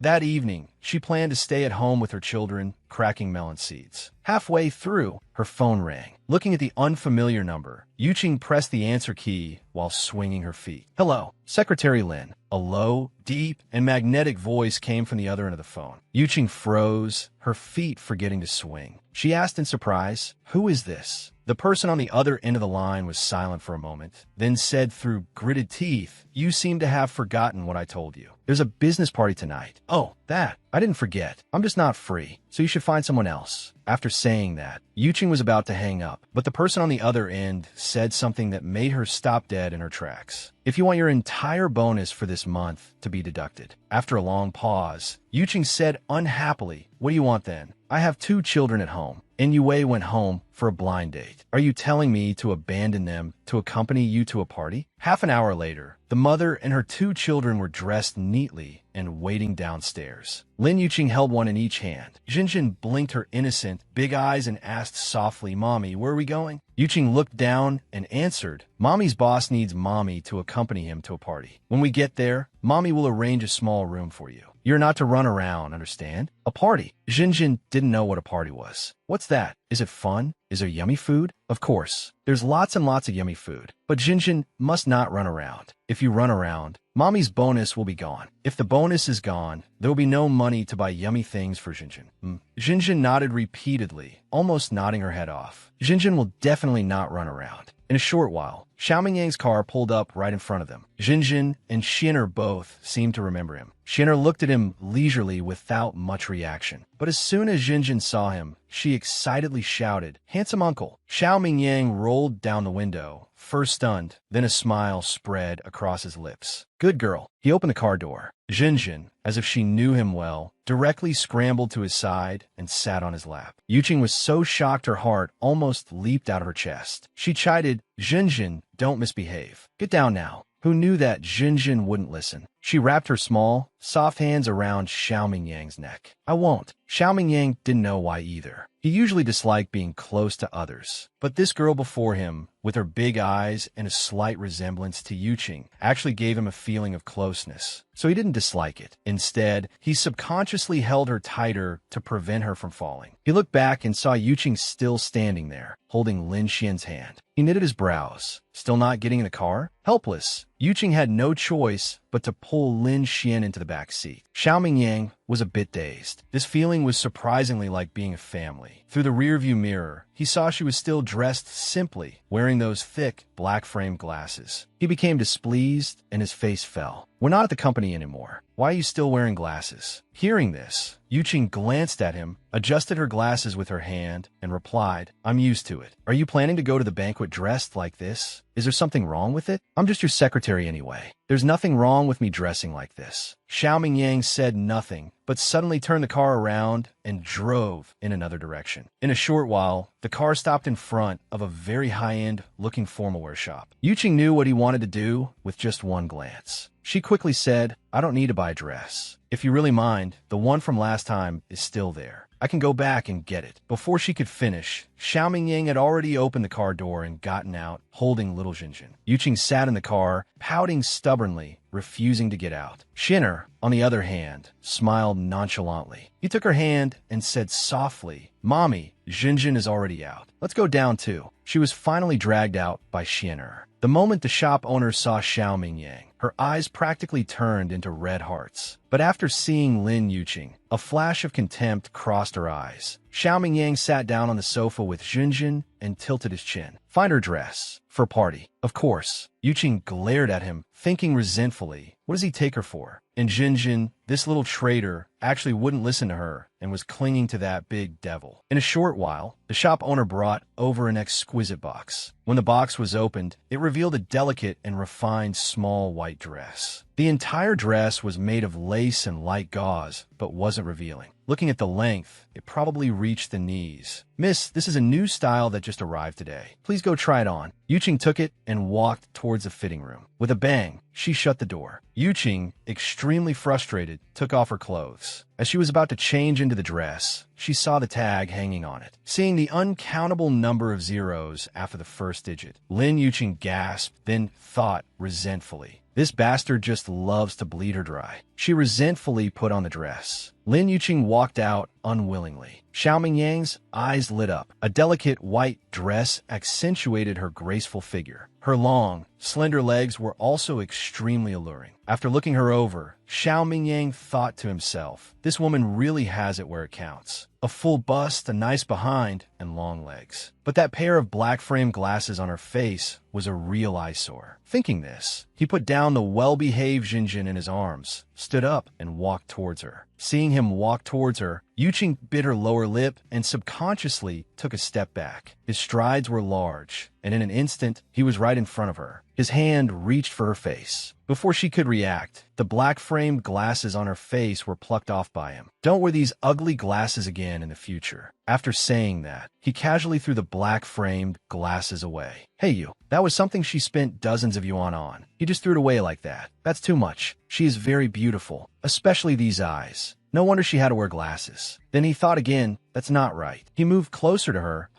said in a low voice, you still have to wear them in front of outsiders. But in front of me, you are not allowed to wear this ugly thing again. His tone was domineering, leaving no room for refusal. Yuqing pouted and glared at him. Why should I listen to you? Who are you to me? Sir, this dress suits your wife perfectly. The shop owner's voice sounded from the side, a look of amazement in her eyes. She never thought this woman was hiding such beauty. She had been thinking, this man is so handsome, and the two children are so cute. How could the woman be so plain? It turned out she was hiding her beauty under her glasses. Hearing this, Yuqing's face turned beet red, and she was about to argue. What? Who is his? But Xiaoming Yang beat her to it. He stepped forward, wrapped an arm around her slender waist, and smiled wickedly. Yes, I also think my wife looks particularly good in this. Yuqing glared at him. Sir, would you like to get a pair of shoes to match for your wife? Go get them. In a moment, the shop owner brought over a pair of 15-centimeter high heels. They were a pair of milky white high heels that matched the dress on her perfectly. This pair will do. Pack up the clothes she changed out of. Okay, please wait a moment. As Lin Yuqing took out her wallet and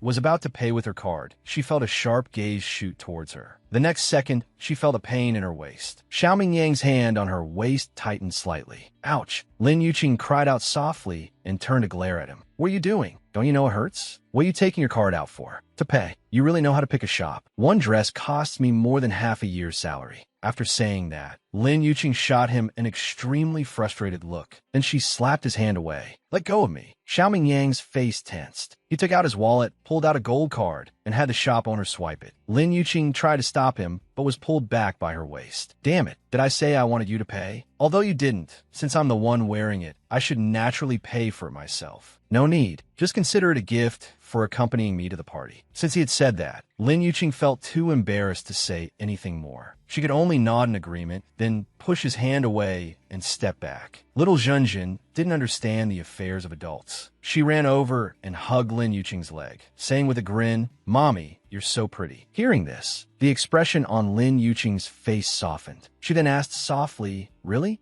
Jinjin nodded emphatically. When I grow up, will I be as pretty as Mommy? You will. Lin Yuqing smiled and poked her little nose. You'll be even prettier than Mommy in the future. Looking at this cute little girl, Xiaoming Yang's gaze also softened, but he accidentally caught sight of another figure. That little guy, Lin Xian. When he looked at him, he happened to be looking back, his eyes filled with confusion. He thought for a moment, then walked over to him. He crouched down in front of him and said in a voice only the two of them could hear, Kid, what are you confused about? Lin Xian pursed his lips, then shook his head. Xiaoming Yang held his shoulders. This little boy was different from Jinjin. His eyes were so clear, it was as if he could see through people. But on closer inspection, he still looked like a child. Could it be that he was mistaken? After a while, Lin Xian suddenly asked, Uncle, do you like my mommy? Like her? Xiaoming Yang glanced back at Lin Yuqing. She was playing with Jinjin, a particularly warm smile on her face. She was breathtakingly beautiful. After a moment, he nodded. I do. Then can you give us a home? Hearing this, Xiaoming Yang was stunned. A home? Did he mean marriage? Seeing him standing there stunned and silent, Xianer, whose face was usually without a smile, suddenly broke into a bright one. He stepped forward and gave him a big hug. Thank you, Uncle, for buying my mommy clothes. When Xian's magazine is published and I get the money, I will definitely pay you back, Uncle. After saying that, he left a wet kiss on his cheek. Before he could react, he had already scurried away on his short legs towards Lin Yuqing. After a moment, Xiao Mingyang stood up. He looked at that small figure and suddenly fell into deep thought. Jinjin, however, came waddling towards him like a duck. She threw herself into his arms. "Uncle, where are we going next?" "To the party." The party hadn't started yet. Although he had brought these two children, thankfully, Xiao Mingyang had arranged a room for them. He had Yuqing take them there, and they would leave together when it was time to go. In the room, "Jinjin, be good. Don't run around. Mommy will come pick you up to go home after the party." Xian'er and Jinjin were both sitting on the big bed, their 4 little feet dangling and swinging in the air. It was quite amusing. After reminding them over and over, Lin Yuqing looked at Lin Xian. She said softly, "Xian'er, watch your sister. Don't let her run around. Mommy knows you're the best and most obedient." Lin Xian nodded with a smile. He went forward and hugged her. "Mommy, don't worry. You can go. Leave this to me. Also, Mommy, you look really beautiful tonight." She closed the door. Lin Yuqing had them lock the door from the inside. Xiao Mingyang was waiting for her outside the door. Seeing her come out, he asked, "All settled?" Lin Yuqing nodded and asked, "You have the key, right? The banquet is about to start. Let's go." Lin Yuqing was indeed very beautiful tonight. She could feel it without Xian'er telling her. Because she was required to be Xiao Mingyang's date, she attended with her arm linked through his. The moment they appeared, she could feel gazes of amazement from all around, as well as gasps of admiration. Xiao Mingyang felt it too. Usually, whenever he appeared, he was the center of attention. The gazes of all the women in the room would be on him, as well as the jealous stares of the men. But today, the gazes of all the men fell on Lin Yuqing. Amazement, admiration, greed, jealousy, and envy. Thinking of this, Xiao Mingyang subconsciously tightened his arm around her, pulling her closer to his side. Very good. This woman was indeed the focus of the entire room. Breathtakingly beautiful. At this moment, she wore a smile on her face, quiet and beautiful. Her fair skin didn't need any makeup at all to be as tempting as a baby's. Seeing the gazes of those men constantly circling her, Xiao Mingyang began to have some regrets. He regretted taking off her glasses, letting all the men see her beauty. Her beauty was for his eyes only. Turning his head, Xiao Mingyang said in a low voice, "You should still wear your glasses in the future." Hearing this, Lin Yuqing frowned. She gave him a strange look. "Why? I've always worn them.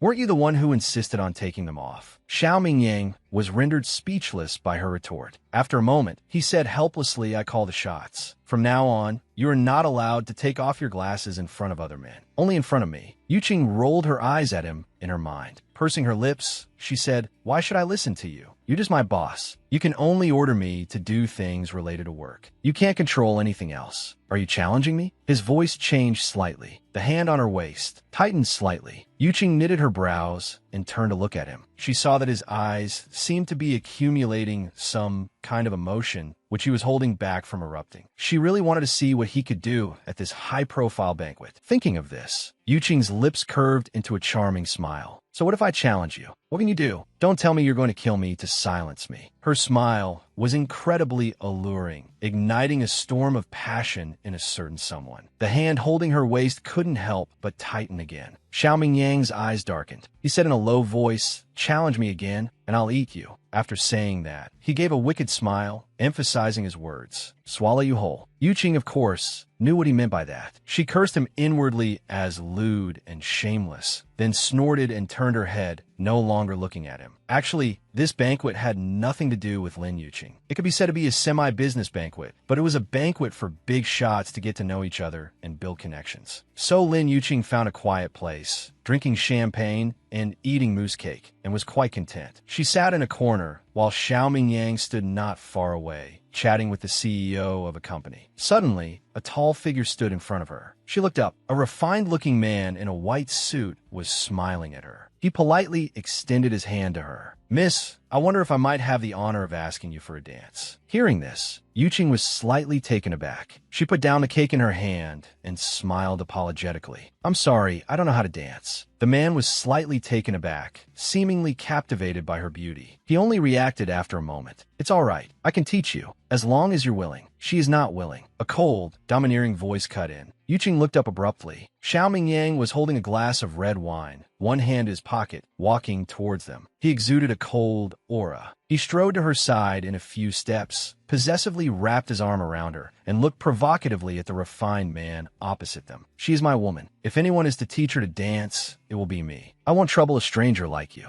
Hearing this, the refined man seemed a bit embarrassed, but with his excellent manners, he still said, "Since that's the case, then I've disturbed you. Please carry on." After he left, Yuqing turned to him, glaring fiercely. "Hey, Xiao Mingyang, I agreed to accompany you to the banquet because I had no choice for work. Don't push your luck. Who said I'm your woman?" Xiao Mingyang's lips curved into a non-committal smile. "Did you want him to teach you how to dance?" "Not really. Actually, even if he hadn't come, she had no intention of dancing with him. She, Lin Yuqing, did not have a habit of dancing with strange men. You see, you clearly didn't want to either. Yet you blame me for pushing my luck. So I shouldn't be grateful to you? Shouldn't you be?" Yuqing looked at him in disbelief. Is this person really the president of the Shao Corporation? So thick-skinned and shameless. Yuqing pouted, not intending to speak to him anymore. "Yuqing, you're at the banquet too?" A delicate voice came over. Looking up, she saw Su Yin walking over with her arm linked through Yu Xiangfeng's, a charming smile on her face. Although she was speaking to her, her fox-like eyes were fixed on Xiao Mingyang. Yu Xiangfeng stared at Yuqing, somewhat dazed. She was beautiful. He had always known that, and breathtakingly so. Otherwise, he wouldn't have pursued her for so many years back then. Even when he slept with Su Yin, his heart still loved her. It was only because he could never have her that he got together with Su Yin in a fit of anger. But he didn't expect her to disappear after that, so he stayed with Su Yin. Now, 5 years later, she was back. Seeing her transformed appearance at the last banquet had somewhat balanced the anger in his heart over the years. But now, she was so beautiful, and standing beside her was such an outstanding man. This made him feel very unbalanced. What trick was Su Yin trying to pull now? Acting all familiar with her. "Present Xiao, you're here too." Xiao Mingyang ignored her, his eyes fixed on Yuqing. A flash of hatred crossed Su Yan's eyes, but she quickly suppressed it. She put on a gentle look and turned to her. "Yuqing, are you still mad at me about what happened last time? It was all my fault. Please don't hold a grudge against me, okay? I'm apologizing to you here today." Yuqing gave a cold smile. Although she was willing to let things go, she didn't want people she disliked hovering in front of her, because it was annoying to look at. Thinking of this, Yuqing smiled faintly and said softly to Su Yin, "An apology is fine. I accept, but what I hope for most is that you two disappear from my sight immediately." Hearing this, Su Yan's eyes immediately reddened. Her voice trembled with grievance. "Yuqing, are you still not willing to forgive me?"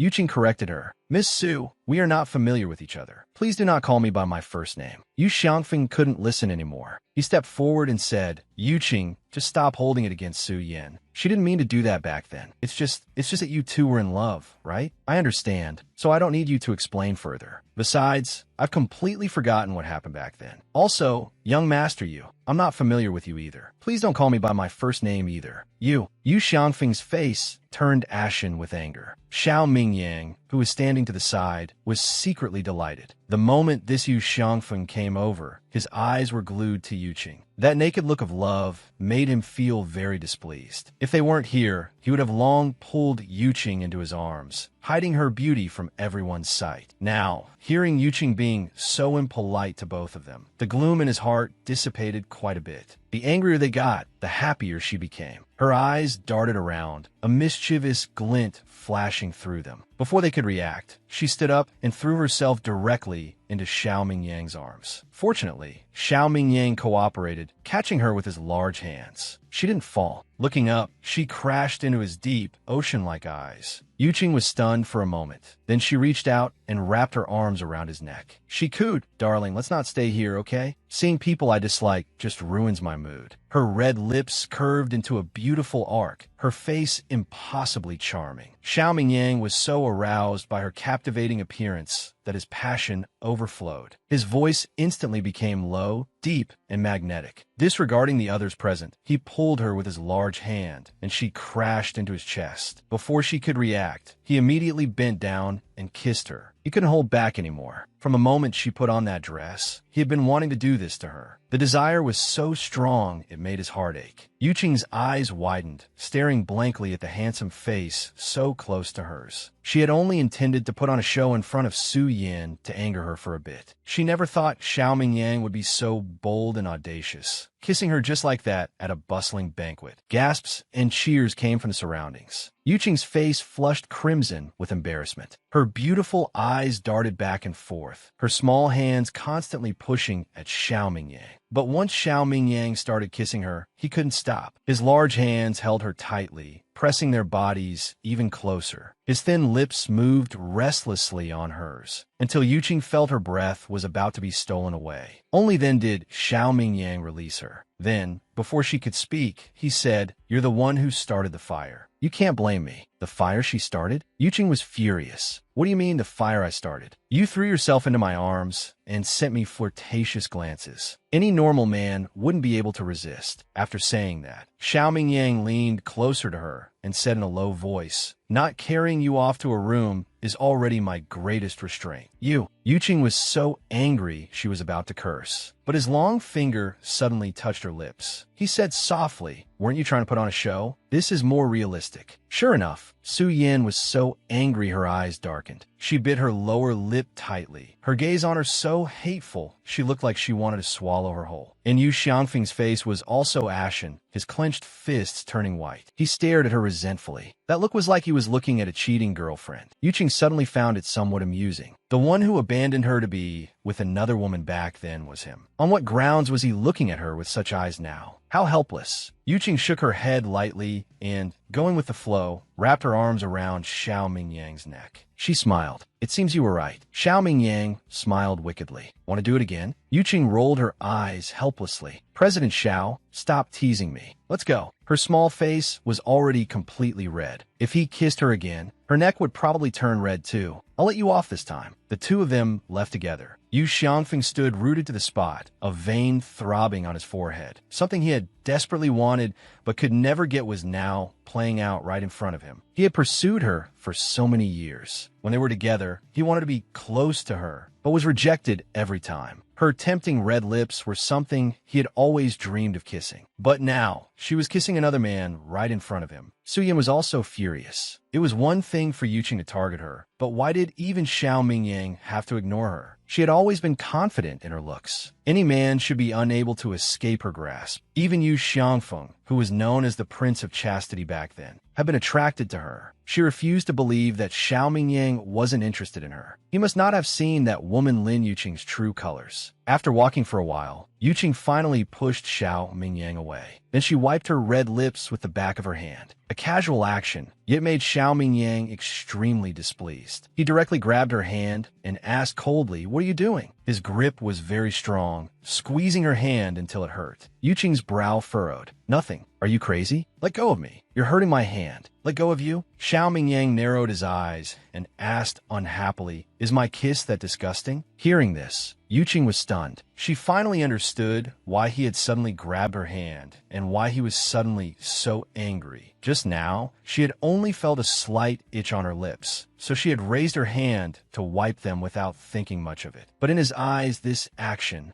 had taken on an unusual meaning. "That's not what I meant. Let go of me." Xiao Mingyang pulled her into his arms with a jerk. "Not what you meant. Fine. Then tell me, do you like it when I kiss you?" Hearing this, Yuqing's face flushed red. She gritted her teeth. "Xiao Mingyang, are you shameless or what? I'm already a married woman. How could you?" He wrapped his arm around her waist smugly. "You're not. Yue said you've never been married. You had a child out of wedlock." "What?" Yuqing looked up in disbelief. "Yue told you? That damn Yue, that traitor. How could she side with an outsider? Quick, tell me, do you like it? If you don't say, I don't mind kissing you again. You scoundrel. That's right, I had a child out of wedlock. So what? You still can't treat me like this." Tell me who the child's father is. Yuqing froze. She stared blankly at the incomparably handsome man before her. Could she tell him that the child's father was him? That the person she spent a passionate night with 5 years ago was actually him? No, impossible. Never mind that he wouldn't believe it. Even she wouldn't believe it. And even if he did believe it, so what? His identity, his status, were all so special. If he were an ordinary man, it would be fine. But he just had to be. Thinking of this, Yuqing turned her head away and said coldly, "It has nothing to do with you." Xiao Mingyang pursed his lips. He just wanted to know what kind of man would be so blind as to abandon such a beautiful wife and 2 such adorable children. Nothing to do with me? Xiao Mingyang let out a soft laugh. Secretary Lin, does something have to happen for it to be considered related? Let go of me. I'm telling you if you...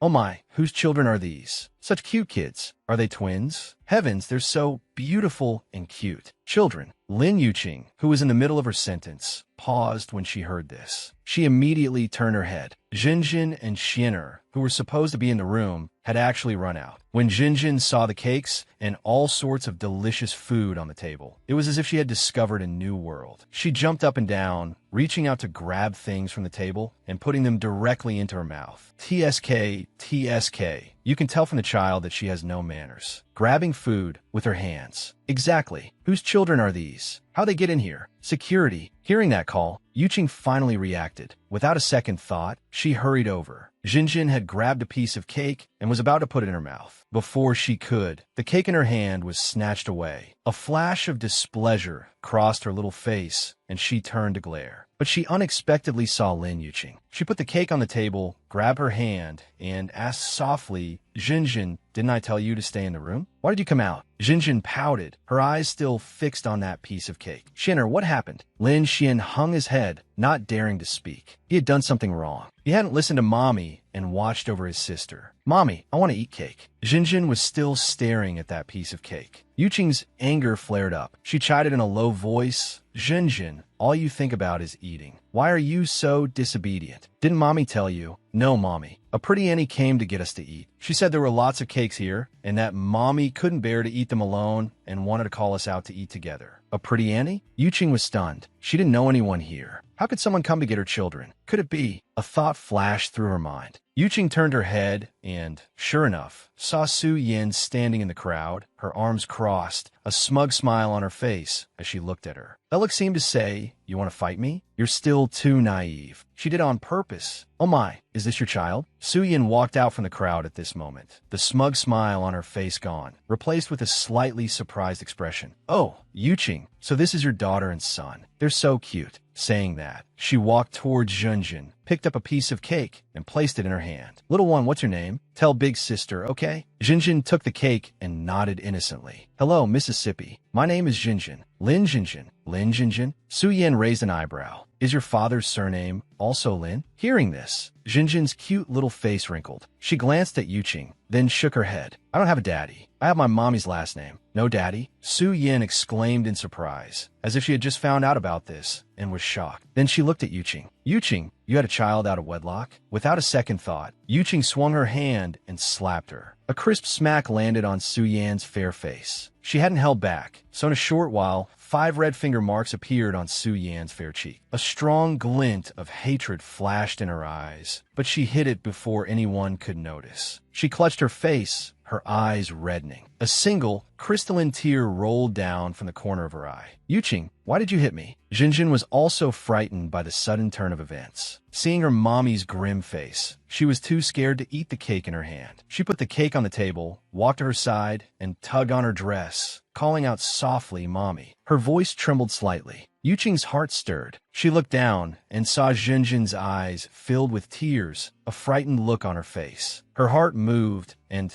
some of the tension left her body. She said softly, "Xiner, take Jinjin over there." Xiner obediently led Jinjin to the side. Yu Xiangfeng, who had been standing by, also walked over. He put his arm around the crying Su Yin and roared at her furiously. "Lin Yuqing, what are you doing? Hitting someone again. You hit her last time, and now you're doing it again. What exactly are you trying to do?" Hearing this, Lin Yuqing gave a cold smile. "What am I trying to do?" You might as well ask her what she's trying to do. The current Lin Yuqing was like a porcupine. The halo of motherly love around her was too strong. She would go against anyone who dared to say anything about her children. Xiao Mingyang stood not far behind her, watching this scene. She was originally attending as his date. But now that the two children had also come out, it was clear to anyone with eyes that this incident was definitely caused by that woman named Su Yin. Otherwise, how would these two well-behaved children have run out and caused trouble, giving someone an opportunity to exploit the situation, to seize upon this topic and humiliate her and her children in every possible way? He shouldn't have gotten involved in this matter. But seeing her porcupine-like appearance, his heart suddenly ached fiercely. For so many years, she had been taking care of two children all by herself, hadn't she? Was she always like this, with no one by her side to speak up for her? Everyone looked at her with contempt, but her small body still held up. She didn't even show a trace of sadness. This version of her made his heart ache for her. What Su Yin said is also the truth. Yu Xiangfeng narrowed his eyes and said coldly, "You acted so pure back then, wouldn't even let me hold your hand, as if you were really a chaste and pure maiden. Now you have two children, and you had them out of wedlock. Were you really that pure, or were you just putting on an act?" Hith hith. Yuqing felt like laughing. She was only afraid that this would have a bad influence on the children, so she just smiled faintly and said softly, "Think whatever you want. But Su Yin, I'm telling you,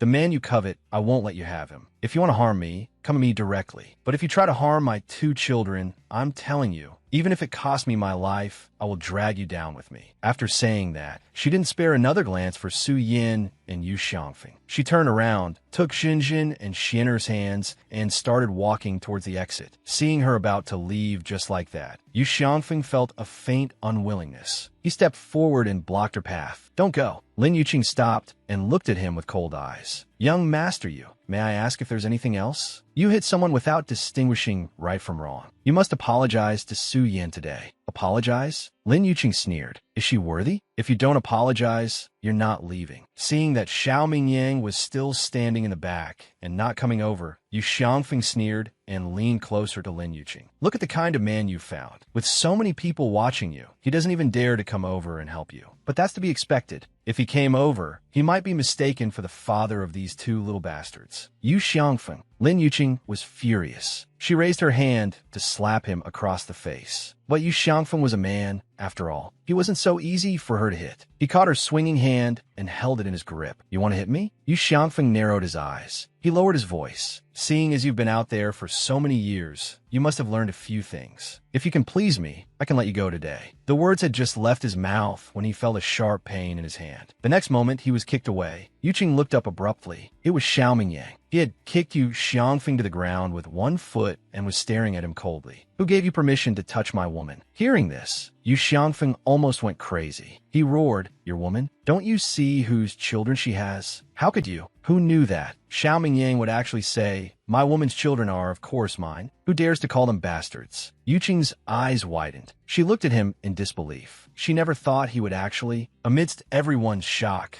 Xiao Mingyang took her hand and the hands of the two children and walked out. By the time Yuqing reacted, they had already left the banquet hall. Yuqing shook off his hand and stood there, staring at him. "Xiao Mingyang, why did you do that?" Hearing this, Xiao Mingyang opened the car door and let Xin'er and Xinjin get in first. This action actually made Yuqing pause. She never thought that a big man like him could have such a considerate side. After the car door was closed, it was as if they were in two different worlds. No matter what they said, Xinjin and Xin'er wouldn't hear. However, after what happened tonight, she would have to talk to them when they got home, to prevent any knots from forming in their hearts. "Why did I do that? You don't understand? Don't you know that was a banquet? With so many people watching you like that." Yuqing bit her lower lip. "What you did will cause misunderstandings." Xiao Mingyang walked closer to her, reached out, and wrapped his arms around her. "Let them misunderstand. If it makes the headlines tomorrow and damages my reputation, you could just compensate me properly." "Compensate you?" Yuqing frowned. "What on earth are you up to? Don't you know I'm just your secretary? These two children have nothing to do with you, for you to claim them like that. Don't worry, I'll suppress the news. Besides, the people here only know you as my date, not as my secretary Lin. In the future, you can still wear your sunglasses to work every day. But after work,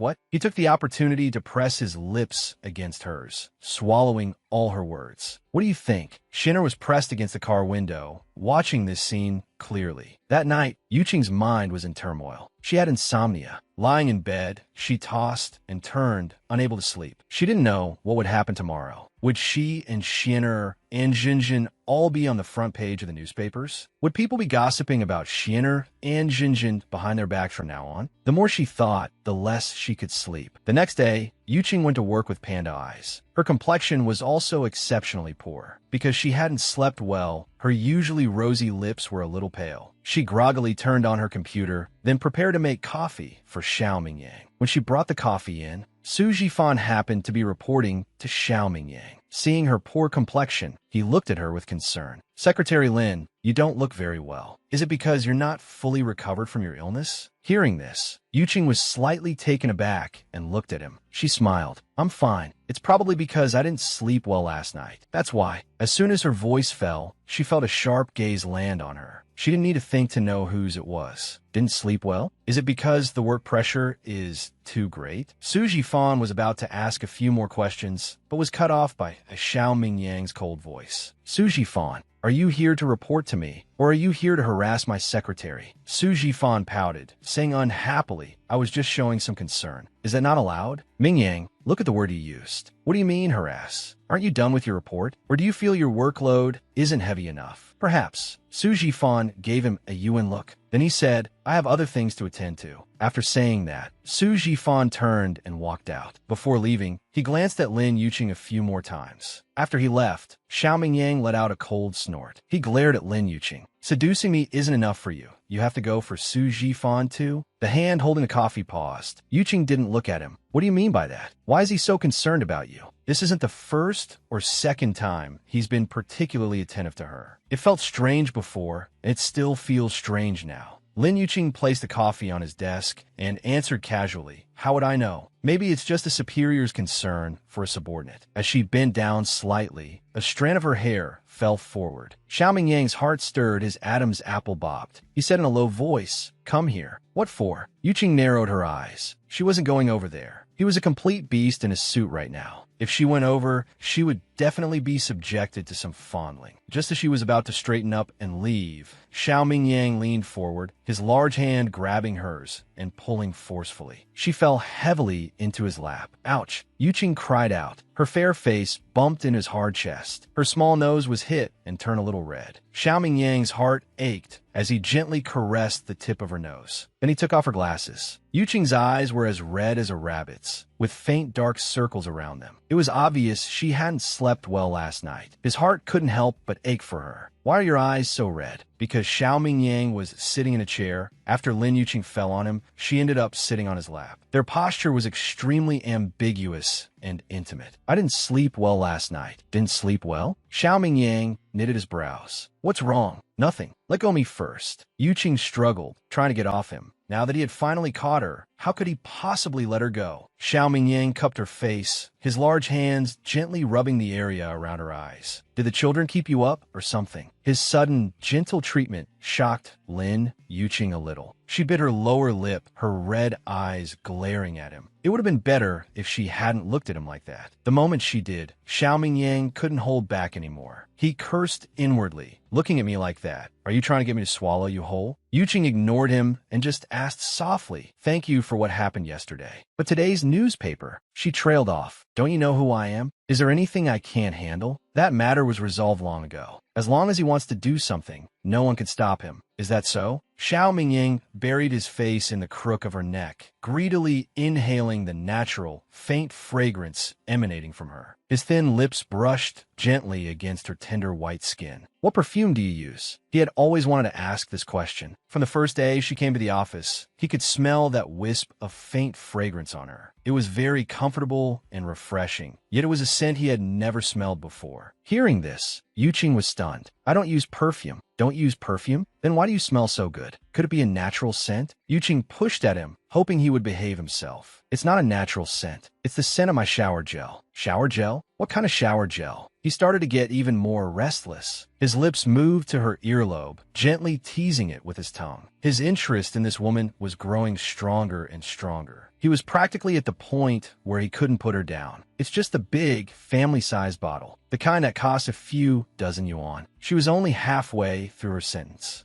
when his lips captured her earlobe. It is said that the earlobe is a woman's most sensitive spot. Sure enough, Yuqing trembled all over, her hands subconsciously gripping him tighter. Xiaoming Yang, his lips moved, and he captured her slightly pale little mouth. Taking advantage of the moment she was speaking, his tongue quickly slipped into her mouth, tangling tightly with hers. Yuqing began to resist, her weak pushes only earning her a more ferocious assault. In a short while, she was lost in his intense attack, going limp in his arms, letting him do as he pleased with her. Xiaoming Yang's hands weren't idle either. They reached directly under the hem of her uniform, and with a lift of his hand, slipped inside. In a daze of passion, Yuqing reached out and hugged him, responding weakly. Actually, his kisses weren't unpleasant at all. On the contrary, they seemed to have a magical power, making her want to get closer to ask for more. It wasn't until his large hand covered her softness, kneading it lightly and heavily, that Lin Yuqing finally came to her senses. He had already lowered his head and was kissing her chest, revealing her snow-white shoulders. At some point, her tied-up hair had also come loose, falling messily over her shoulders. Oomph. The door was pushed open. Sheng Nanshan's voice followed. Ming Yang, my old man wants you to come to my place for dinner today. You. Sheng Nantian saw this scene. He froze on the spot, his eyes wide. Xiaoming Yang's eyes turned cold. The warmth around him completely vanished. He quickly pulled Lin Yuqing's clothes back in place, protecting her in his arms. He glared at him with cold eyes. Get out. Sheng Nantian was dumbfounded. He watched as the petite secretary was protected in his arms, exuding a cold and uniquely possessive aura. He stood there for a moment before turning around, laughing sheepishly and saying, I didn't see anything. You two, carry on, carry on. Xiaoming Yang narrowed his eyes, his gaze finally returning to Lin Yuqing. Seeing her lips red and swollen, her eyes dazed, his heart stirred slightly again. Cupping her face, he aimed for her red lips and kissed her again. His thin lips pressed heavily against hers for quite a while before he suppressed the desire in his heart and let her go, gently straightening her clothes for her. Lin Yuqing, both shy and annoyed, pushed him away. This man was unbelievable. Someone had just come in, yet he still kissed her so fiercely, as if he hadn't kissed anyone in his entire life. Jumping down from his lap, Lin Yuqing turned to leave, but she happened to run into Sheng Nantian, who had just turned back around. Sheng Nantian stared at this woman with disheveled hair, slightly swollen lips, and dazed eyes that held a unique charm. He pretty much understood what was going on. Such a bewitching and tender woman, especially those eyes,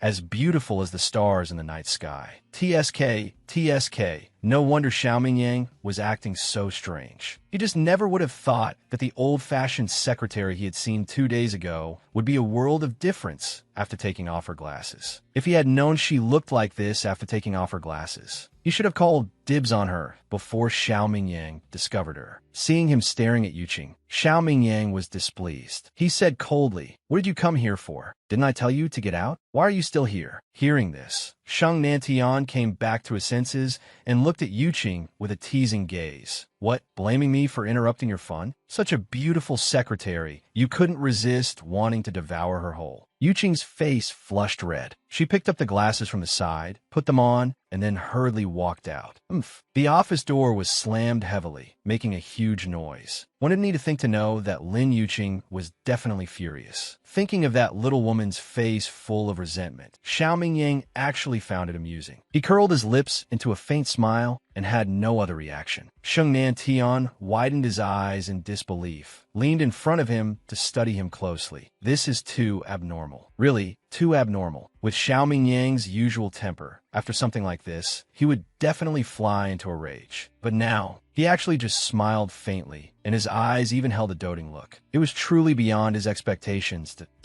"Oh, you need something?" Xiaoming Yang returned to normal, his face once again wearing that cold expression. He pursed his lips, looking at him unhappily. "The old man said he wants to see you, told you to come over for dinner tonight." "Not going." "Hey, don't be like that. I'm here under orders from the 2 elders. If you don't go, how am I supposed to report back tonight?" Xiaoming Yang closed his eyes, leaning back in his chair to rest. "That's your business." Xiao Mingyang, you forget your friends once you have a woman. And are you really into this secretary? None of your business. Sheng Nantian sat on the sofa. How? Is it none of my business? We're good friends. What's wrong with asking? Don't tell me you're afraid. I'll steal her away. Hearing this, Xiao Mingyang's sharp gaze swept towards him. Don't get excited. I was just saying. But seeing her obedient appearance, she'd be pretty good to marry. But what do you plan to do about your one in America? Xiao Mingyang pursed his lips and didn't speak for a long time before saying, have I ever said I was going to marry her? Hearing this, Sheng Nantian paused. Not marrying her? Are you just playing around with her then? The word play was really not suitable for Lin Yuqing. At this moment, Xiao Mingyang didn't know what kind of mood to use to describe his feelings for Yuqing. Marrying her, he could say he had never even thought about it. It wasn't that he wouldn't marry her, it was that he had never had the thought of marriage at all. But in his heart, she was different from those other ordinary women. Seeing him stay silent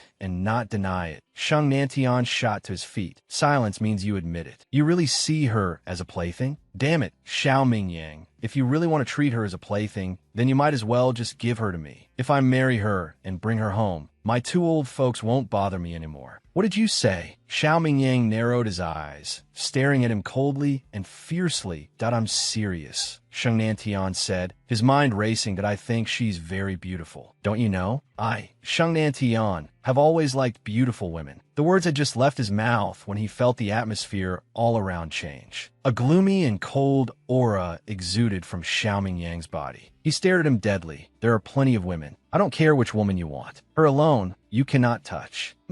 Sheng Nantian ignored him. Since you can't marry her, why won't you let me marry her? Xiao Mingyang fell silent, but his eyes and expression were terrifying. This was the precursor to his anger. Having known each other for so long, Sheng Nantian understood him better than anyone. Afraid he would get truly angry, he quickly said, all right, I was just joking with you. I'd snatch a woman from anyone, but I'd never snatch one from my good brother. After speaking, he walked over, put an arm around his shoulder, and smiled. Come home with me tonight. Let's have a meal. Get lost. Yue had taken a few days off, so at noon, Yuqing was eating alone. Zhang Yuqi, holding a staff meal tray, walked gracefully over to her and stopped, and she sat down in front of her. After putting down the tray, Zhang Yuqi smiled at her. You don't mind if I sit here, do you? Hearing this, Yuqing's hand holding the chopsticks paused. She looked up at her, blinked, and said flatly, haven't you already sat down? Do you still need to ask if I mind? Hearing this, Zhang Yuqi curled her lips into a smile. That's true. You wouldn't mind. Yuqing ate her food and didn't look at her again because she knew that she naturally had something to say since she sat down. In that case, she would just wait for her to speak first. She leisurely ate her meal. As expected, Zhang Yuqi couldn't hold back. She spoke first, asking Secretary Lin, why did you leave so early that night? You didn't even eat the birthday cake. Yuqing rarely looked up at her. She knitted her brows and said bluntly, I don't like sweets. Who was she kidding? It wasn't that she didn't like sweets. As long as it was delicious, she wasn't picky, especially desserts. But some things, no matter how delicious, just looking at them makes one lose their appetite. Hearing this, Zhang Yuqi's expression turned a little ugly. Her mouth opened and closed. She glanced around and,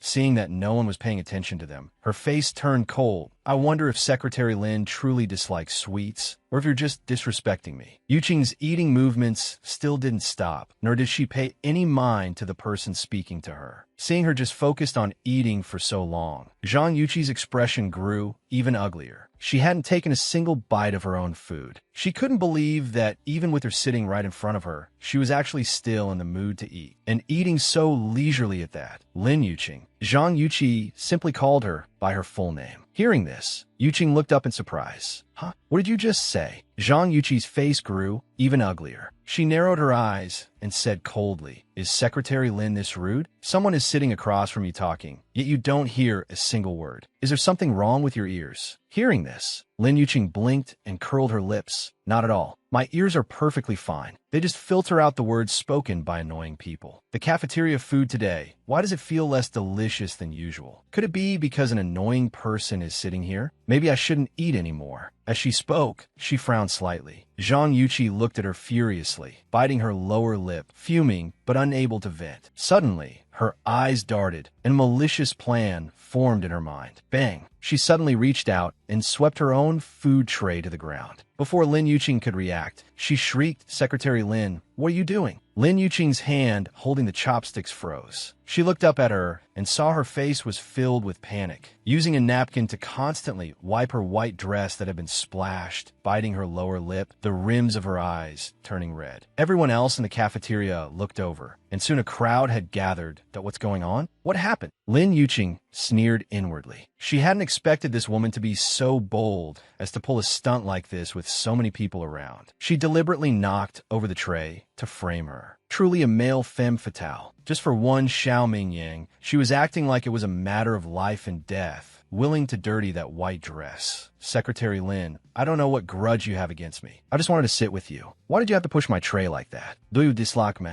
Is there something I didn't do well enough? Zhang Yuqi's acting was very realistic. Her eyes were even red. It seemed like something crystalline was even sliding from the corner of her eye. As Yuqing watched, she marveled at her excellent acting skills, which could rival Su Yan's. She didn't even know how she squeezed out those tears. Did she pinch her thigh? Lin Yuqing put down her chopsticks, propped her chin on her hands, and stared at the spilled food on the table, remarking, "There's nothing you didn't do well enough. You did very well. Both the action and the acting were very realistic." What are you talking about? Secretary Lin, why are you doing this to me? And now you're making such sarcastic remarks. Why? Why would I do this to you? Lin Yuqing's eyes showed confusion. Right? I'd also like to know. Why would I do this to you? You're a team leader in the planning department. Logically, we have no connection. Why would I target you? I can't figure it out either. When the surrounding people heard her say this, they also became puzzled. That's right. Secretary Lin is a big favorite of the CEO. She's helped out a lot. Why would she target her, a mere team leader of the planning department? Exactly. What's going on here? Hearing this, Lin Yuqing smiled faintly and looked at her elegantly. Team leader Lu, are you sure you didn't push this tray down when your hand slipped? That's right. Yuqi, did you accidentally bump it yourself? I think Secretary Lin is an honest person.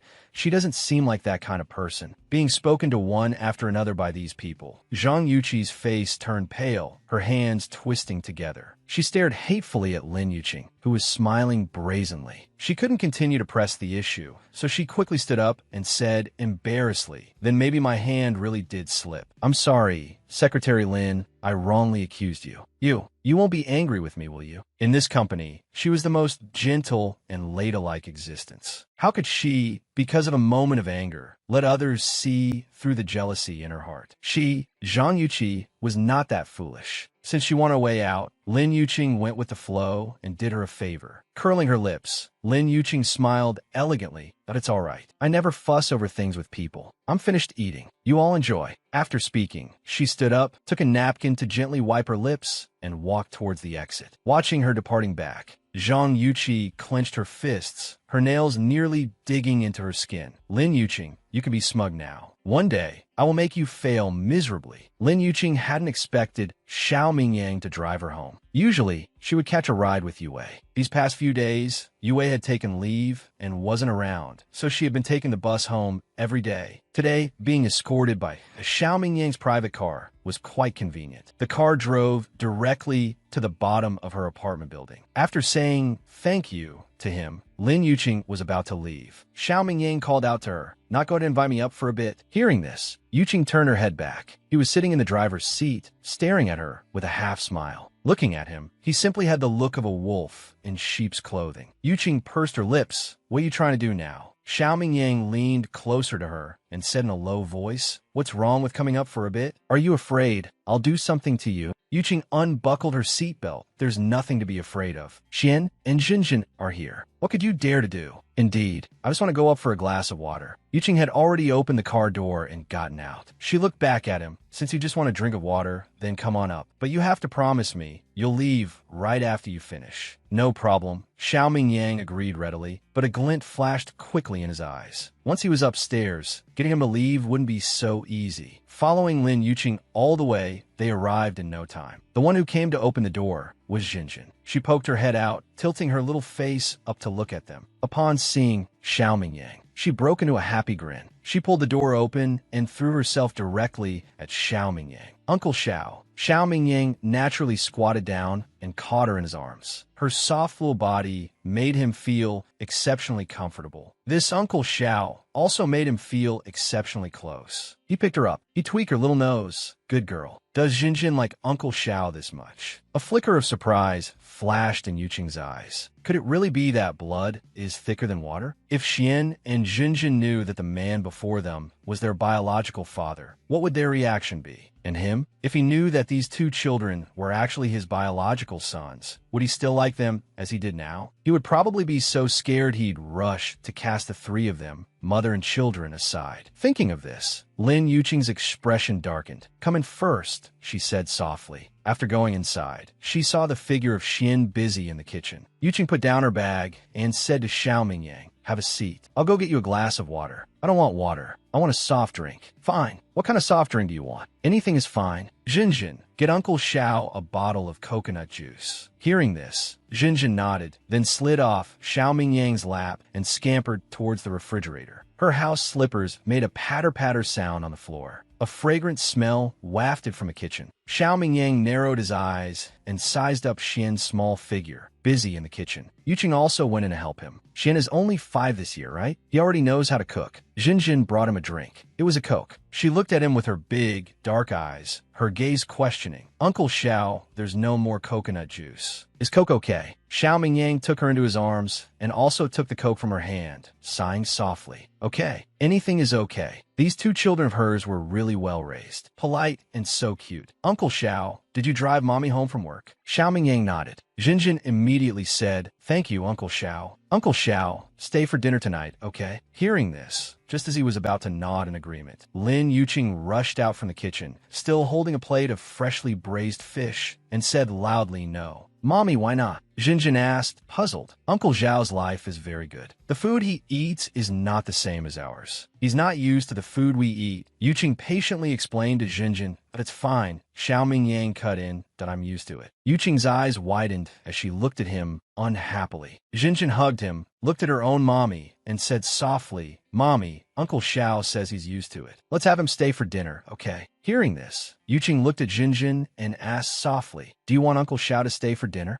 Jinjin nodded and hugged Xiao Mingyang. Jinjin likes Uncle Xiao. "Mommy, just let Uncle Xiao stay for dinner, okay?" All right, who could blame him? That guy Xiao Mingyang had won over Jinjin's heart so quickly. She couldn't bear to see the disappointment in Jinjin's eyes. She nodded under her expectant gaze. "All right then." Yay! Jinjin happily threw herself into Xiao Mingyang's arms. When it was time to eat, Xiao Mingyang and Jinjin sat at the dining table together, waiting. Yuqing shot him a look and chided, "If you want to stay here for dinner, come and help." "What did you say?" Xiao Mingyang narrowed his eyes. She was actually telling him to help? What? Yuqing placed a fish on the table and asked with her hands on her hips that you're not willing. If he wasn't willing, but to be able to eat this meal, he would accept it even if she asked him to climb a mountain of swords or plunge into a sea of fire. Thinking of this, Xiao Mingyang stood up. "What do you want to help with?" Yuqing stood up straight and beckoned to him with her finger. "Come to the kitchen and you'll find out." Watching her fair finger beckoning to him, as if it were some kind of invitation, he raised his hand and caught it. Her fair finger was held tightly in his hand, an inscrutable smile on his face. Yuqing hadn't expected him to suddenly grab her hand. Her face flushed red with shyness, and she forcefully shook his hand off. "What are you doing?" After saying that, she turned and went into the kitchen. Xiao Mingyang smiled and followed her. In the kitchen, Xian was busy cooking. He had heard the commotion outside, but had no reaction. Watching Xian skillfully stir-frying the vegetables while Yuqing helped out on the side, the mother and son's happy, smiling appearance, something called happiness suddenly bloomed in Xiao Mingyang's heart. He didn't know where this feeling of happiness came from. He just suddenly felt that this woman's smile was so precious, because she rarely smiled so genuinely in front of him. He had also never seen a smile as beautiful as this. Even though he knew these two children were the product of her and another man, he was still inexplicably attracted to her. After being busy for a while, Yuqing turned her head and glared at him. "Why aren't you helping?" Hearing this, Xiao Mingyang reacted and asked, "What do you want me to do?" Yuqing narrowed her eyes and stared at him for a good while before pointing to the Chinese cabbage on the side.